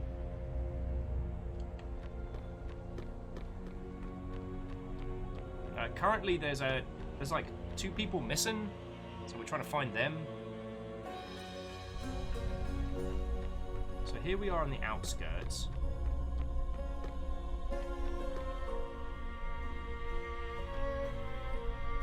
A thief! It's a girl! She followed him, and I followed her, following her. Why was she talking to Professor? Oh, my head hurts. I need my sacred wood medicine. Young lady! Would you please get me medicine for me?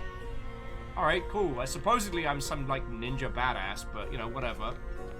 I'll just keep being everybody's, I don't know, like... You, adventurer! I need you to do incredibly menial tasks for me!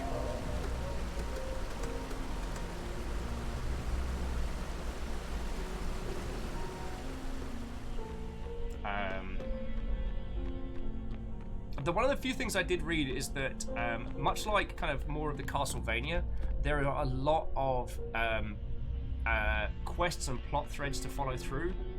So unlike, say, like a Soulsian title, where, well, I guess you have like the quests and things with Onion and stuff, but... Sister Jasmine. There are 6 essential items required for the ceremony, though most of them can be reused each year. The ceremonial bell can only be used once, so the church's supply of them. You need a ceremonial bell? Please, help your heckin' self. And Zenro, yeah, those are all parallax layers. Aside from our character, like, everybody else in this game seems to be papercraft, and even our character's got a certain amount of that art style to him. Like, I'm very much reminded of, what's it called? Odin's Sphere. There was a strange noise in the graveyard recently. Stein is worried. Oh, you're alright, Stein.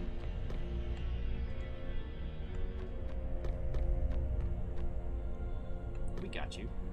At the empty library.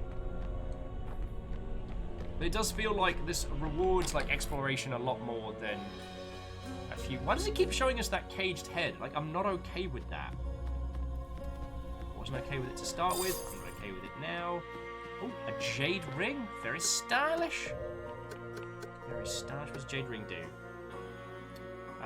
Can't be with you always, but fortune and luck can. Carry my gift faithfully, as the book once carried. Incense increases amount of gold dropped by monsters. There we go.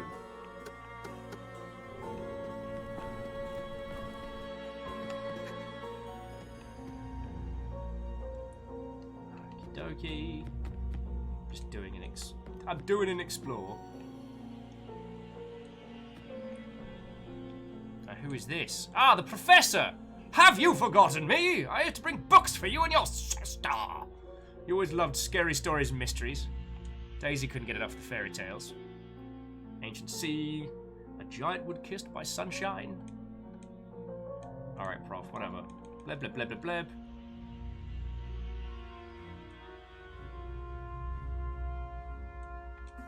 Okay.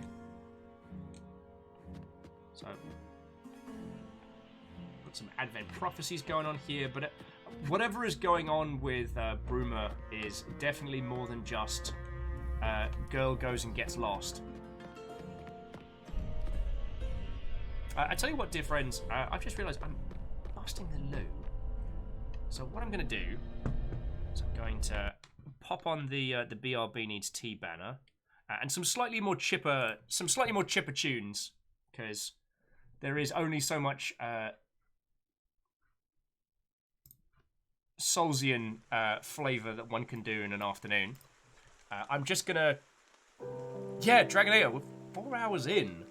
Although, in fairness, I talked for like 2 hours, because we did the Steam Award nominations. Because I quite like that. It's a nice little group activity. This game is awesome. But yeah, so I'll be back with you all in just a sec. Dragonator, actually, if I have a look on Steam, they did a thing this time where you can share your nomination collection with someone. So I can actually go, take a look at me, Steam Awards. So you can judge my, what I put forward. Anyway, I'll be back with you all in just a second, dear friends.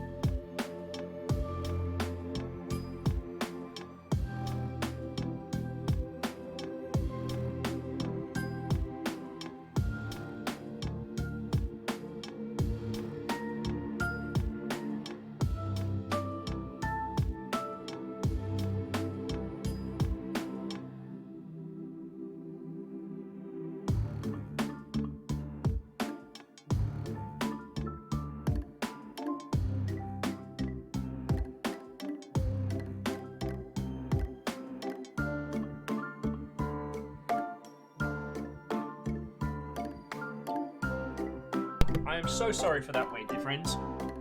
I have returned, and alongside with taking far too long on that break, I actually have water, not just, you know, more deposits of coffee. Hey, Kestrel, did you and I come back at the same time? Oh, clowns. This remix of Plants vs. Zombies is dope. Oh, well, Kandarian, thank you for waiting until I got back. I hope you have a wonderful, wonderful rest of your evening, alright? And yeah, I have been informed that I have to take tomorrow off for turkey-based shenanigans, but you will have me Friday. Friday is probably going to be a double-header. We're going to be hosting Lecter's Streamiversary, and then we'll be jumping into the Blackout Club after. Oh, and Kestrel, this playlist is, well, Zelda and Chill 2. It's a Game Chops combination of a lot of really, really good tracks.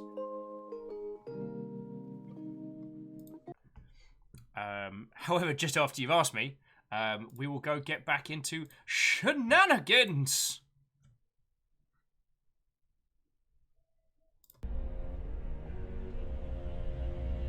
Steel Fox, what-ho? I guess you are time traveling in the future, so a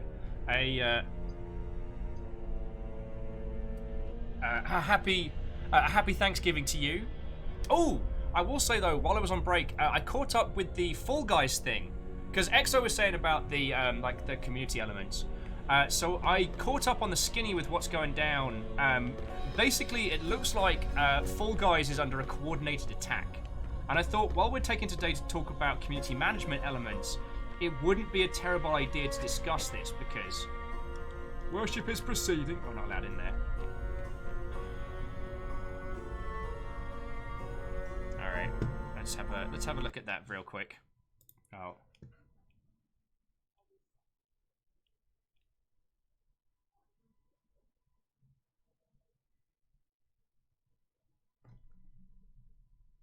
What?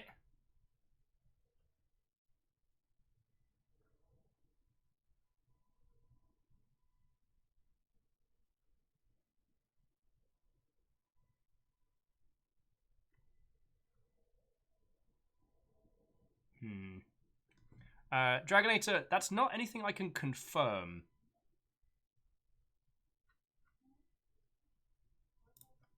And that's nothing against your good self. Obviously, we fly every flag that we can acquire here. But one of the things on Twitter is we always have to be careful about sharing or propagating info. So, okay, so yeah, earlier on in the day we were talking about Fall Guys. And one of the things that Oliver, who runs the Fall Guys Twitter account, was saying that he was under attack by furries. He's not. He's under a coordinated attack by an internet group. I mean, the usual is to blame like 4chan or Reddit and things like that, but a group has taken umbrage with... Well, not even taken umbrage, it's probably just for the lols. But yeah, currently the Fall Guys Twitter account and Oliver are kind of under siege. Although he went off half-cocked and said it was the furry community, so not only is he now under attack by bots and trolls, he has also pissed off a lot of furries, because...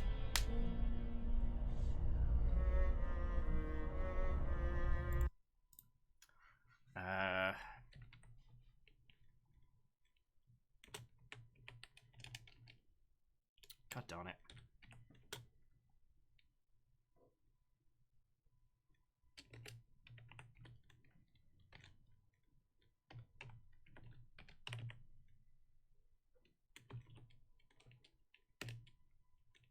Darn it. Sorry.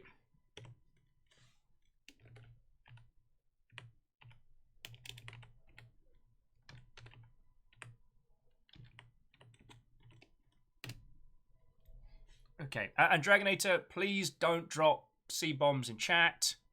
I love how Automod will mod the absolute hecking heck out of people saying hello and numpty, but and don't worry, I just did a little time, so you're not in the doghouse, but Yeah.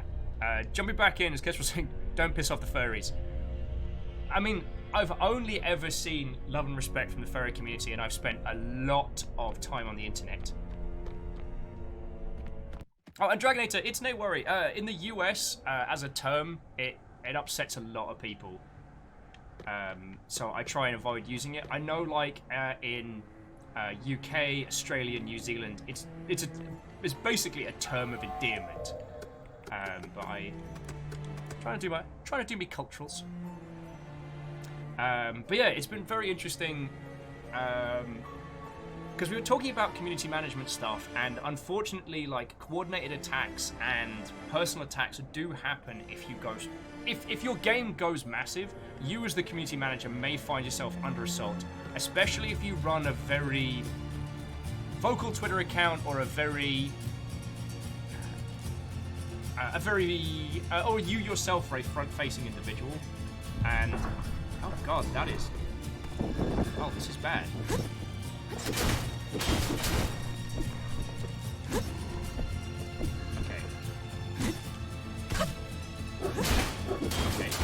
Okay, ow.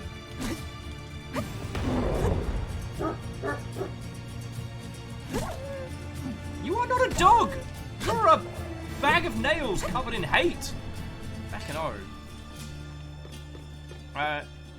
Charles, like, FYI, lecturers posting hilarious pictures of you in Discord. I assumed as much. It was a photo from, what was it, last...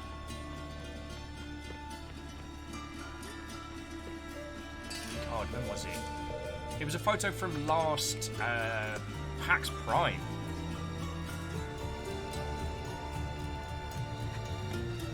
Oh yeah, Bacon Avengers, they're in Austin. It's damn near common vernacular. I know. Taking it out of my vocabulary has been very hard.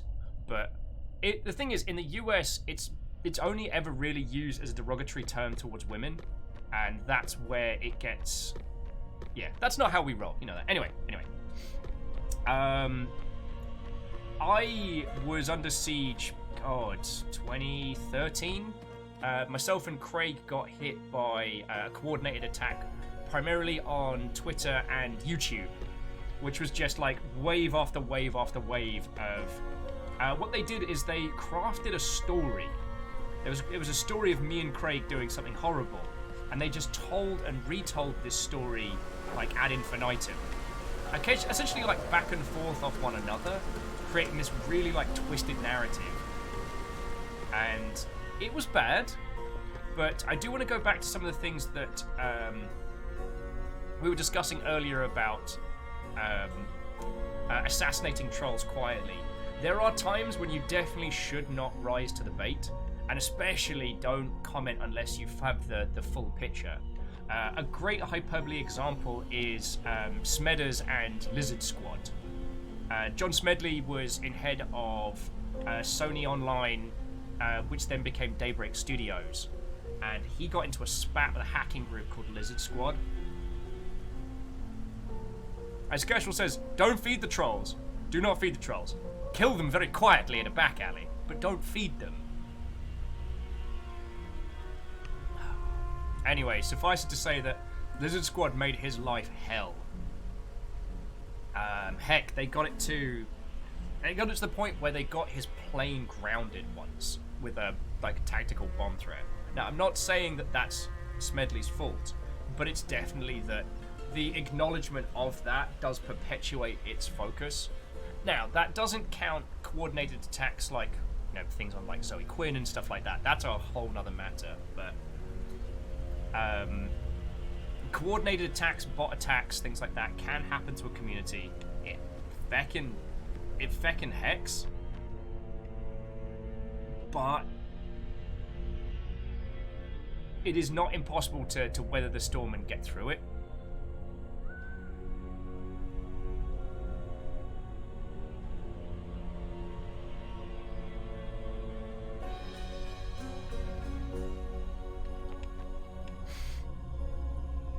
What was that one called? Wheaton's Law. Don't be a... So who's this? Oh, Isabella. I heard long ago that when the sun shone when the sun still shone and the flowers were so colourful. Not like nowadays, anyway. I wish I could have seen them. Oh, shush.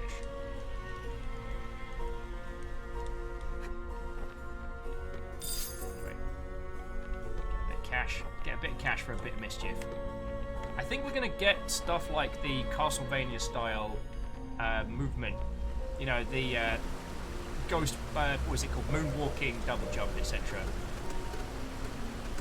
think this is where we've got to go next.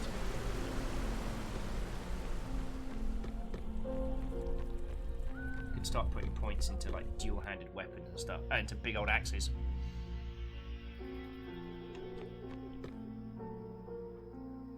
So, Gloomy, this is Vigil, and it's kind of like an evolution on the Sault Sanctuary and a little bit of like classic pre-3D late-era Castlevania stuff, and it's good. The art style's feckin' cracking, though it is merciless. Bruno's disappearance has made everyone nervous, and now Gab's been missing for days. I hope the young couple just wanted to elope. Yeah, to something's great big stomach. But Tangerine's taken us so badly. Oh. Who in the bleeding hell are you?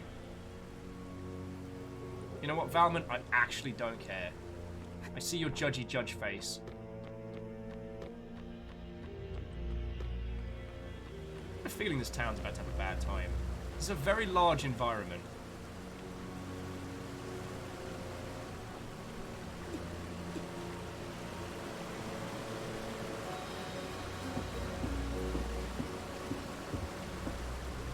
Okay, Nom Nom, go get some sleep, friend. Thank you for the exceptional conversation and all the decent banter. Like, we got this.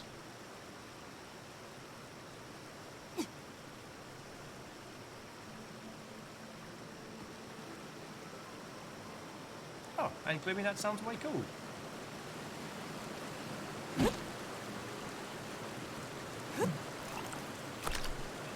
Damn, that's an ugly baby.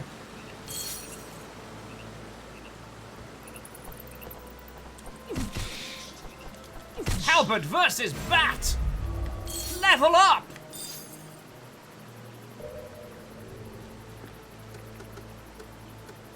Alright, now I can finally start spending some cool axe skills. Alright, so what have we got? Your charge attack cannot be interrupted. After charging, launch a powerful attack. And an accurate attack which increases the enemy's recoil duration. Precision strike.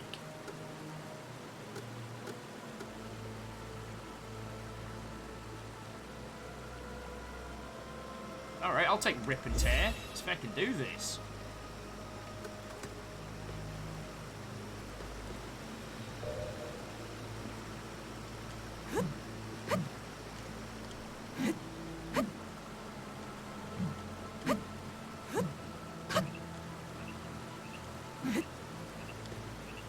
So what is my special attack?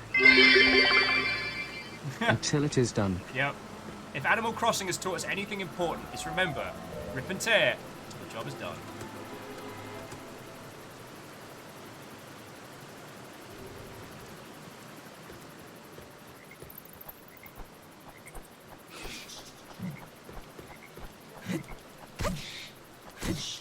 It wouldn't be a Castlevania style game without some bats.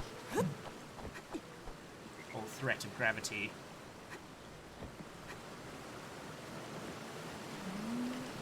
Oh, feck it out.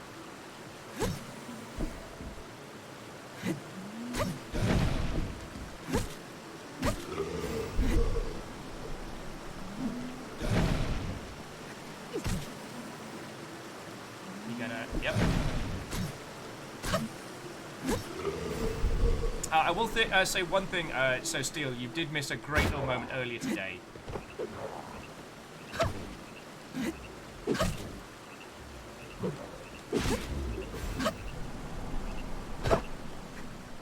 Wait, can't you like... That wasn't down, that wasn't diagonal. You actually have to do like little Hadoukens. One of the things you missed earlier today was we did the Steam Awards. we're just having a look at them online and putting in our, well, at least the ones for myself. Corn and scrap of cloth. Interesting. And on more than a few instances, the square game got recommended to us by Steam. Fuck! That was bullshit. That was bullshit.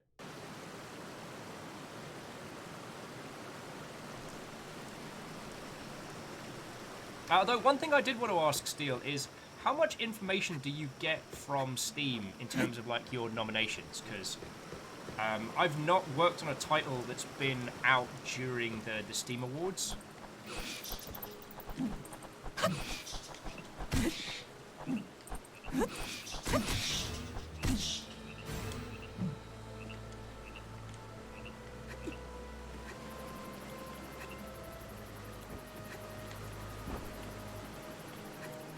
I wonder if it's under equipment.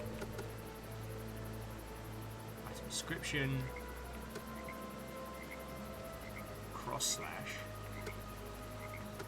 Interesting. I wonder if there's like hidden techniques. I seem to be able to do like a super kick.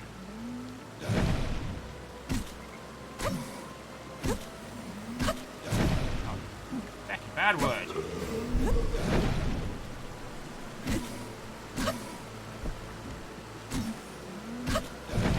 And Naywari Gloomy, may your video editing be rad, and hopefully not result in any bizarre corruptions or codec nonsense.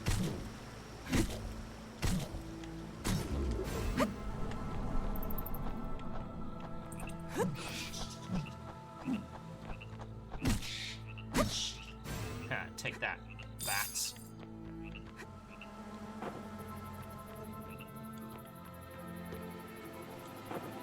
Indulge myself on a little health potion. You know, just a little treat. And Bacon Avenger, I hope I said a proper thank you for the 200 bits, yo. Everyone's thrown in like a fucking load. Look, I know you're up there. You know that I know that you're up there.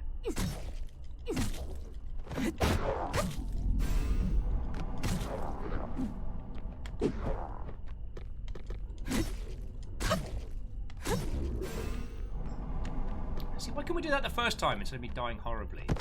Oh, pea bags.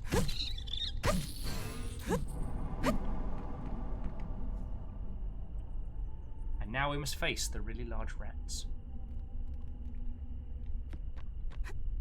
I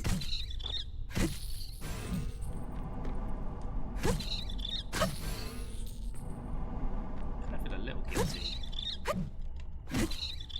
Like, I'm definitely the invader here, you know what I mean? Just quietly going into this rat nest. These little rats doing nothing bad. And I'm here like, oh, fucking ratties! Free healing potion. Hadouken! Alright, now we know there's a hole in the ground. So, you know, we're all learning today.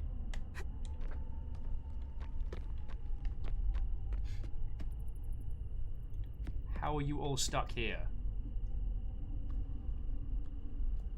Did you hear the great deity howls and waits to rip the earth asunder, to rise from flesh and blood? Oh, you're just a feckin' larker parties, aren't you? You just all just hanging out having a great deity. Fuck. Come on! What the bullshit?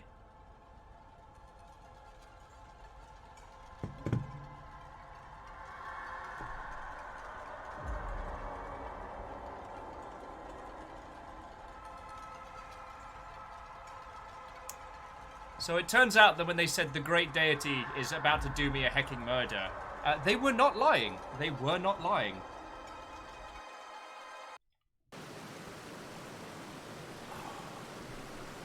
Lady Nora.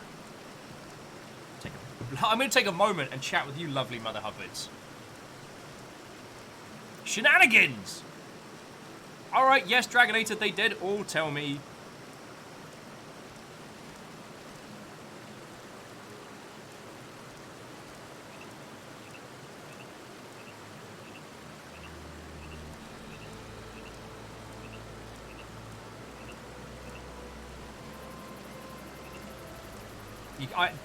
They all said in a row, "Oh, the great deity's gonna do you a nom," and I'm like, but I'm cool and smart and clever, and obviously not gonna fall for that.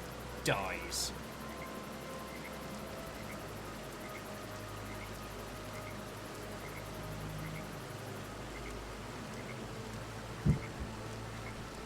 Oh, is everybody okay? Okay. I guess she started drinking early. Sylvia is Fiona's skateboard child.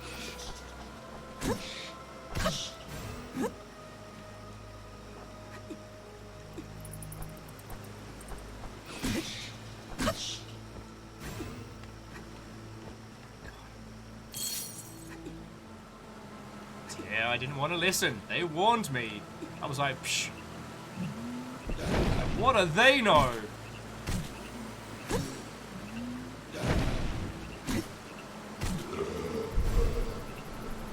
So Steele says, what I'm seeing, I have no information on, well, so it would be Steam Awards, not just the Game of the Year. I don't know if you get any information on category nominations outside of.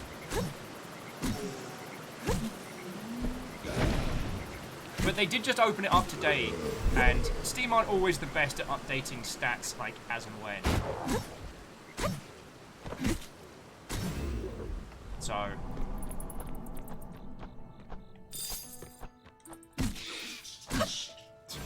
My name's Will, I just punted a bat with a halberd. Yes! I knew I could do that. Just had to believe.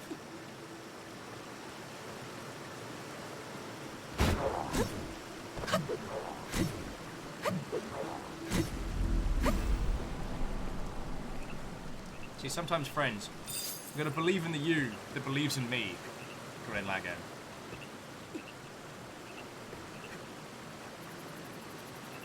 Punting a bat with a halberd. Oh, so apparently we call it the Longship Wednesday. Ah, slimes.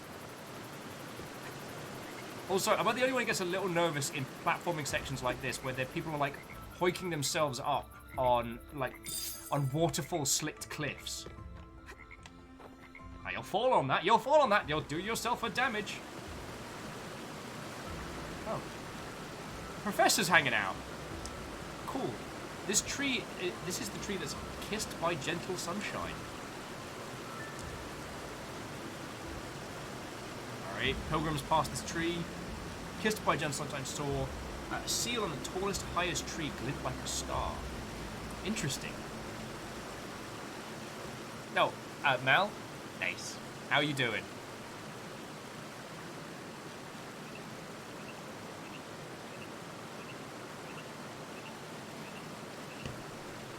Okay, Steele, I'm picking up what you're putting down, friend.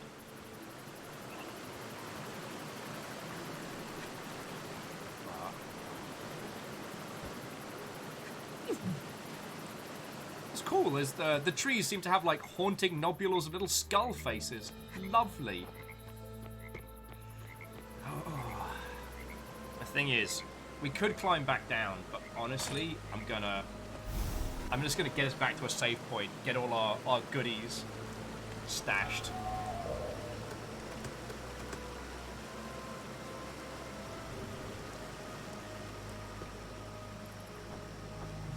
If you bats could just come down here, just to save me the trip, that'd be grand.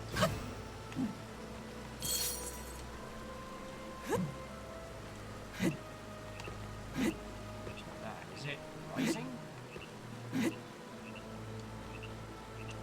Darn it, I had this like flying kick maneuver I kind of got down pat. Doesn't want to do it now.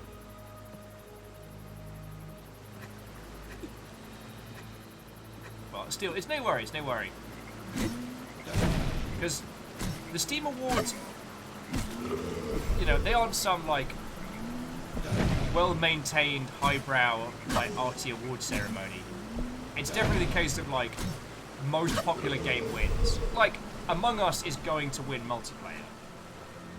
Even though the category is better with friends, kind of stipulating here's a game you could play, but it's better with friends. They're absolutely going to win it. I won't dunk on them as hard as I will the golden joysticks, because they are without point or function. And the Game Awards is just a Keeley flavoured advert. What is going on with me? Sorry, I don't know where all this is coming from. Alright,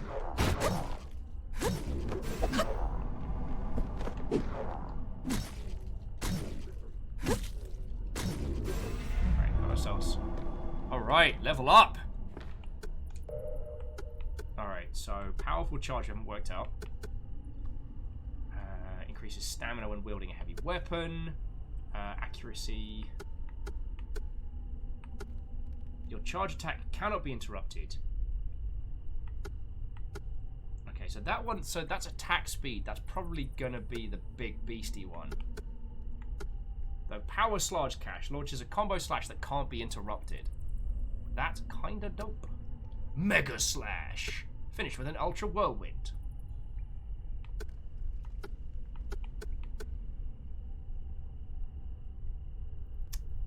I guess that means I'm gonna get precise strike to get all these cool smash attacks.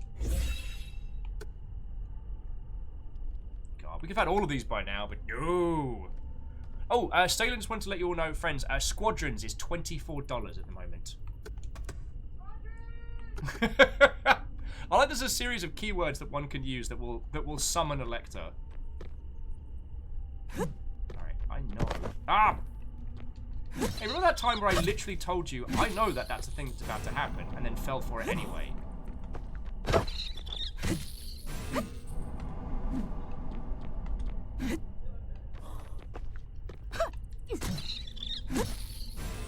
Yeah, it's that kind of like little flying kick move. I'm trying to work out how I did that.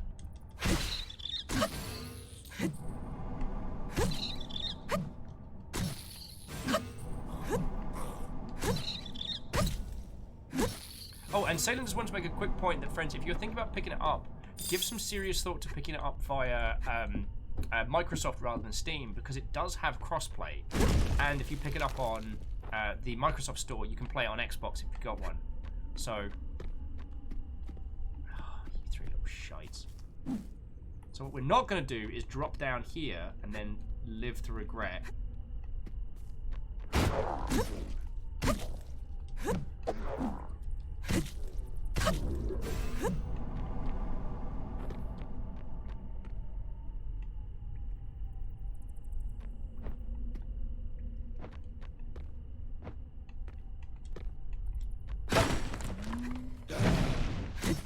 Yes, I'm gonna have to do that. Actually, I wonder if Notes has like. Okay, so Notes appears to be just our varying quests. The quests aren't as necessary as others, but it seems like... Okay, controller... No, this is just standard attacks.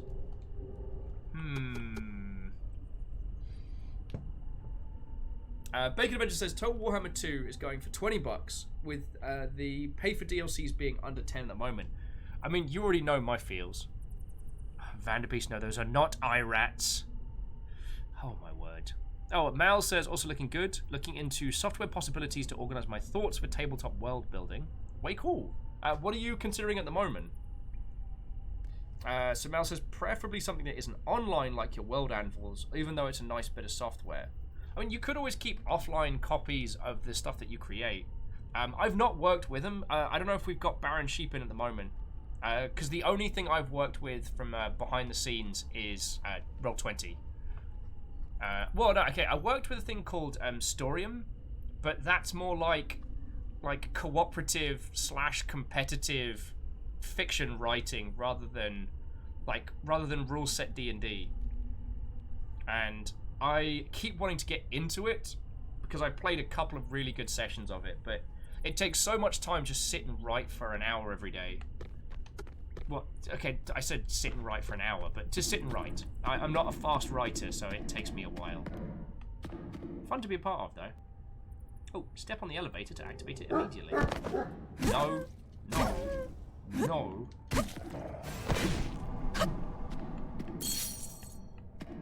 Bloody iron nail. Not a haunting.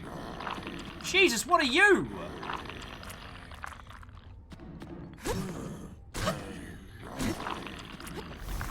Oh, piss balls! Alright, I've got to stop equipping the magical time owl thing. Because I keep accidentally throwing ourselves back to who knows where.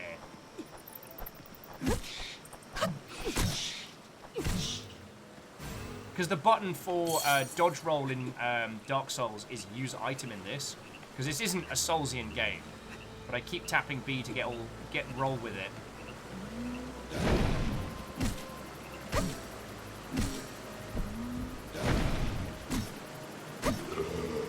So Saylin's suggesting, have you tried Workflowy? Saylen uses it for a variety of note-taking things, and it's like infinite bullet lists. Mal's looking into Campfire, but it seems a bit on the high price point.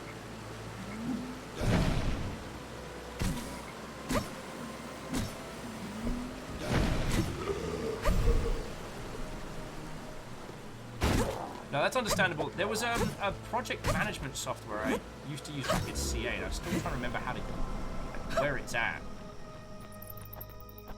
It was a visualizer for project management where everything was in circles. I hate that I keep forgetting what it's called.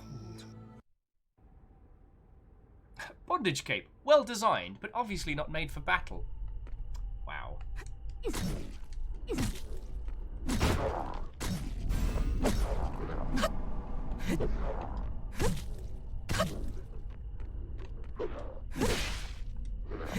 Oh, he got a fucking hit on me.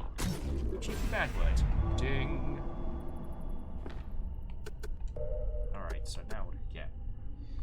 Automatically use a powerful finishing strike at the end of a whirlwind attack. Don't mind if I do!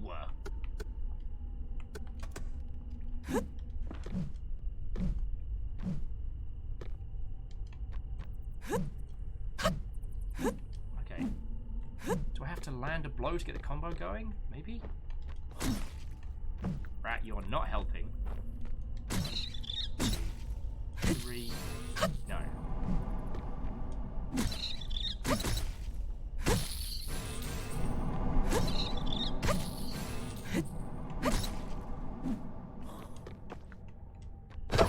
So I can do that kind of snap kick like a Hadouken. Sort of. There's a lot more to this combat system than I first thought.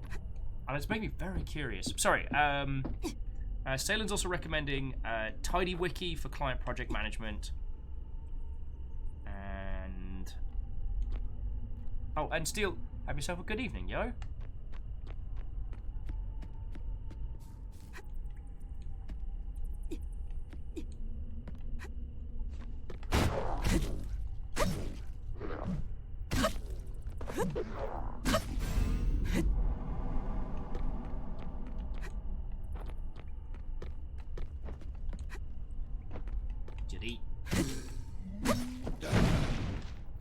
See if I can get down here without affecting.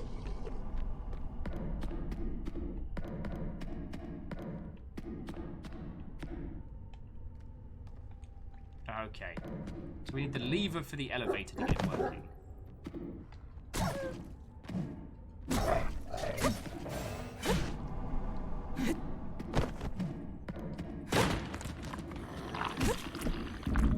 This guy just violently bleeds everywhere. It's kind of unsettling, I'm going to be honest with you.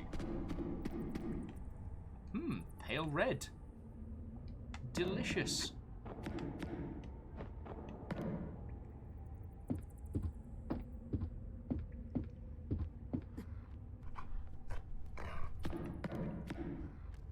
Suddenly, Silent Hill.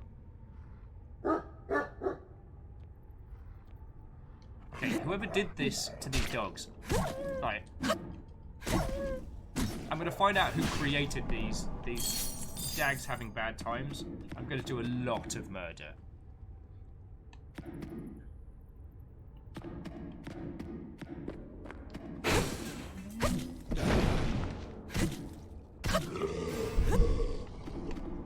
Mal's saying, for the settings, I have a couple of fantasy things and then a horror magical girls. Interesting. Oh, that... ugh. Oh, speaking of horror, damn, that's gross. Oh. Avert your eyes to the squeamish. Where's the elevator lever?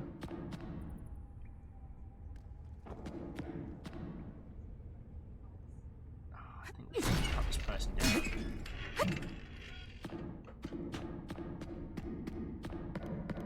Yeah, I think it's okay to do a mercy right there.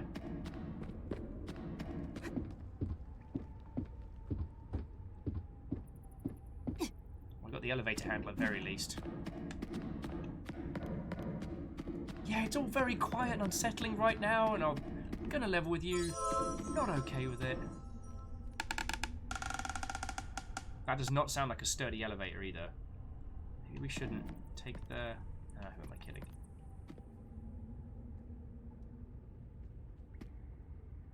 This seems bad. Oh, cool. There's a lot of these weird, gross people. Wonderful.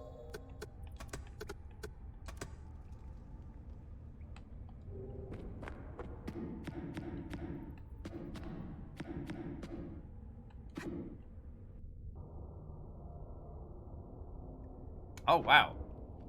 So, Mal says, without going into too deep into the last concept, the idea is that you take the kind of the magical girl... So, it's like, magical girls saving the day are actually agents of, like, body horror eldritch beings.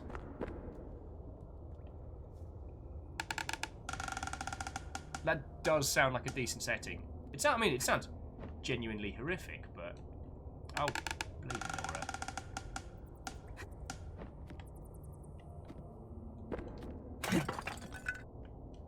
Door's locked. Job's done. Oh, that is... Whatever that residual image is, that's actually making my skin crawl disgusting. Brilliant! Video games! Wow, my conversation topics have dropped off a cliff, dear friends. Can't be over from this side. Of course it bloody can't! Good, good.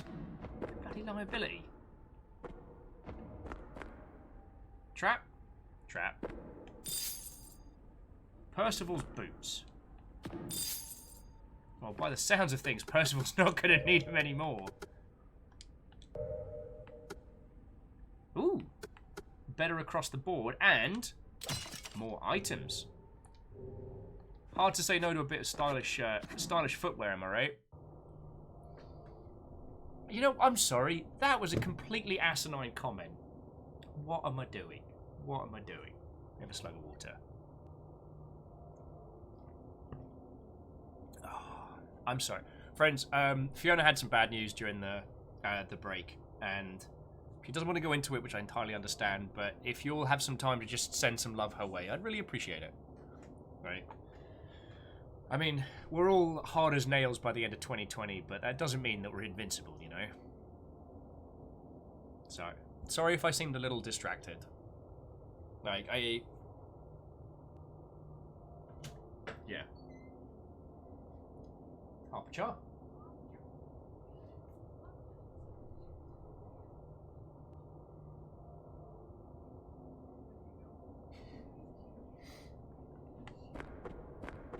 And Dragonated, like, thank you, yo.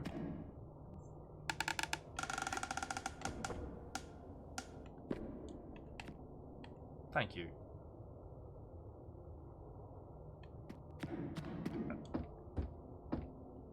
Oh, cool. See the gross characters going off, doing a thing. Ow! Some poison arrows. Ooh, what's this? Supply notes. The closest I've come to success. Perhaps the faithful adapt better to Crimson. Could Sacred Wood really be part of the ancient Shimmering Faith tradition? Fascinating! Oh, this is some blood nonsense right here. Alright. Speaking of blood nonsense, remind me to get a gun or a something. I will admit that this does mean that I was very wrong earlier about... I was very wrong earlier about not getting a bow for murder.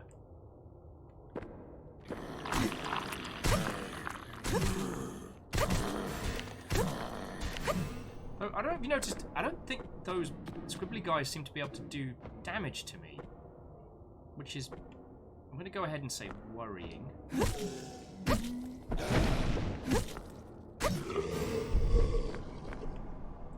going to say worrying. That pit leads down to death.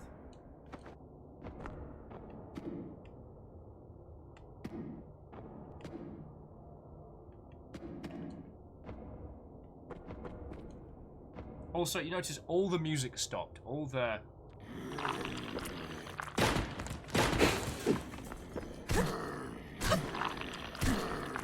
Oh, I get it. They have to get to a certain height before the blood clots become nasty. Oh, this is gross. Let's get a skill. Vanderbeest, thank you for refilling the pint glass. Holy crud. Sorry, I'm just having a quick look. Like, this is the lowest the Yaldum's been in a long time. I mean, it's still 300 HP left on Strager's rule. But, feckin' hell.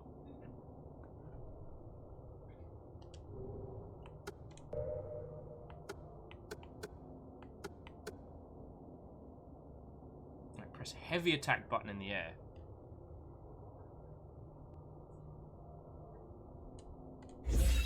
I'll take a spin slash. Wait, tell me I haven't missed the fact that there's like a heavy attack. Oh, there we go.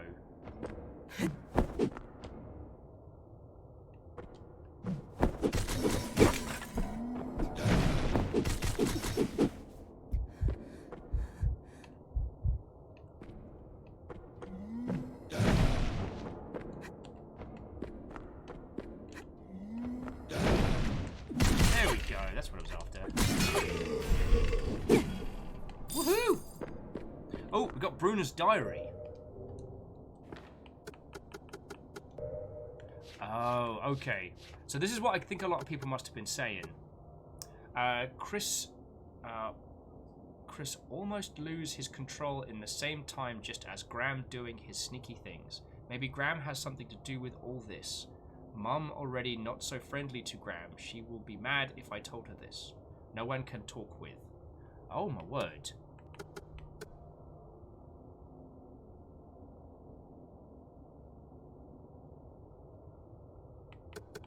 Interesting. Interesting. The puzzle deepens. Why was there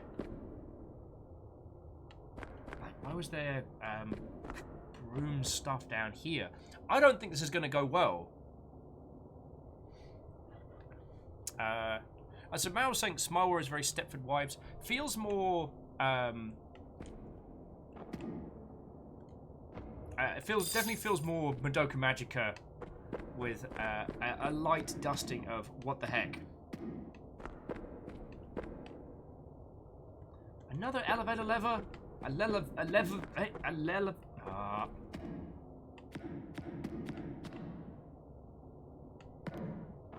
I feel like I'm getting further and further into trouble.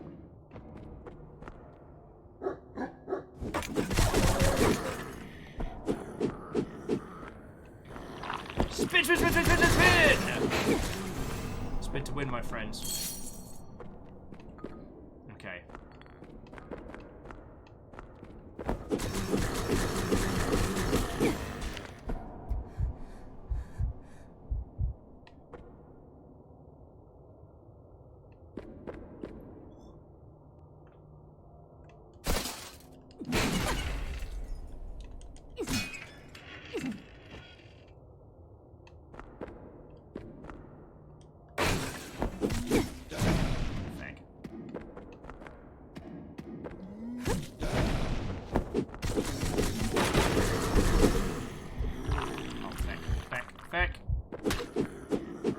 That did not go as planned.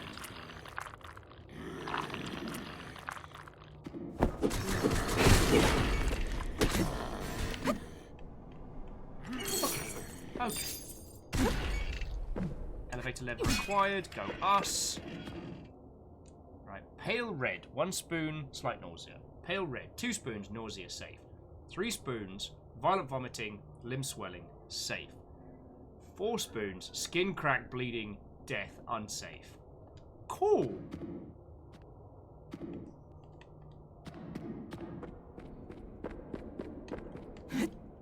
Video games! So Mal says, I'm coming up with a prototype protagonist to set the idea right in my head. The way she found out something was off, getting saved by one of them. Okay. And you were saying this was for like a tabletop setting, or just like a concept in pieces. Oh, Brune's Diary 2. Let's see how the sequel is. I'm sure it's very cheerful. Accidentally found that Chris has nothing to do with this. Eavesdropping someone is wrong, I know, but Graham really doing something behind me.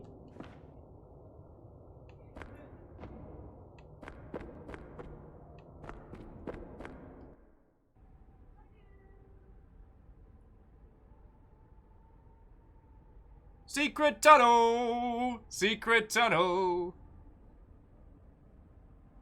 Secret tunnel. Alright, it's troublesome when your colleagues are all fools! No one can aid me in my work. I've failed so many times, there's no one to consort! It looks like the mixing the pale red and crimson gives better results, but I need to adjust the ratio. If I can extract more crimson, maybe it will be the reverse. Darn, I must fix this! And then the subject, I need more time! How could this happen? Perhaps I should give up for now. Never mind. I will find another place and different people. And the translation is wrong. Did he just make a run for it? Or is that meant to be like our we find stuff happening powers?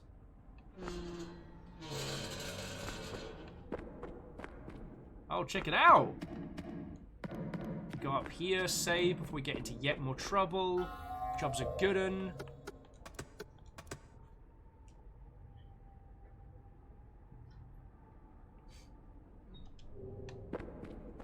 Dragnet, like that VA also voices Perry the Platypus. It's wild. It's more. There are very few voice acting gigs going round, and oh, we're about to get into the nasty. Broom's dead.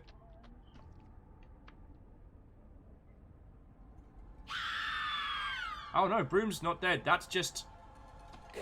Oh, fuck you!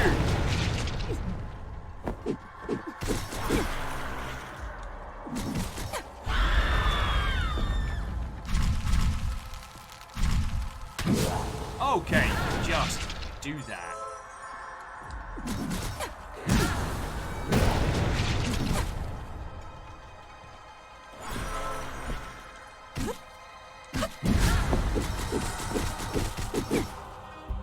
Oh, that's bad. That's bad. I done goofed.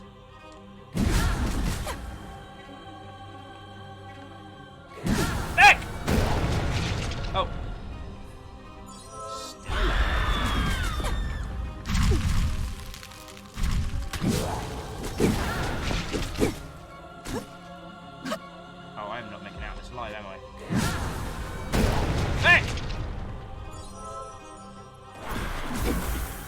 Oh, cool. Now I'm poisoned! God darn it! Oh, yeah, thanks. I hate it. That was a special flavor of heckin' gross.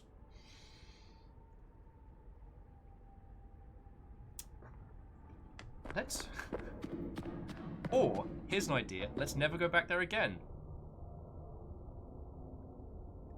Alright, I wonder if we can use the key to open this door. I'm sorry, I thought you'd gone to bed. There we go. What do we get? An emerald ring. An emerald ring and a lot of broken furniture.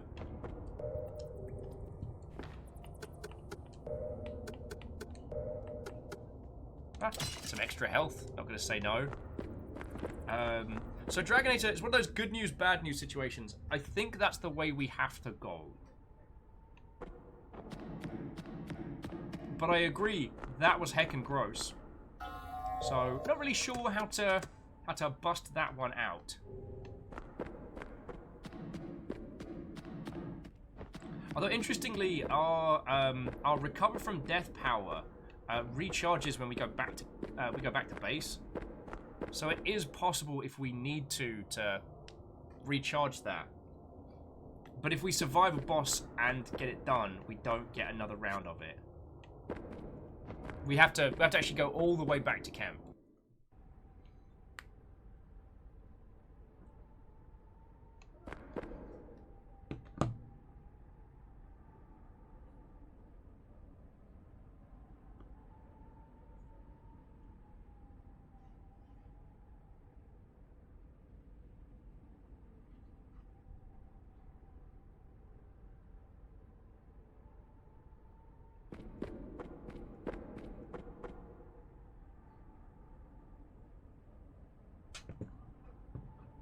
Sorry, bear with me a second, dear friend.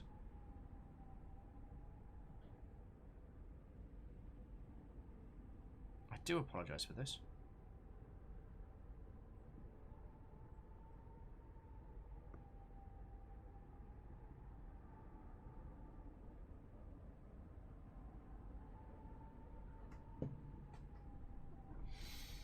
And breathe, and breathe. I tell you what, let's just take a moment. Let's take a moment and breathe and hang out for a second.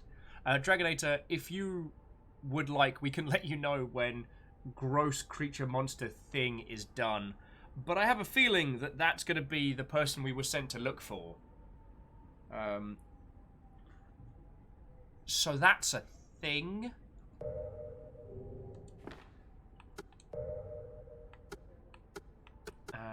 We do have some grenades.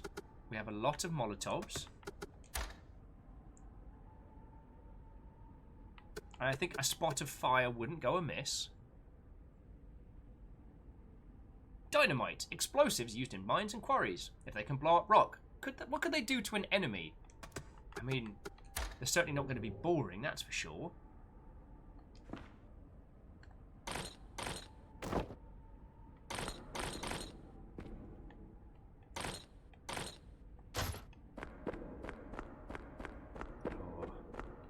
Dragonator's like, I've never actually had the urge to gag from an image in a horror game. I'm trying to think the last time I had that.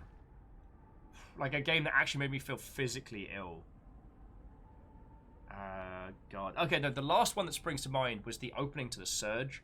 Because the body horror in that opening, oh boy. Oh boy. Anyway, meanwhile, let's throw a bit of fire on this, shall we? Jump that one, it's fine.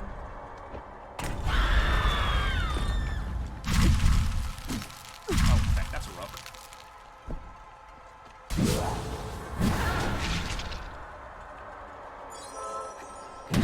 Oh, feck's sake. It's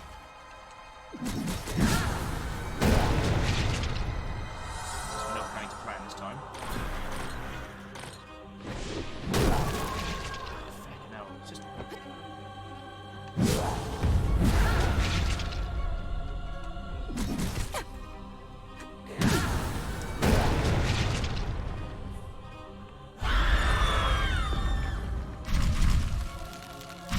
You got this, caffeine. I'd like this boss, which I absolutely do not have.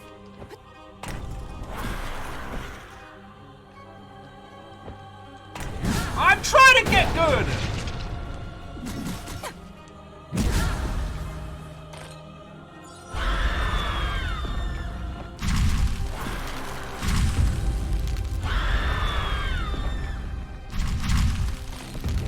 Oh, come on!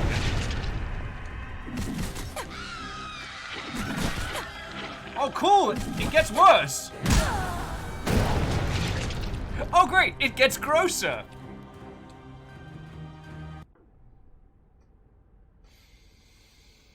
Oh, the Molotovs was a good idea. I'll take that.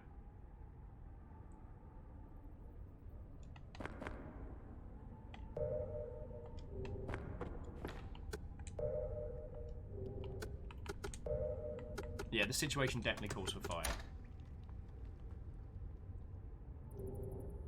Wait, what does the cider do?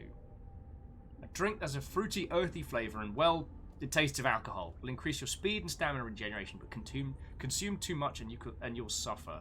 Who wants to get drunk? The grenades were fecking useless.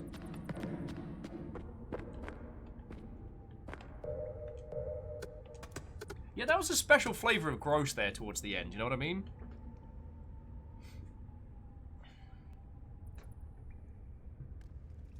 Kessel's like, I'm gonna stick with the hot chocolate, thanks. I mean, each their own. On the plus side, though, while hot chocolate does always sound delicious, considering the place our character is at and the creatures they must fight, at this point, like, I don't think I want anything. All right, so I've got to get good. All right. So, add fire. Dodge. Dodge. More fire. What have you got? Oh.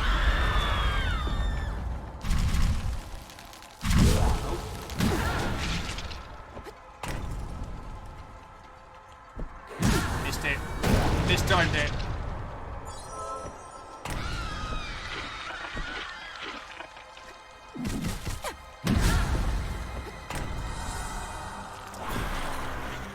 Oh, feck. Darn it! Oh, cool. They're like horrifying tiny baby monsters. Thanks, I hate it. Clap, clap, clap, clap, clap.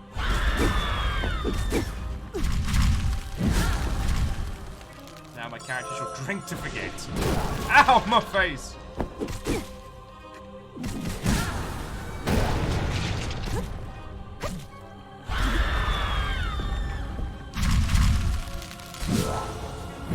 Oh, I timed that just right.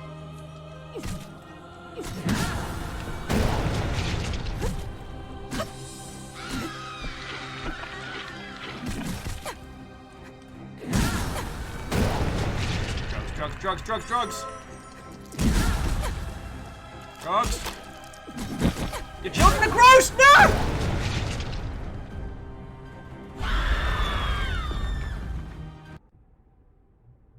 Sorry, bear with me just a second, friends.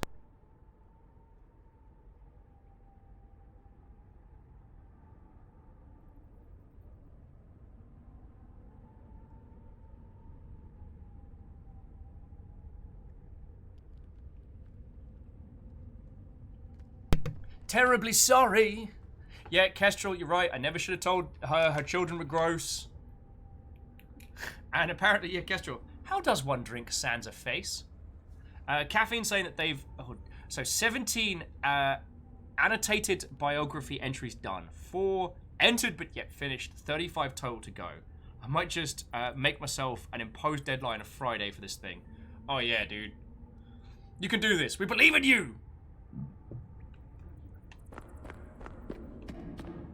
I've got to beat whatever this pile of grossness is.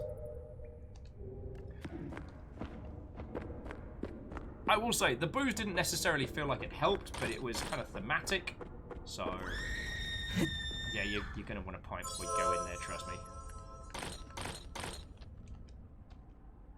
It's so gross in here. And I have a feeling that this is...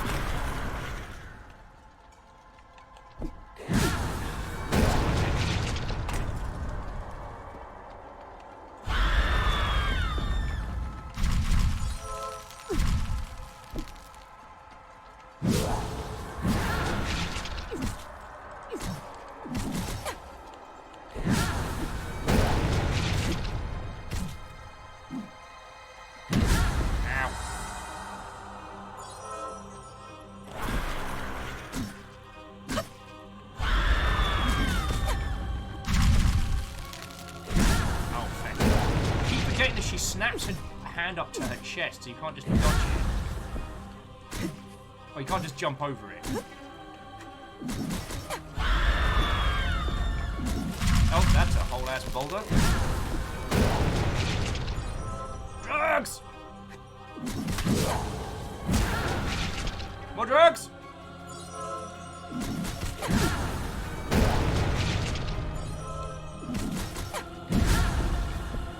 Joke's on you, lady. I got nowhere else to be today. Okay. More drugs. Drugs and fire. Oh god, drugs, drugs, drugs, drugs. Yes! Woohoo! 1 Hey, everybody! Guess how you double jump?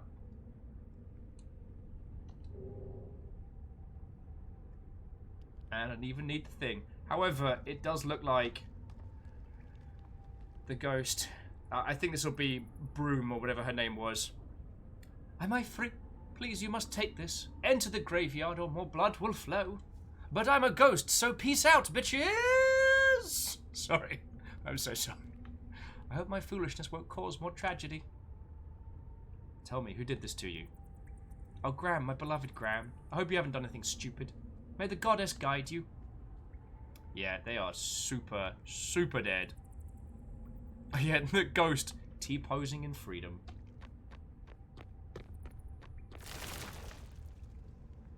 Hello, Vigilant! We meet again! The trial has a different meaning for everyone. For you, it is very different indeed. Oh. Defeat the gatekeeper, pass through the port of Venus and end this nightmare. Perhaps you will be the only one to finally succeed. Heck off. I'm gonna go save. Let's go past a corpse waterfall. Good level with you. This whole setup. Still gross.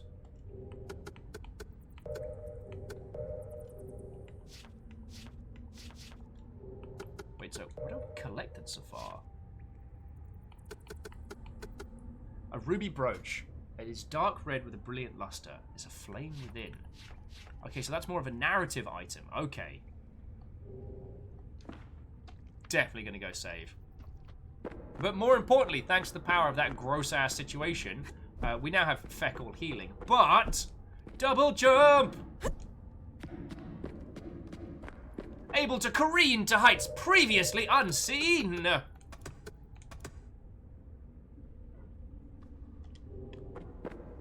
So Caffeine, aside from the inordinate workload, how have you been doing, friend? Like, I know we get your lurking company a lot, but I realise I don't ask you how you're doing much.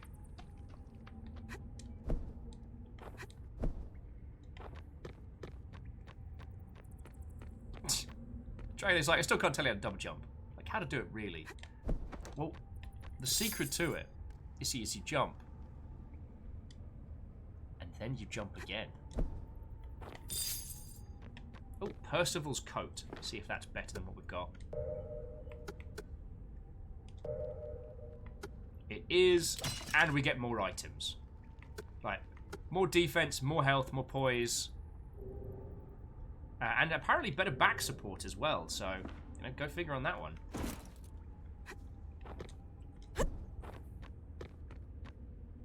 It does feel like there's a bunch of places that we'll be able to access now thanks to the double jumping. But a few of those, it does feel like we managed to find cheeky ways to get around it. Ha, take that, Boulder. There's no flowers in this cave, only blood. I want to make a flower crown for Chris. Oh, Graham comes home soon.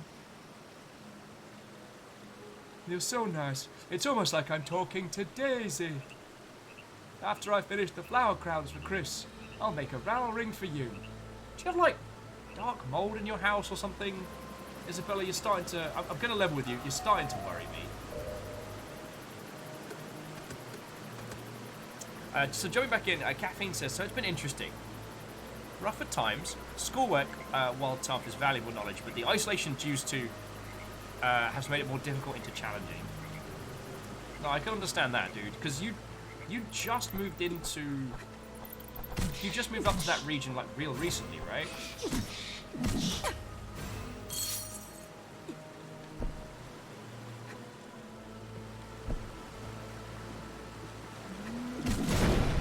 Okay, that was too blasé.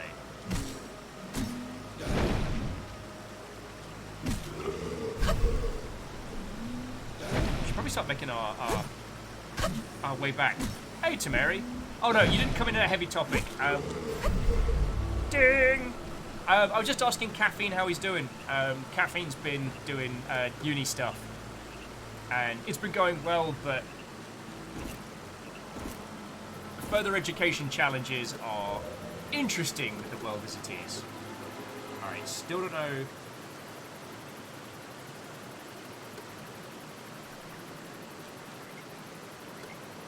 Oh, so that was the whirlwind strike.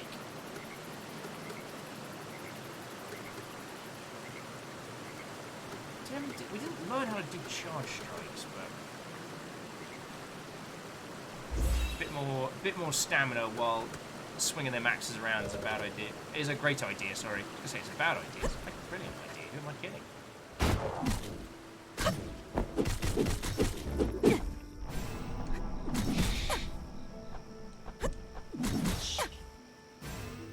Kill bats!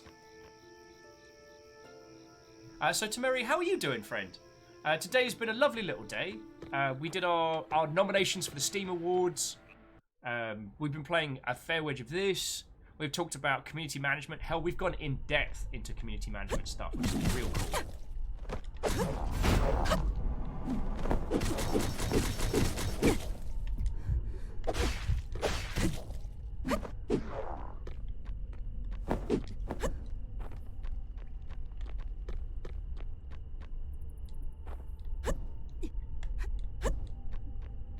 See if these three are still here. A great deity in silence.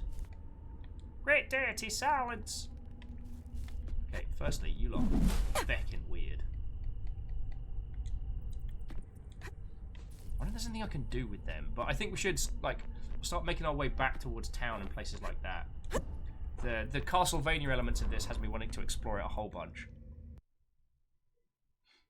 Mal says, I know my free company on 14 did a ceremony for folks who weren't able to do their graduation this year. I heard about like a couple of similar events like that, and I really like it. Like,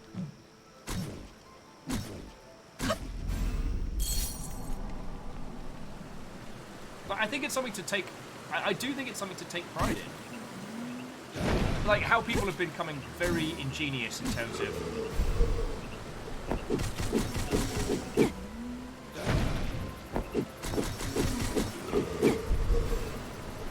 In how we've digitally worked our way around a lot of things. I mean, Caffeine was at it, but like one of the things that Fiona organised this year was a digital pub crawl as a charity event, and that went really fucking well.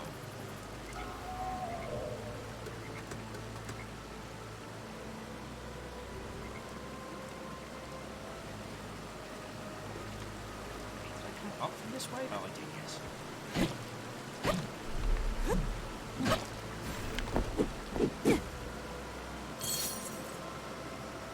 Oh, and Sorry says they've cracked how to do stained glass. Nice. Oh, you. Oh, Caffeine says there are 1.5 pub crawls. At least they remember 1.5 pub crawls. Caffeine, I still remember when you were like, if people donate money to Child's Play, I will do shots. And both you and Dak got really into it. And you both raised a lot of money for very good causes. Oh, what's this little house? Oh, this is Brune's home.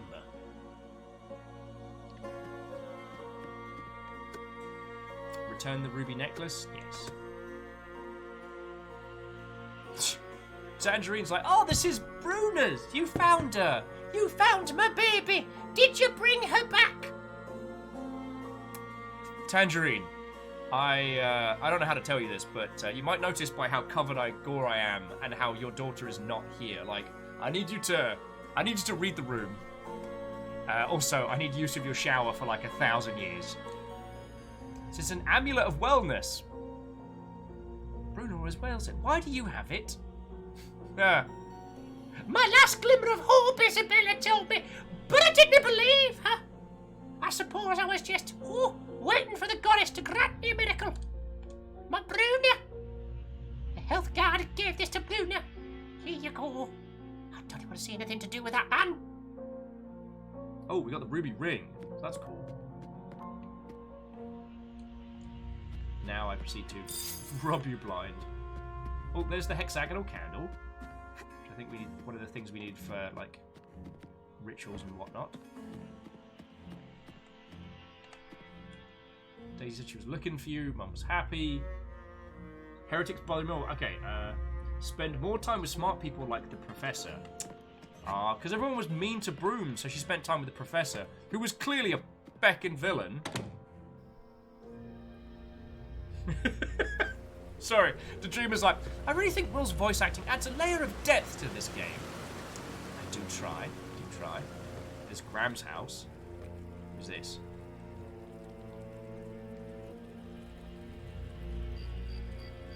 Okay,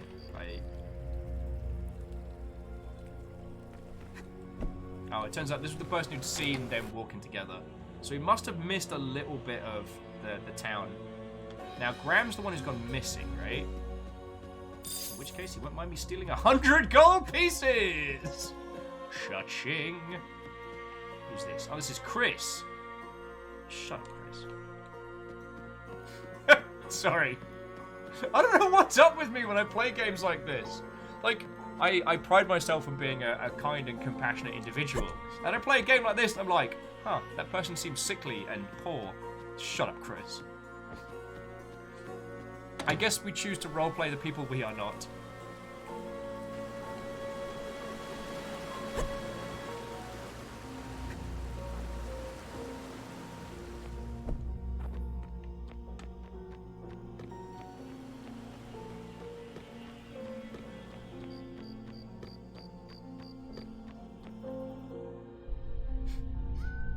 It's weird, Keezer, because there aren't many games that I feel that want to be an absolute reckless terror in. There's a few, but not many, you know?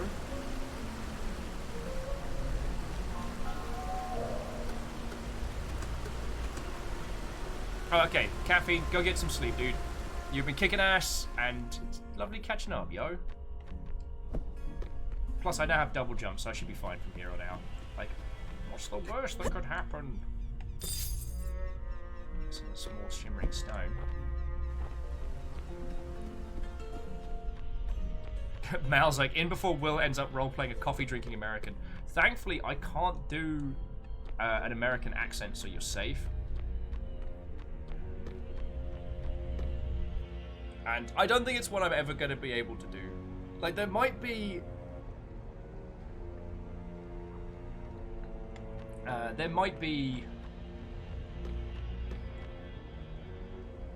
Nah, I can't imagine the time. And the Dreamer, I'll have you know, I was murdering people in Dark Souls long before the Jingle Road. It's not a...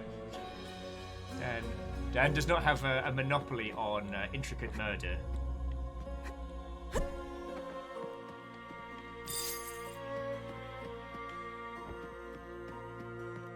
Keith is like, what if you did a bad accent? I don't know, I don't want to do anybody a damage.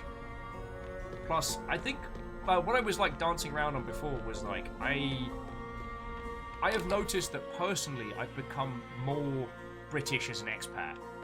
Like, I sound a lot more... Oh, someone took a slice of the cake? Those wee bastards. Alright, now I'm going to go halberd wreck somebody. I found that I sound more British since I've moved overseas.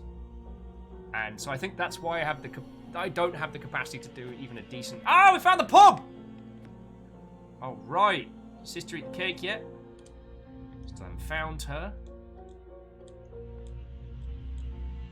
I saw her leave your home. Which direction? Heard muttering about the graveyard. All right, well, I'm sure nothing bad's going to happen there.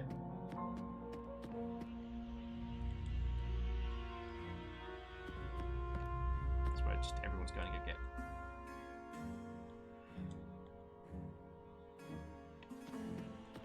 Oh, here was me being a complete dingus again. We got a new ring. Did I equip it? Did I? Heck. Oh, an attack ring. Don't mind if I do. Okay, Hunter, you make a very good point there. I didn't realise this was the pub when we first came in because there was no bartender. Swain, who can't work out how a spoon operates.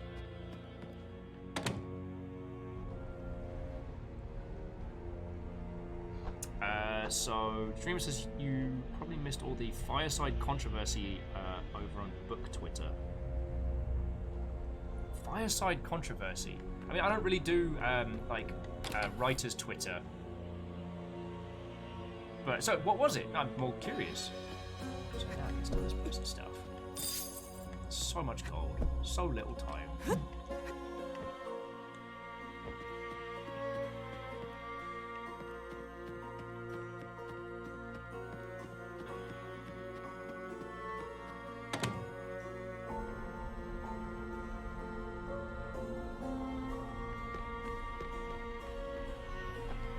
Alright, so we know the professor is a feckin' villain. I doubt he's just gonna be hanging out in his home being like, yo, what up?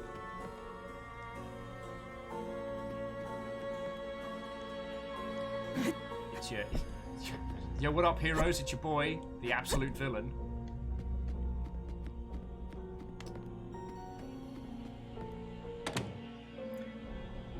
I was saying, if I downed a bottle of vinegar and did a line of salt, would that be as similar to eating some salt and vinegar crisps? That would be an exercise in agony and pain. Thank you.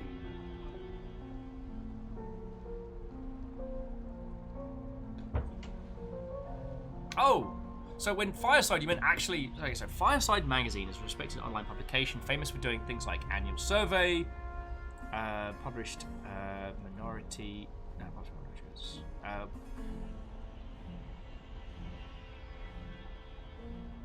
oh, okay. Oh no, I think. No, okay, I think I see where you're coming from.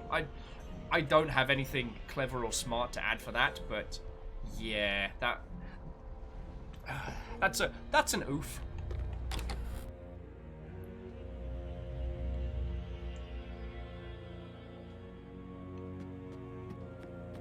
Okay, then we have. All right. Got any new goodies for us? You've got nothing! I mean, there's a fancy mask if you want to be all plague masky.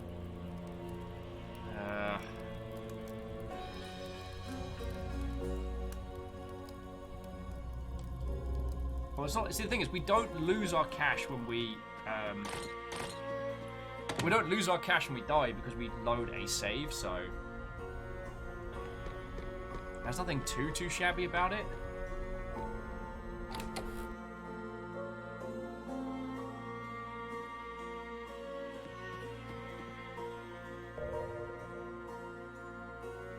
The Dreamer says, it's embarrassing and all involved, and that's my Twitter timeline. I felt both slightly humorous, but also kind of understandable that, was it Ready Player 2, the book is out at the moment, and the nerd writers that I know are absolutely having the worst time with it. Well, also the best time. A lot of people are, like, are giving it a hate read. Now, I'm not going to say, like, one way or t'other. I'm not going to say one way or t'other whether or not it's good or bad because I've not read it, and I'm by no means a great literary critic. But I will say I can understand people's frustrations because I'm like toiling your life away writing incredible works and having no one notice them, and then watching Ernest Cline just say references. It's not... Yeah. And have that book then be a massive seller.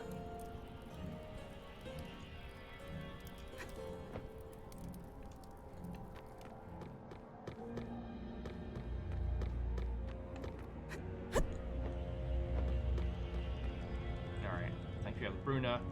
Now I'm worried about Graham. Someone familiar with the outpost knocked Jeremy out and broke into the key room a while ago, but didn't take anything. Someone's just trying to steal stuff.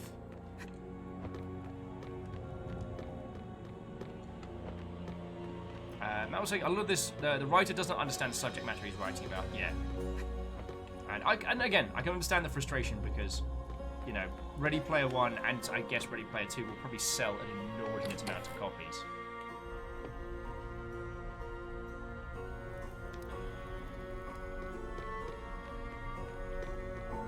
Sweet mercy. So Dragonator, there's nothing...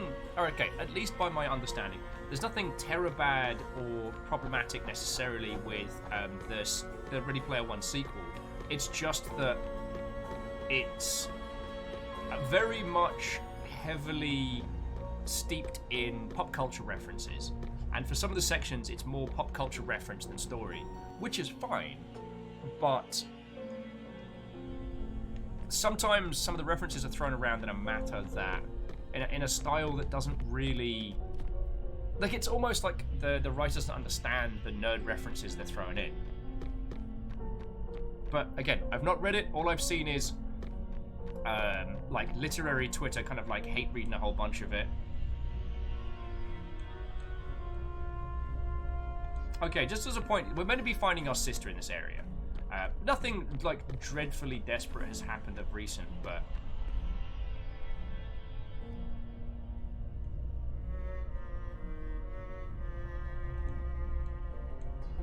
oh, we gave Stein his key back.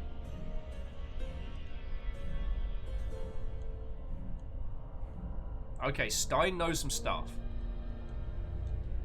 But he ain't talking.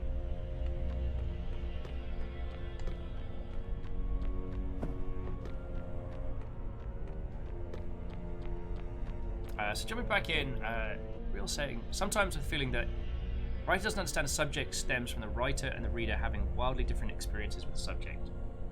God. I'm not gonna sit here and pretend to understand, like, the process of literary creation. That's why I mostly focus on discussing, like, the art of games.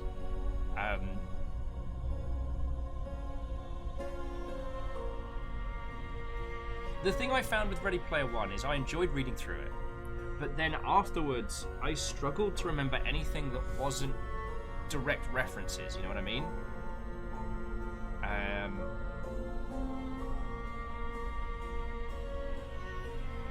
God, I'm trying to remember when Ready Player One came out.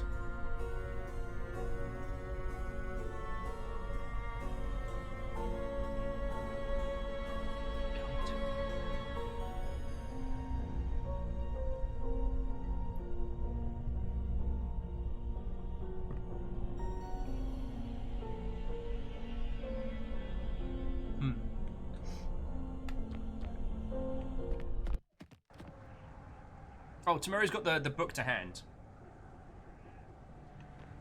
Lovely, lovely.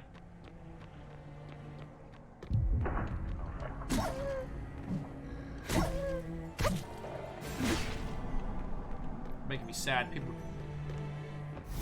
Oh, feck! God darn it! I pushed the wrong button!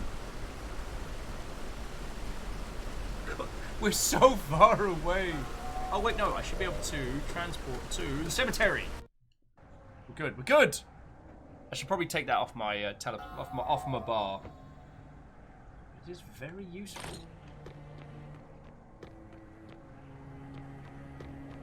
Oh, so we can open this.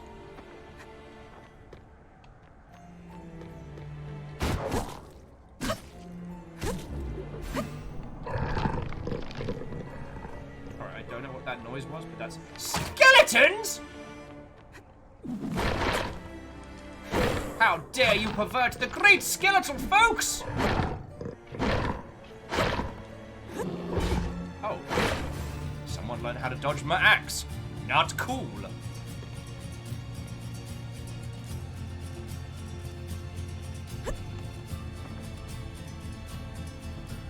Okay, so it's published 2011.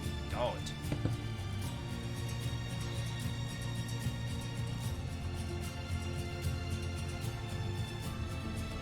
I'm trying to think where that kind of fills in with like the timeline of like nerd culture as primary. God, I'd have to pour a cup of coffee and look at it, because basically what we've seen over the last 2 decades is nerd culture moving into being just culture. Like, Star Wars isn't a nerdy thing anymore. Star Wars is part of life. Video games, there's like 1 in every 3 homes now in English-speaking territories has a games console of some description. And video games are now a huge part of everyone's life. Yeah, Varials, I'm pretty sure you're right. 2011 was like 45 years ago. Although, I'll be honest with you, like, 30 of that has been 2020.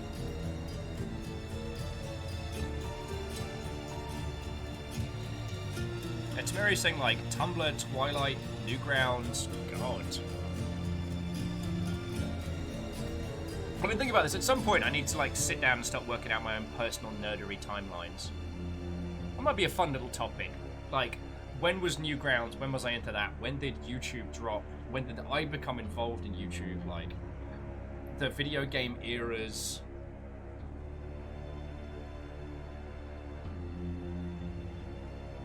God.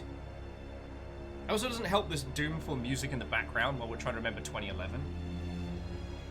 Ah, Flash games. It's a huge part of our nerdy culture.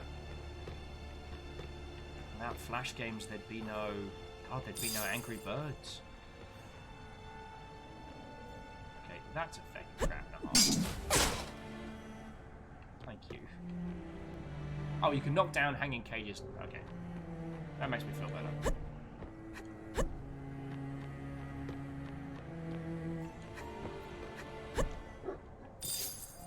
Some silver arrows. Those sound expensive.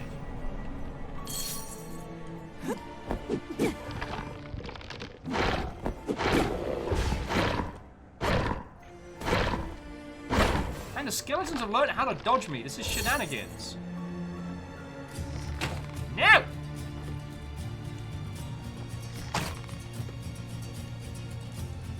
Daggerfall! Haha! Skeletons are weak to daggers. Science fact. Mal was saying, I think there's an extent to, in the processing, lots of things are going through where the niche becomes mainstream and commodified. Well, you're right, it is a thing that we've seen throughout culture. Board games, models, movies. It's just nerd culture as a whole. Well, I guess we could say like the acceptance of nerd culture and certain IPs that were synonymous with that becoming part of the mainstream has been something we've seen in our lifetime. And because what I'm trying to think of it is like, when Ready Player One dropped, at what point were we in the whole like cultural assimilation of nerdery? Do you know?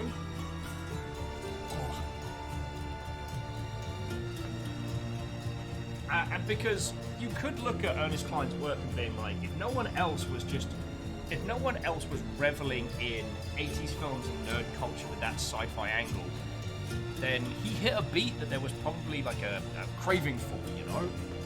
Not saying that his books are amazing or his writing is amazing. I'd read Ready Player One and I enjoyed it. My realization was that I probably couldn't tell you anything about the books at this point. You know what I mean? Later. If you want to yoke yourself off into oblivion, sir, I won't stop you. Oh, a bloody bone. Bloody bone. I tell thee, Sheila, it's a bloody bone.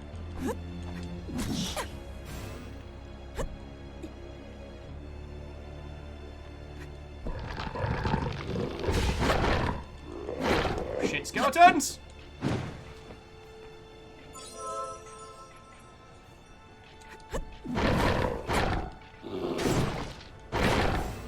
Ding! Alright, give me some more. Oh wait, did we get a free health pack when we ding? Lovely. Because the thing was, I watched the movie of Ready Player One, and it's not good. But there were moments of it that were brilliant because of what it was able to do. Like, Mechagodzilla versus Gundam. That is a thing that you can watch on a big screen, or could have watched on a big screen, I guess now a tiny screen. And as a Gundam nerd, and as a Kaiju nerd, that's fecking glorious.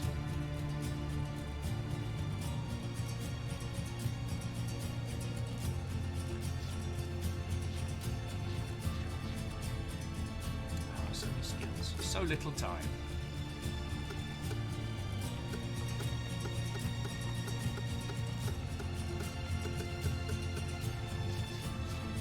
Else like this on this end. So rip and slash after charging, launch faster and more powerful attack. So I haven't learned how to do rip slash yet.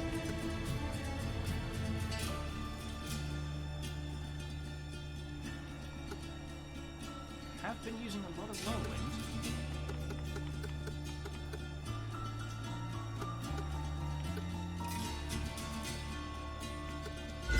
Sorry, I realised I got into the tree there. Where were we, friends? Where were we?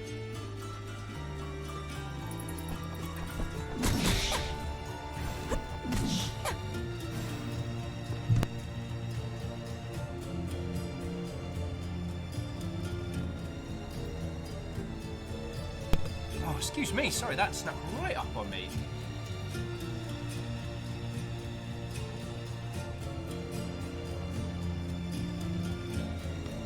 So Mal was saying, I think overall it's good in that it makes the thing more accepting to various people. But I do understand some people that where they feel like they were being pushed out by other folks who used to dunk on them for liking the thing and maybe not being so neurotypical themselves. That's a good point. A lot of people that took solace in nerdery, nerd communities, video games, etc. didn't do so because they were happy individuals. Like looking back on it, I couldn't tell you precisely why video games ended up being such a big part of my. Yeah, the skeleton's kicking my ass.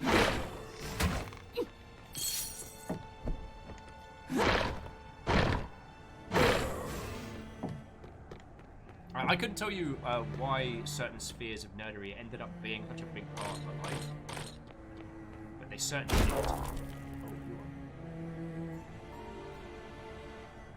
Bloody hell are you supposed to be?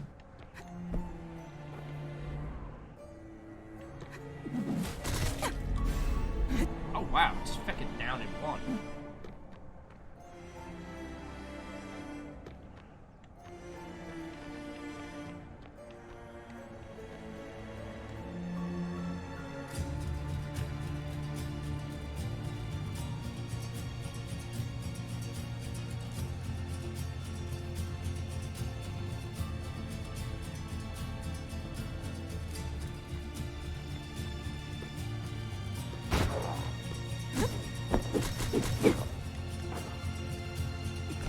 Okay, sorry, I nearly stacked it hard there.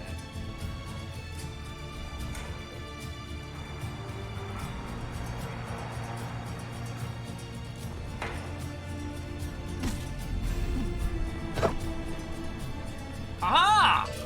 Oh, I made it to a feckin' save point. Sorry, I know I went very quiet there.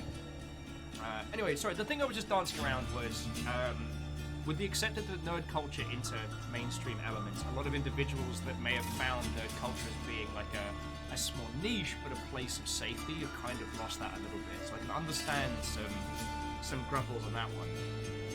I was trying to remember why it was that video games and nerd culture became such a big part of me and who I am, and I'm not really sure I have like a clear answer. Like, I was dyslexic because I am dyslexic as hell, so regular written mediums are a slow and arduous process for me. I don't remember being bullied to shit in school. I remember not giving a heck.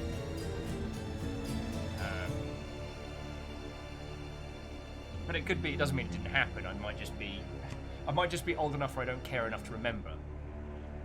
I remember being obsessed with video games for the longest time. Right, I can't remember a time in which video games weren't a huge part of my life. Oh god, I even managed to convince my parental unit to get me a Game Boy by kind of putting it more in the air of it's a toy rather than it's a video game console. A little bit cheeky, I will admit, but it did the job.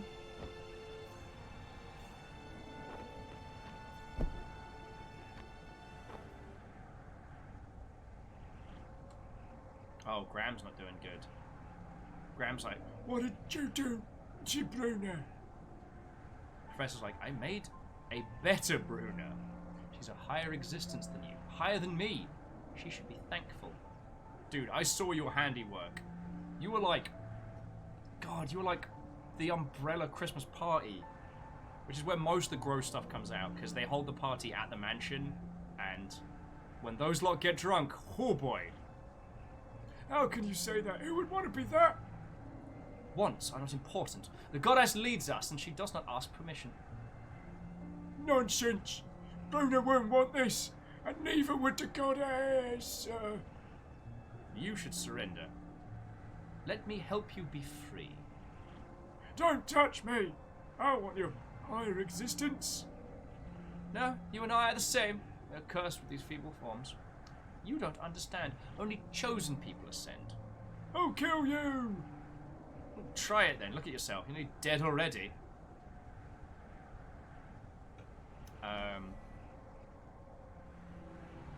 So Tamara was saying, first game I remember playing back was probably Pokemon Diamond. Oh god, it makes me feel 1,000 years old. Clank says, back from booze building. How's the Vigil? It's really good.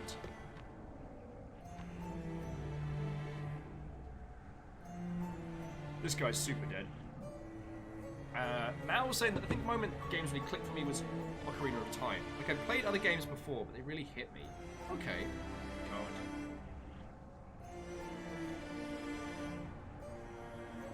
It's hard to... I'm casting my mind back, and it's hard to point to one game that made me go, no, this is me.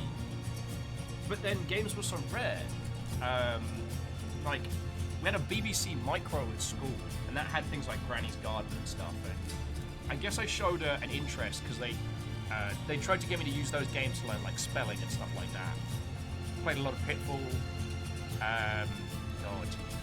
At my old man's work, they had like an old, I think it was like an Intellivision, and then they all used Macs for sound recording stuff. So I got access to like basic Mac games like Crystal Crazy and oh god, what was the other one we played a load of? And then we started getting into more like in-depth things, you know, the LucasArts Adventures, Blizzard games, Descent, god. And I'm trying to line up the timelines myself. Well, okay, so friends, what were some of the games that really sparked for you if you cast your mind back? Just while we're listening to Graham being like,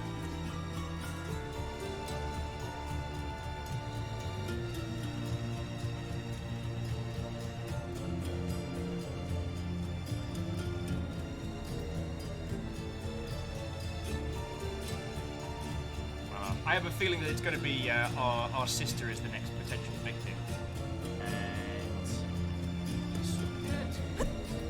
And good work there, Broom. Oh, sorry, Graham. So jumping back in, Hooks was saying like Skies of Arcadia, Diddy Kong Racing, like Perfect Spark, Super Smash. Oh, the N64 was yours. Tamara says Digimon World Dawn, yo.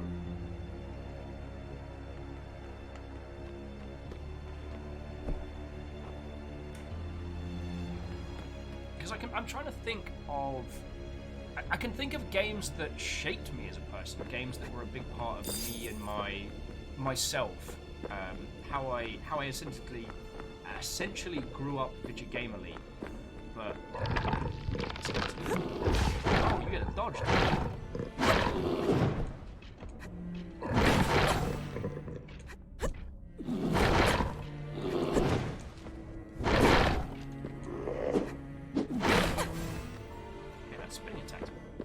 Spinning attack is awesome. Note to self, use more. Note to self looks like don't leap off blind. Ow! Frickin' skeleton bullshit!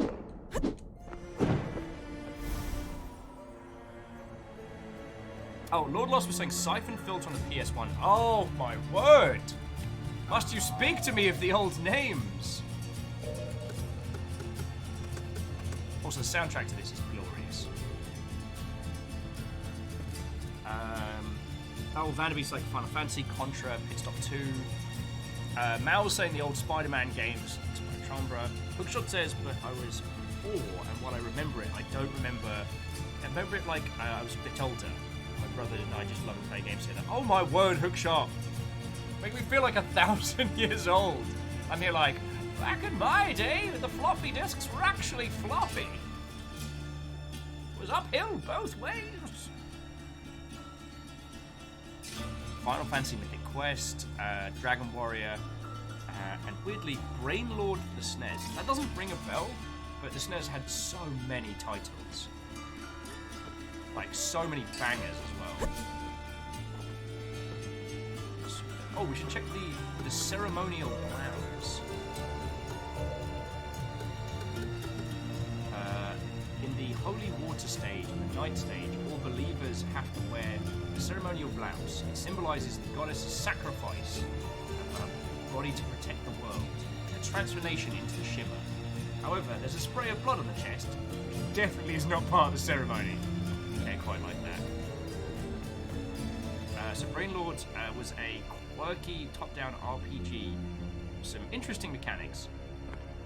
Oh, hookshot's 31. Okay. God, so that means I was...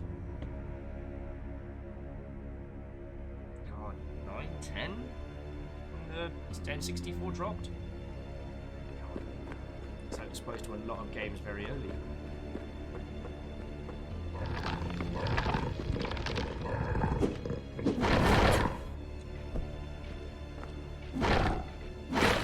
Remember, friends, Dark Souls rules apply.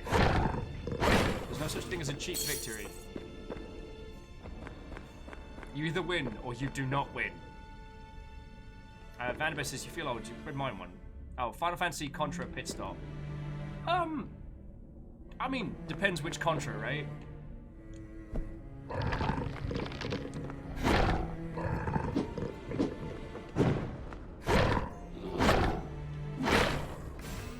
Not today, skeleton.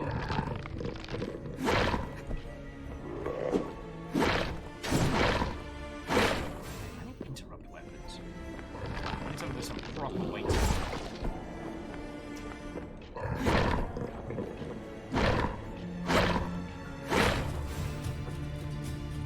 Blessed art be the cheese, deliverer of souls. Fucking right.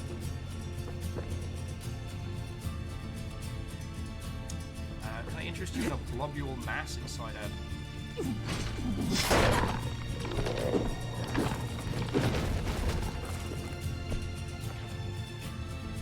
Dude just having to walk around with a cage there like it's no big deal.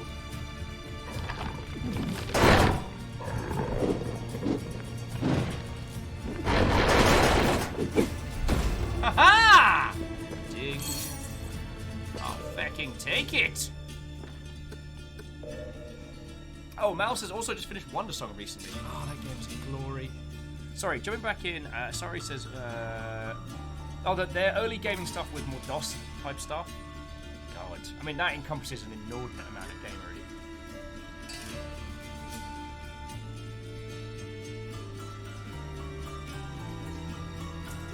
Keys is like, you ever have a soup wasn't enough flavour for you? I'm at that point with this broccoli and cheese soup. Oh, I'm sorry. A disappointed soup is a great waste.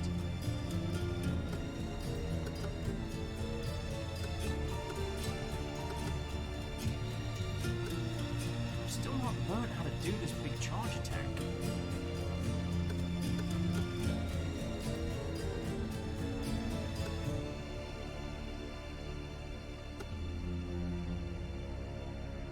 Oh, and we get a shockwave after our big spinning move. Don't mind if I do.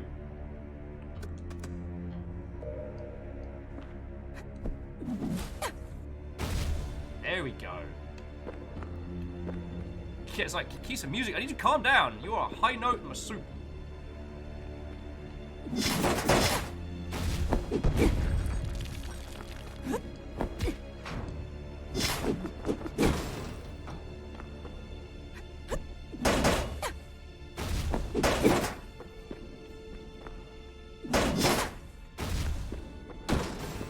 Okay, that now wrecks face. Steel Fox, welcome back. Watto. Oh, feckin' torsos.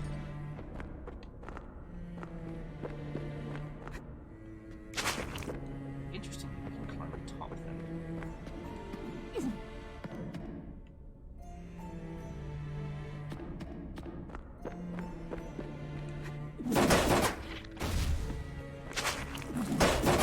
So do not pull your arm off just to beat me with it. That's...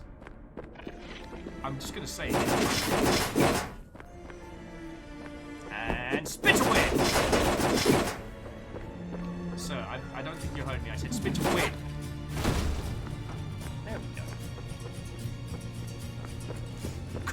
crouton. Crunchy friend, the liquid broth. I am gazpacho.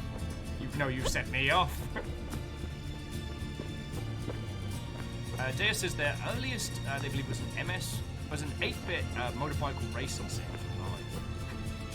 So I keep trying to think of like early games that I was obsessed with, but they weren't, and we didn't have access to them. Oh, this looks like a happy room.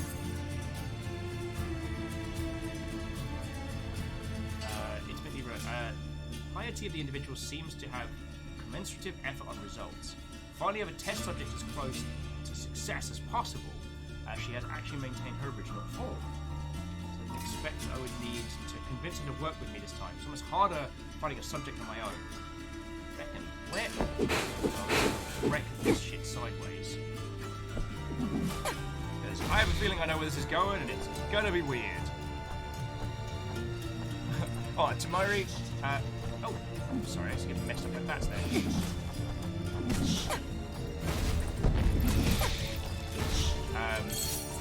May your ghoul hunts be easy, and may your rewards be numerous.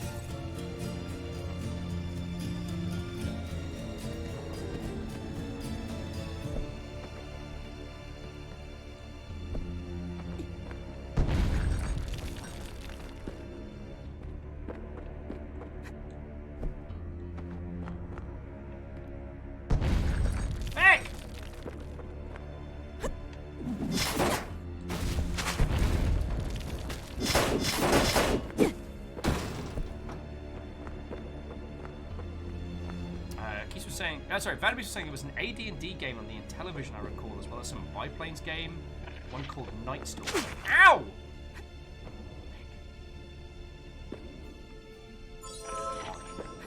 Oh, you piece of bad word.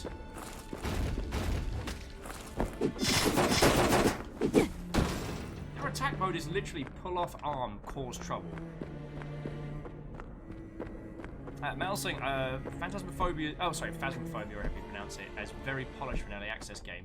It is. I would say at this point, though, if you're making an early access game for Steam, you should seriously consider it to be just like a limited feature launch, rather than like a traditional, like alpha or beta demo. Because it's like, users will forgive a lot of things if the core experience is good, but it seems that despite, you know, the inclusion of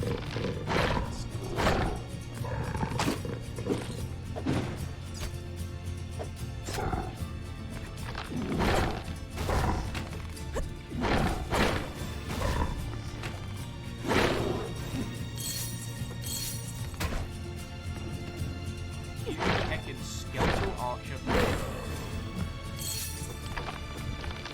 How many bad words are there?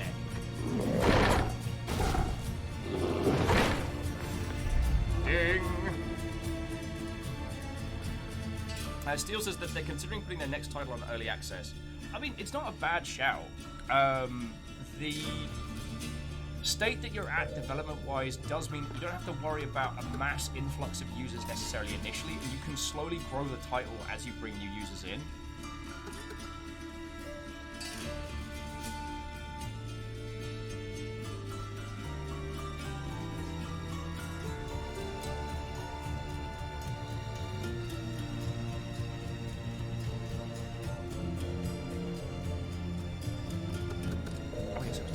I'm so sorry. You know I get distracted.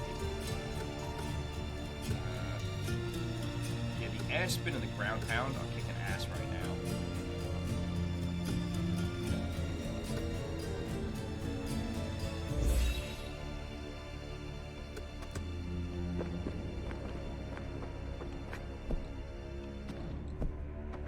Call it a blood slab. It's a blood slab. Hoot hoot, my friends. Hoot hoot. More gold! Have you worked out what small shimmering stones and stuff are for yet? Oh yes, we have. They're for crafting.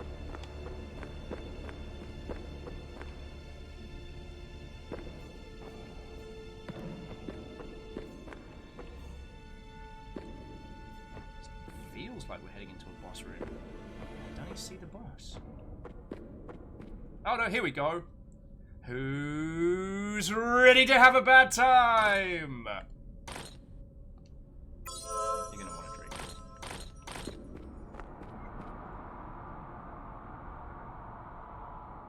Press like, I know you're listening. I guess we have special powers. Don't ask me about Bruna, she's not important anymore. Because I have a better option now! Strong faith, young, healthy, special senses. I'm very curious about your family history. I believe there must be something unusual. You're the first pair of twin sisters in town, but based on the results I have, your family history, the old one's religion, are much in common. For example, blonde twins, akin to Status and Lawbury, who, as we know, were the founder of Greg's Bakery. The Messenger family from the Skull's Throne legend, the blind servant, all blonde twins. So there are none like you. Family superior to the others. Well, now we know he's the baddie. Did someone say eugenics? Because I'm about to kick your ass. Haven't killed me yet. Alright. I think I know how this is going to go down. Badly. So we have the Scarlet Ocarina. Used in front of a ceremonial stone, at the moment in the catacombs, you will be transferred to an unknown space.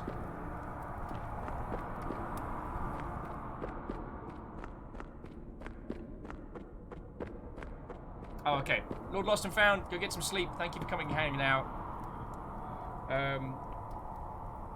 In case you hadn't noticed, this game is a lot of fun, and if you dug Salt and Sanctuary and stuff like that, do pick this up. It's been a real good... it's been a real good, like, background conversation piece. Did we last save? Not nearly soon enough. Let's see if we can get back up. And go get that, get a nice little save checkpoint before I go inevitably get my dumbass killed. Like, Will's about to do something stupid sense is definitely tingling.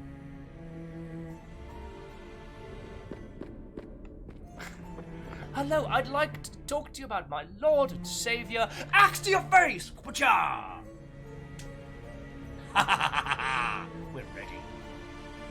No doubt, whatever this boss is, it's going to kick the poo out of me at least twice. Right,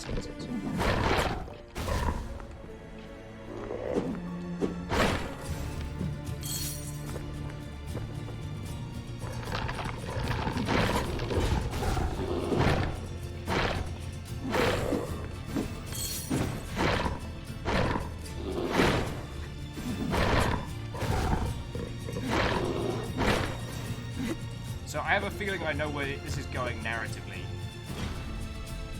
God damn where that bloke is. I think what we're going to see is our sister is the next monster twisted by the professor.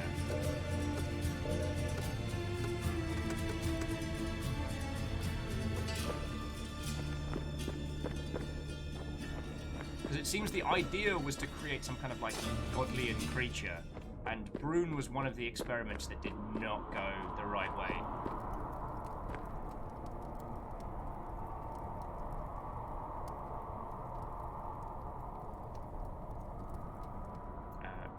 Steal, no!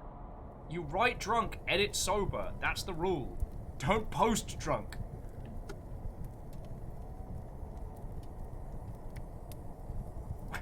Oh, sorry, Dreamer was saying they need more people to play As Far As the Eye, so they can beat level 2, and tell the Dreamer how to beat level 2, because they cannot beat level 2.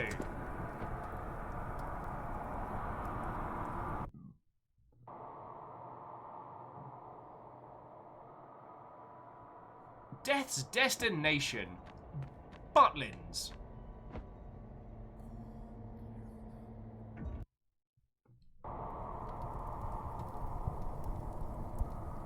Oh, okay, we can take an elevator out of Death's Destination. Or Death's Donation, as I like to call it.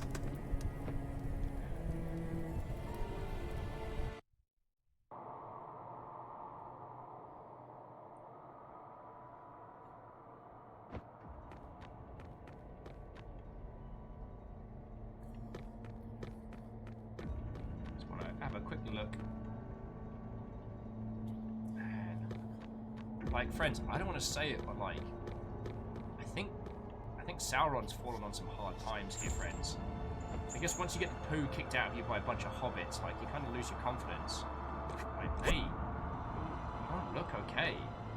Like, do you have like a caller or something I can talk to?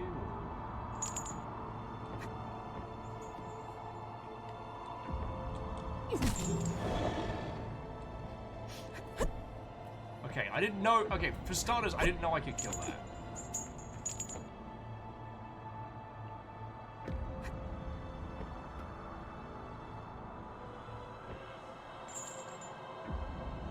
Okay.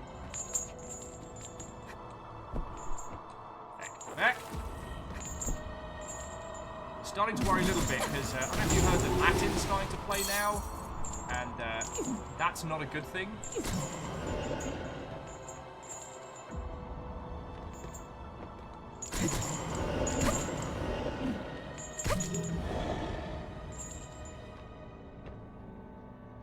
Like, friends, when the Latin starts playing before you even got to the boss fight.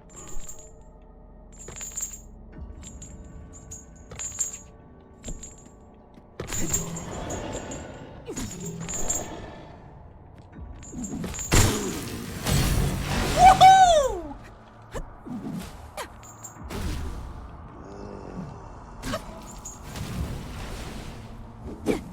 Okay, I won't lie, that was a lot of fun.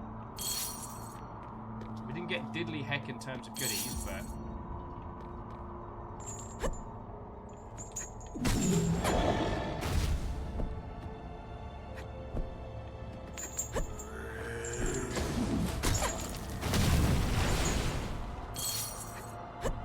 Well, if anyone needs throwing knives that we got from people who, gosh, are not doing well. So, the real one says, does everyone assume Cosmic Goatsy is an eyeball? Because the alternative is far more horrific.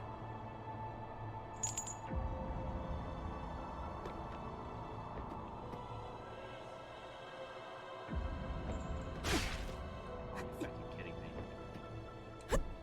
I can tell I've been playing too much Spelunky of late.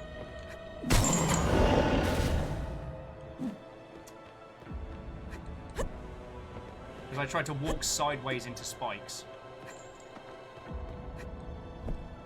The spikes are like, no, we're still sharp. Why would you even think you could walk into a sideways? Oh, that seems fine. You want to go poke a ritual with a stick?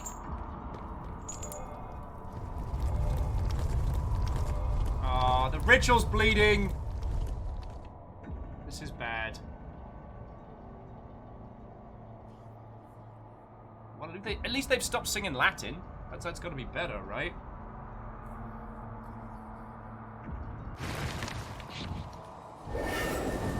You.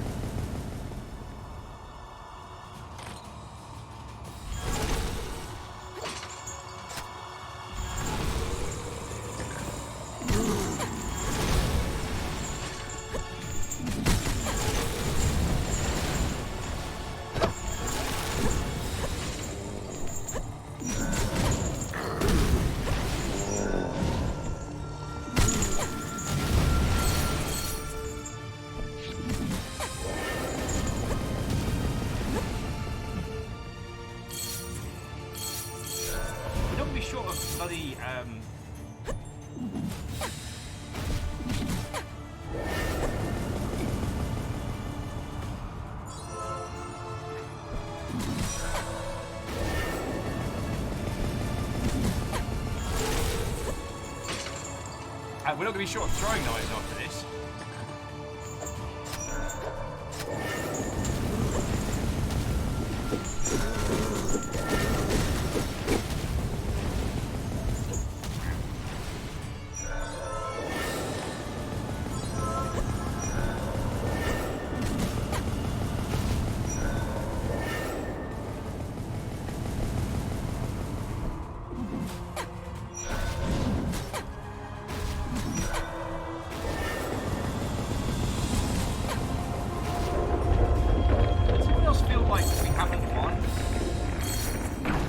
Yeah, I knew it! goody.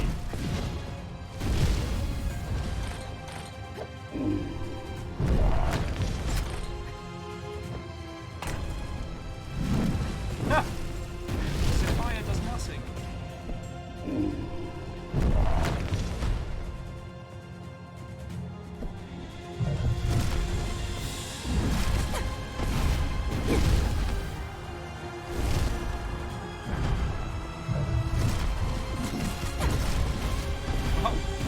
Oh goody, everything hurts. I'll just do some spectrum. Jaws level nonsense.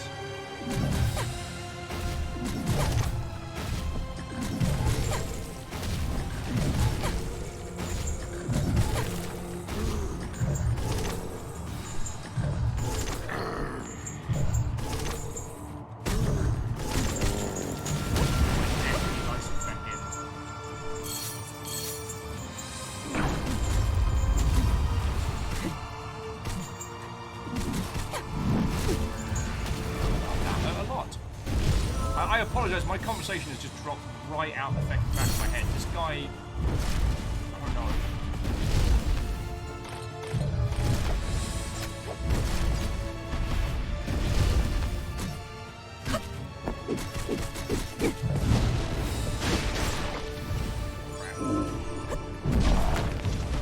That was my last chance saloon maneuver. Oh, you got me the back end of it!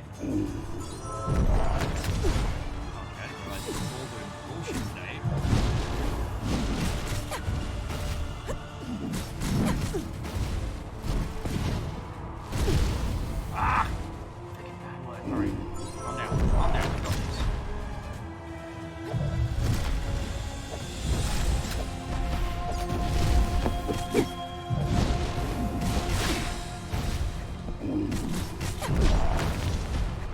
Right, cheap win's still a win. Cheap win's still a win.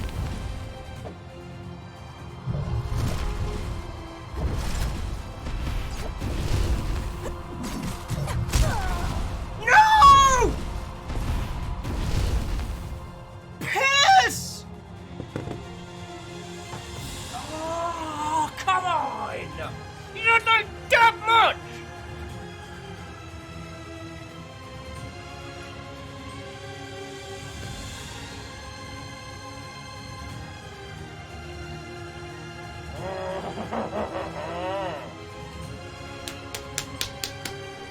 Nope, I fucking destroyed my headphones there. Hopefully, I didn't break anything big and dang it. Ah, first time, not bad at all. I'll take that as a compliment. When did we last save? Oh, when did we last save?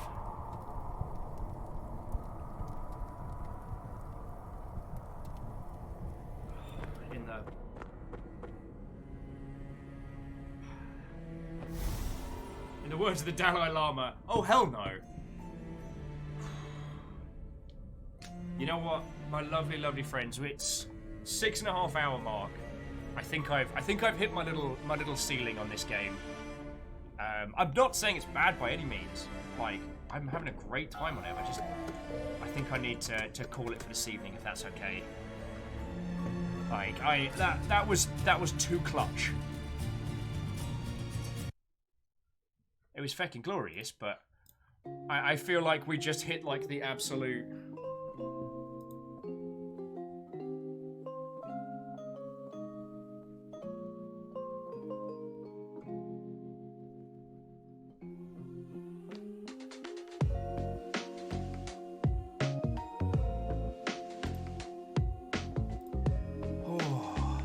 So Miyaki Scary says, be honest, are you playing this later on your own? I don't know.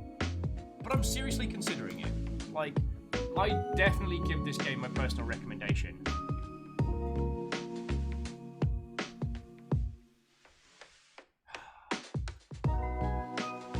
Fucking yo. Oh god, as soon as I've stopped now, I feel like I just want to like stand up and fall over. Does that make a weird kind of sense?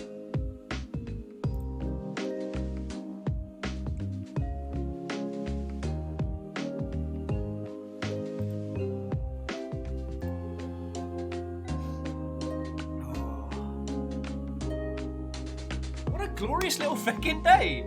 Look, let me see if Vigil's on a humble. It probably isn't, but it might be.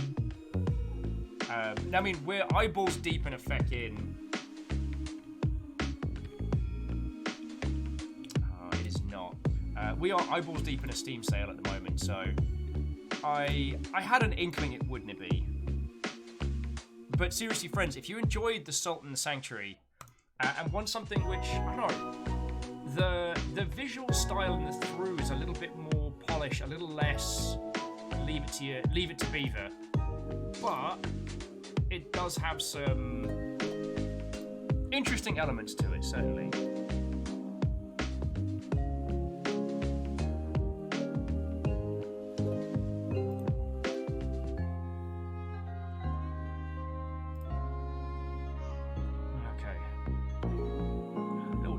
Oh yeah, no, I'm just gonna get you all the Steam page link if you want to grab this for yourself, because I have the feeling this is gonna be much like kind of like the later Castlevanias and things. This feels like it's a long game. Do you know what I mean? Oh, I do not have enough in the tank to be able to beat that fight. You know what I'm saying?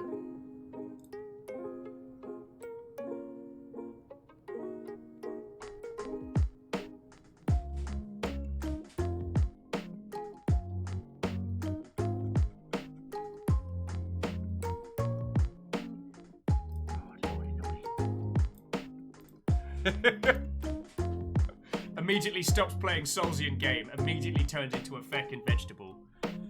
Oh, God, it was so close. So close. And it's that thing with some titles, with some bosses you face, you can't really know what they're gonna pull out at you until you get a chance to face them proper. Feckin' yo. So yeah, friends, I know a few people have been doing it already over on Discord, but if there are any games that you feel enough people haven't seen that are jumping out on the Steam sale, like, let people know. I'm still amazed that there's going to be a Monster Hunter movie, Monster Hunter World crossover. That is so bizarre as someone who played, like, you know, PSP Monster Hunter back in the day. That is something that's going to take some getting used to. Anyway, I should roll credits and find a lovely person for you all to hang out with after, because, as I'm sure you've just noticed, Will's hit the wall. Will's hit the wall like a teeny tiny little train, going choo choo. Will's splat.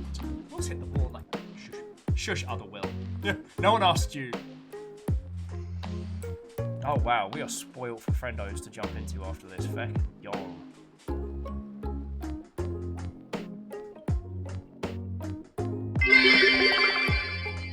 No, not that kind of train. J-Post, thank you for the 100 bits. You know I wasn't fishing there. Sorry, I have seen Bee Simulator on Steam. It seems very mimetic, which isn't bad, but I was curious if it was more than just. Dea says, make sure to catch up on the gifts in general.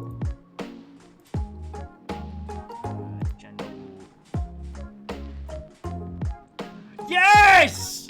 Tiny Peru Dance Party! Oh, that is amazing. Deus, how are you so good at this? Oh, of course it's a web PH for Giphy. Deus, if you can send us the actual GIF file of that, that will end up being used for something. Fucking yo!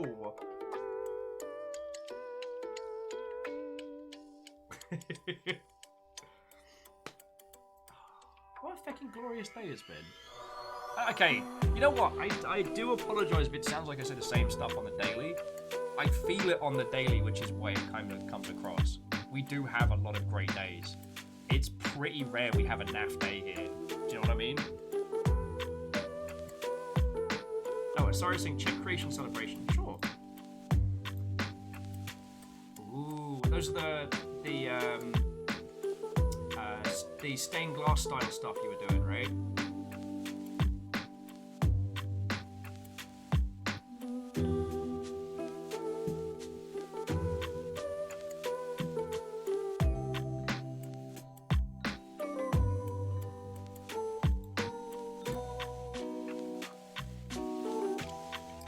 Oh, sorry. I went off to 1,000 planets there.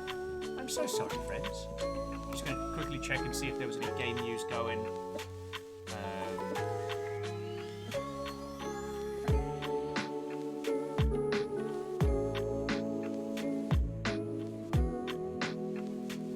Oh, that's a shame. Sorry. It looks like the Watch Dogs Legion's online mode can be pushed back to 2021, which is a real shame. Fiona and I were going to do driving around London. I was basically going to take Fiona around my London because we can't go to London right now. The sad fields. The sad fields.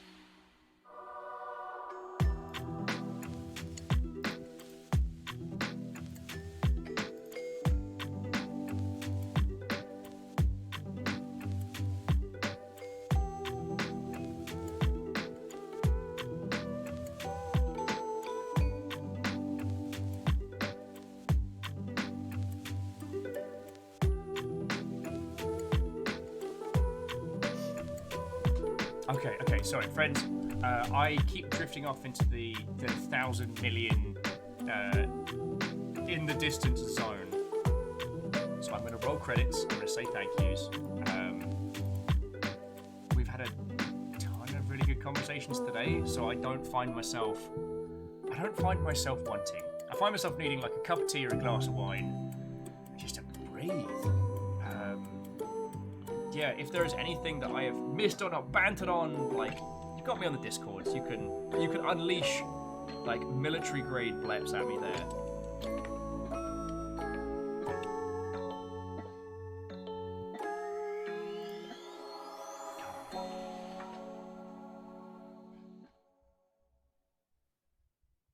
Credits. Will stop being a dingus. So, earlier on today, like while we were doing the big old Natterfest, you lot did an inordinately large train, and there was some huge donations. Like, I said it before, but I feel it warrants saying many times. Thank you. I feckin' love doing this, and I feckin' love being able to be here. Thanks to you lot, I can. So, thank you. Psittapan donated an inordinate amount of cash today, so seriously, thank you.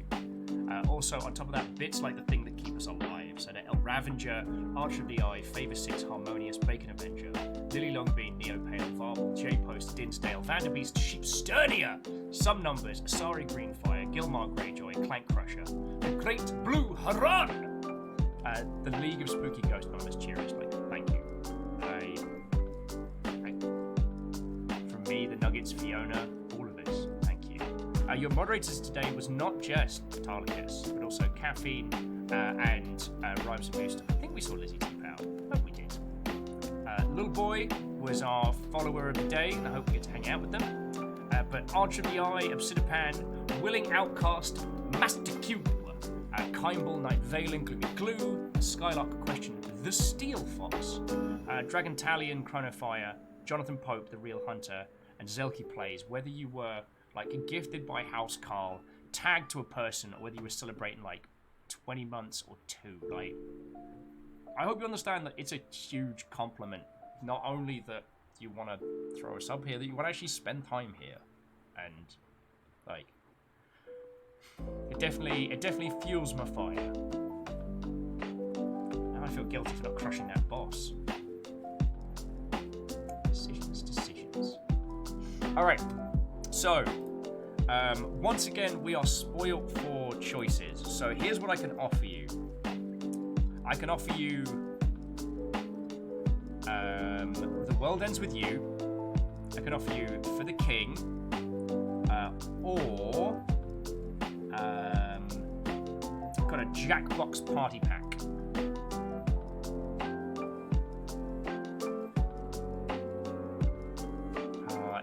One of my friends who I'd love to introduce you all to is playing a game that I haven't had the chance to do the first part of, and they're on to the second part, and I'm like,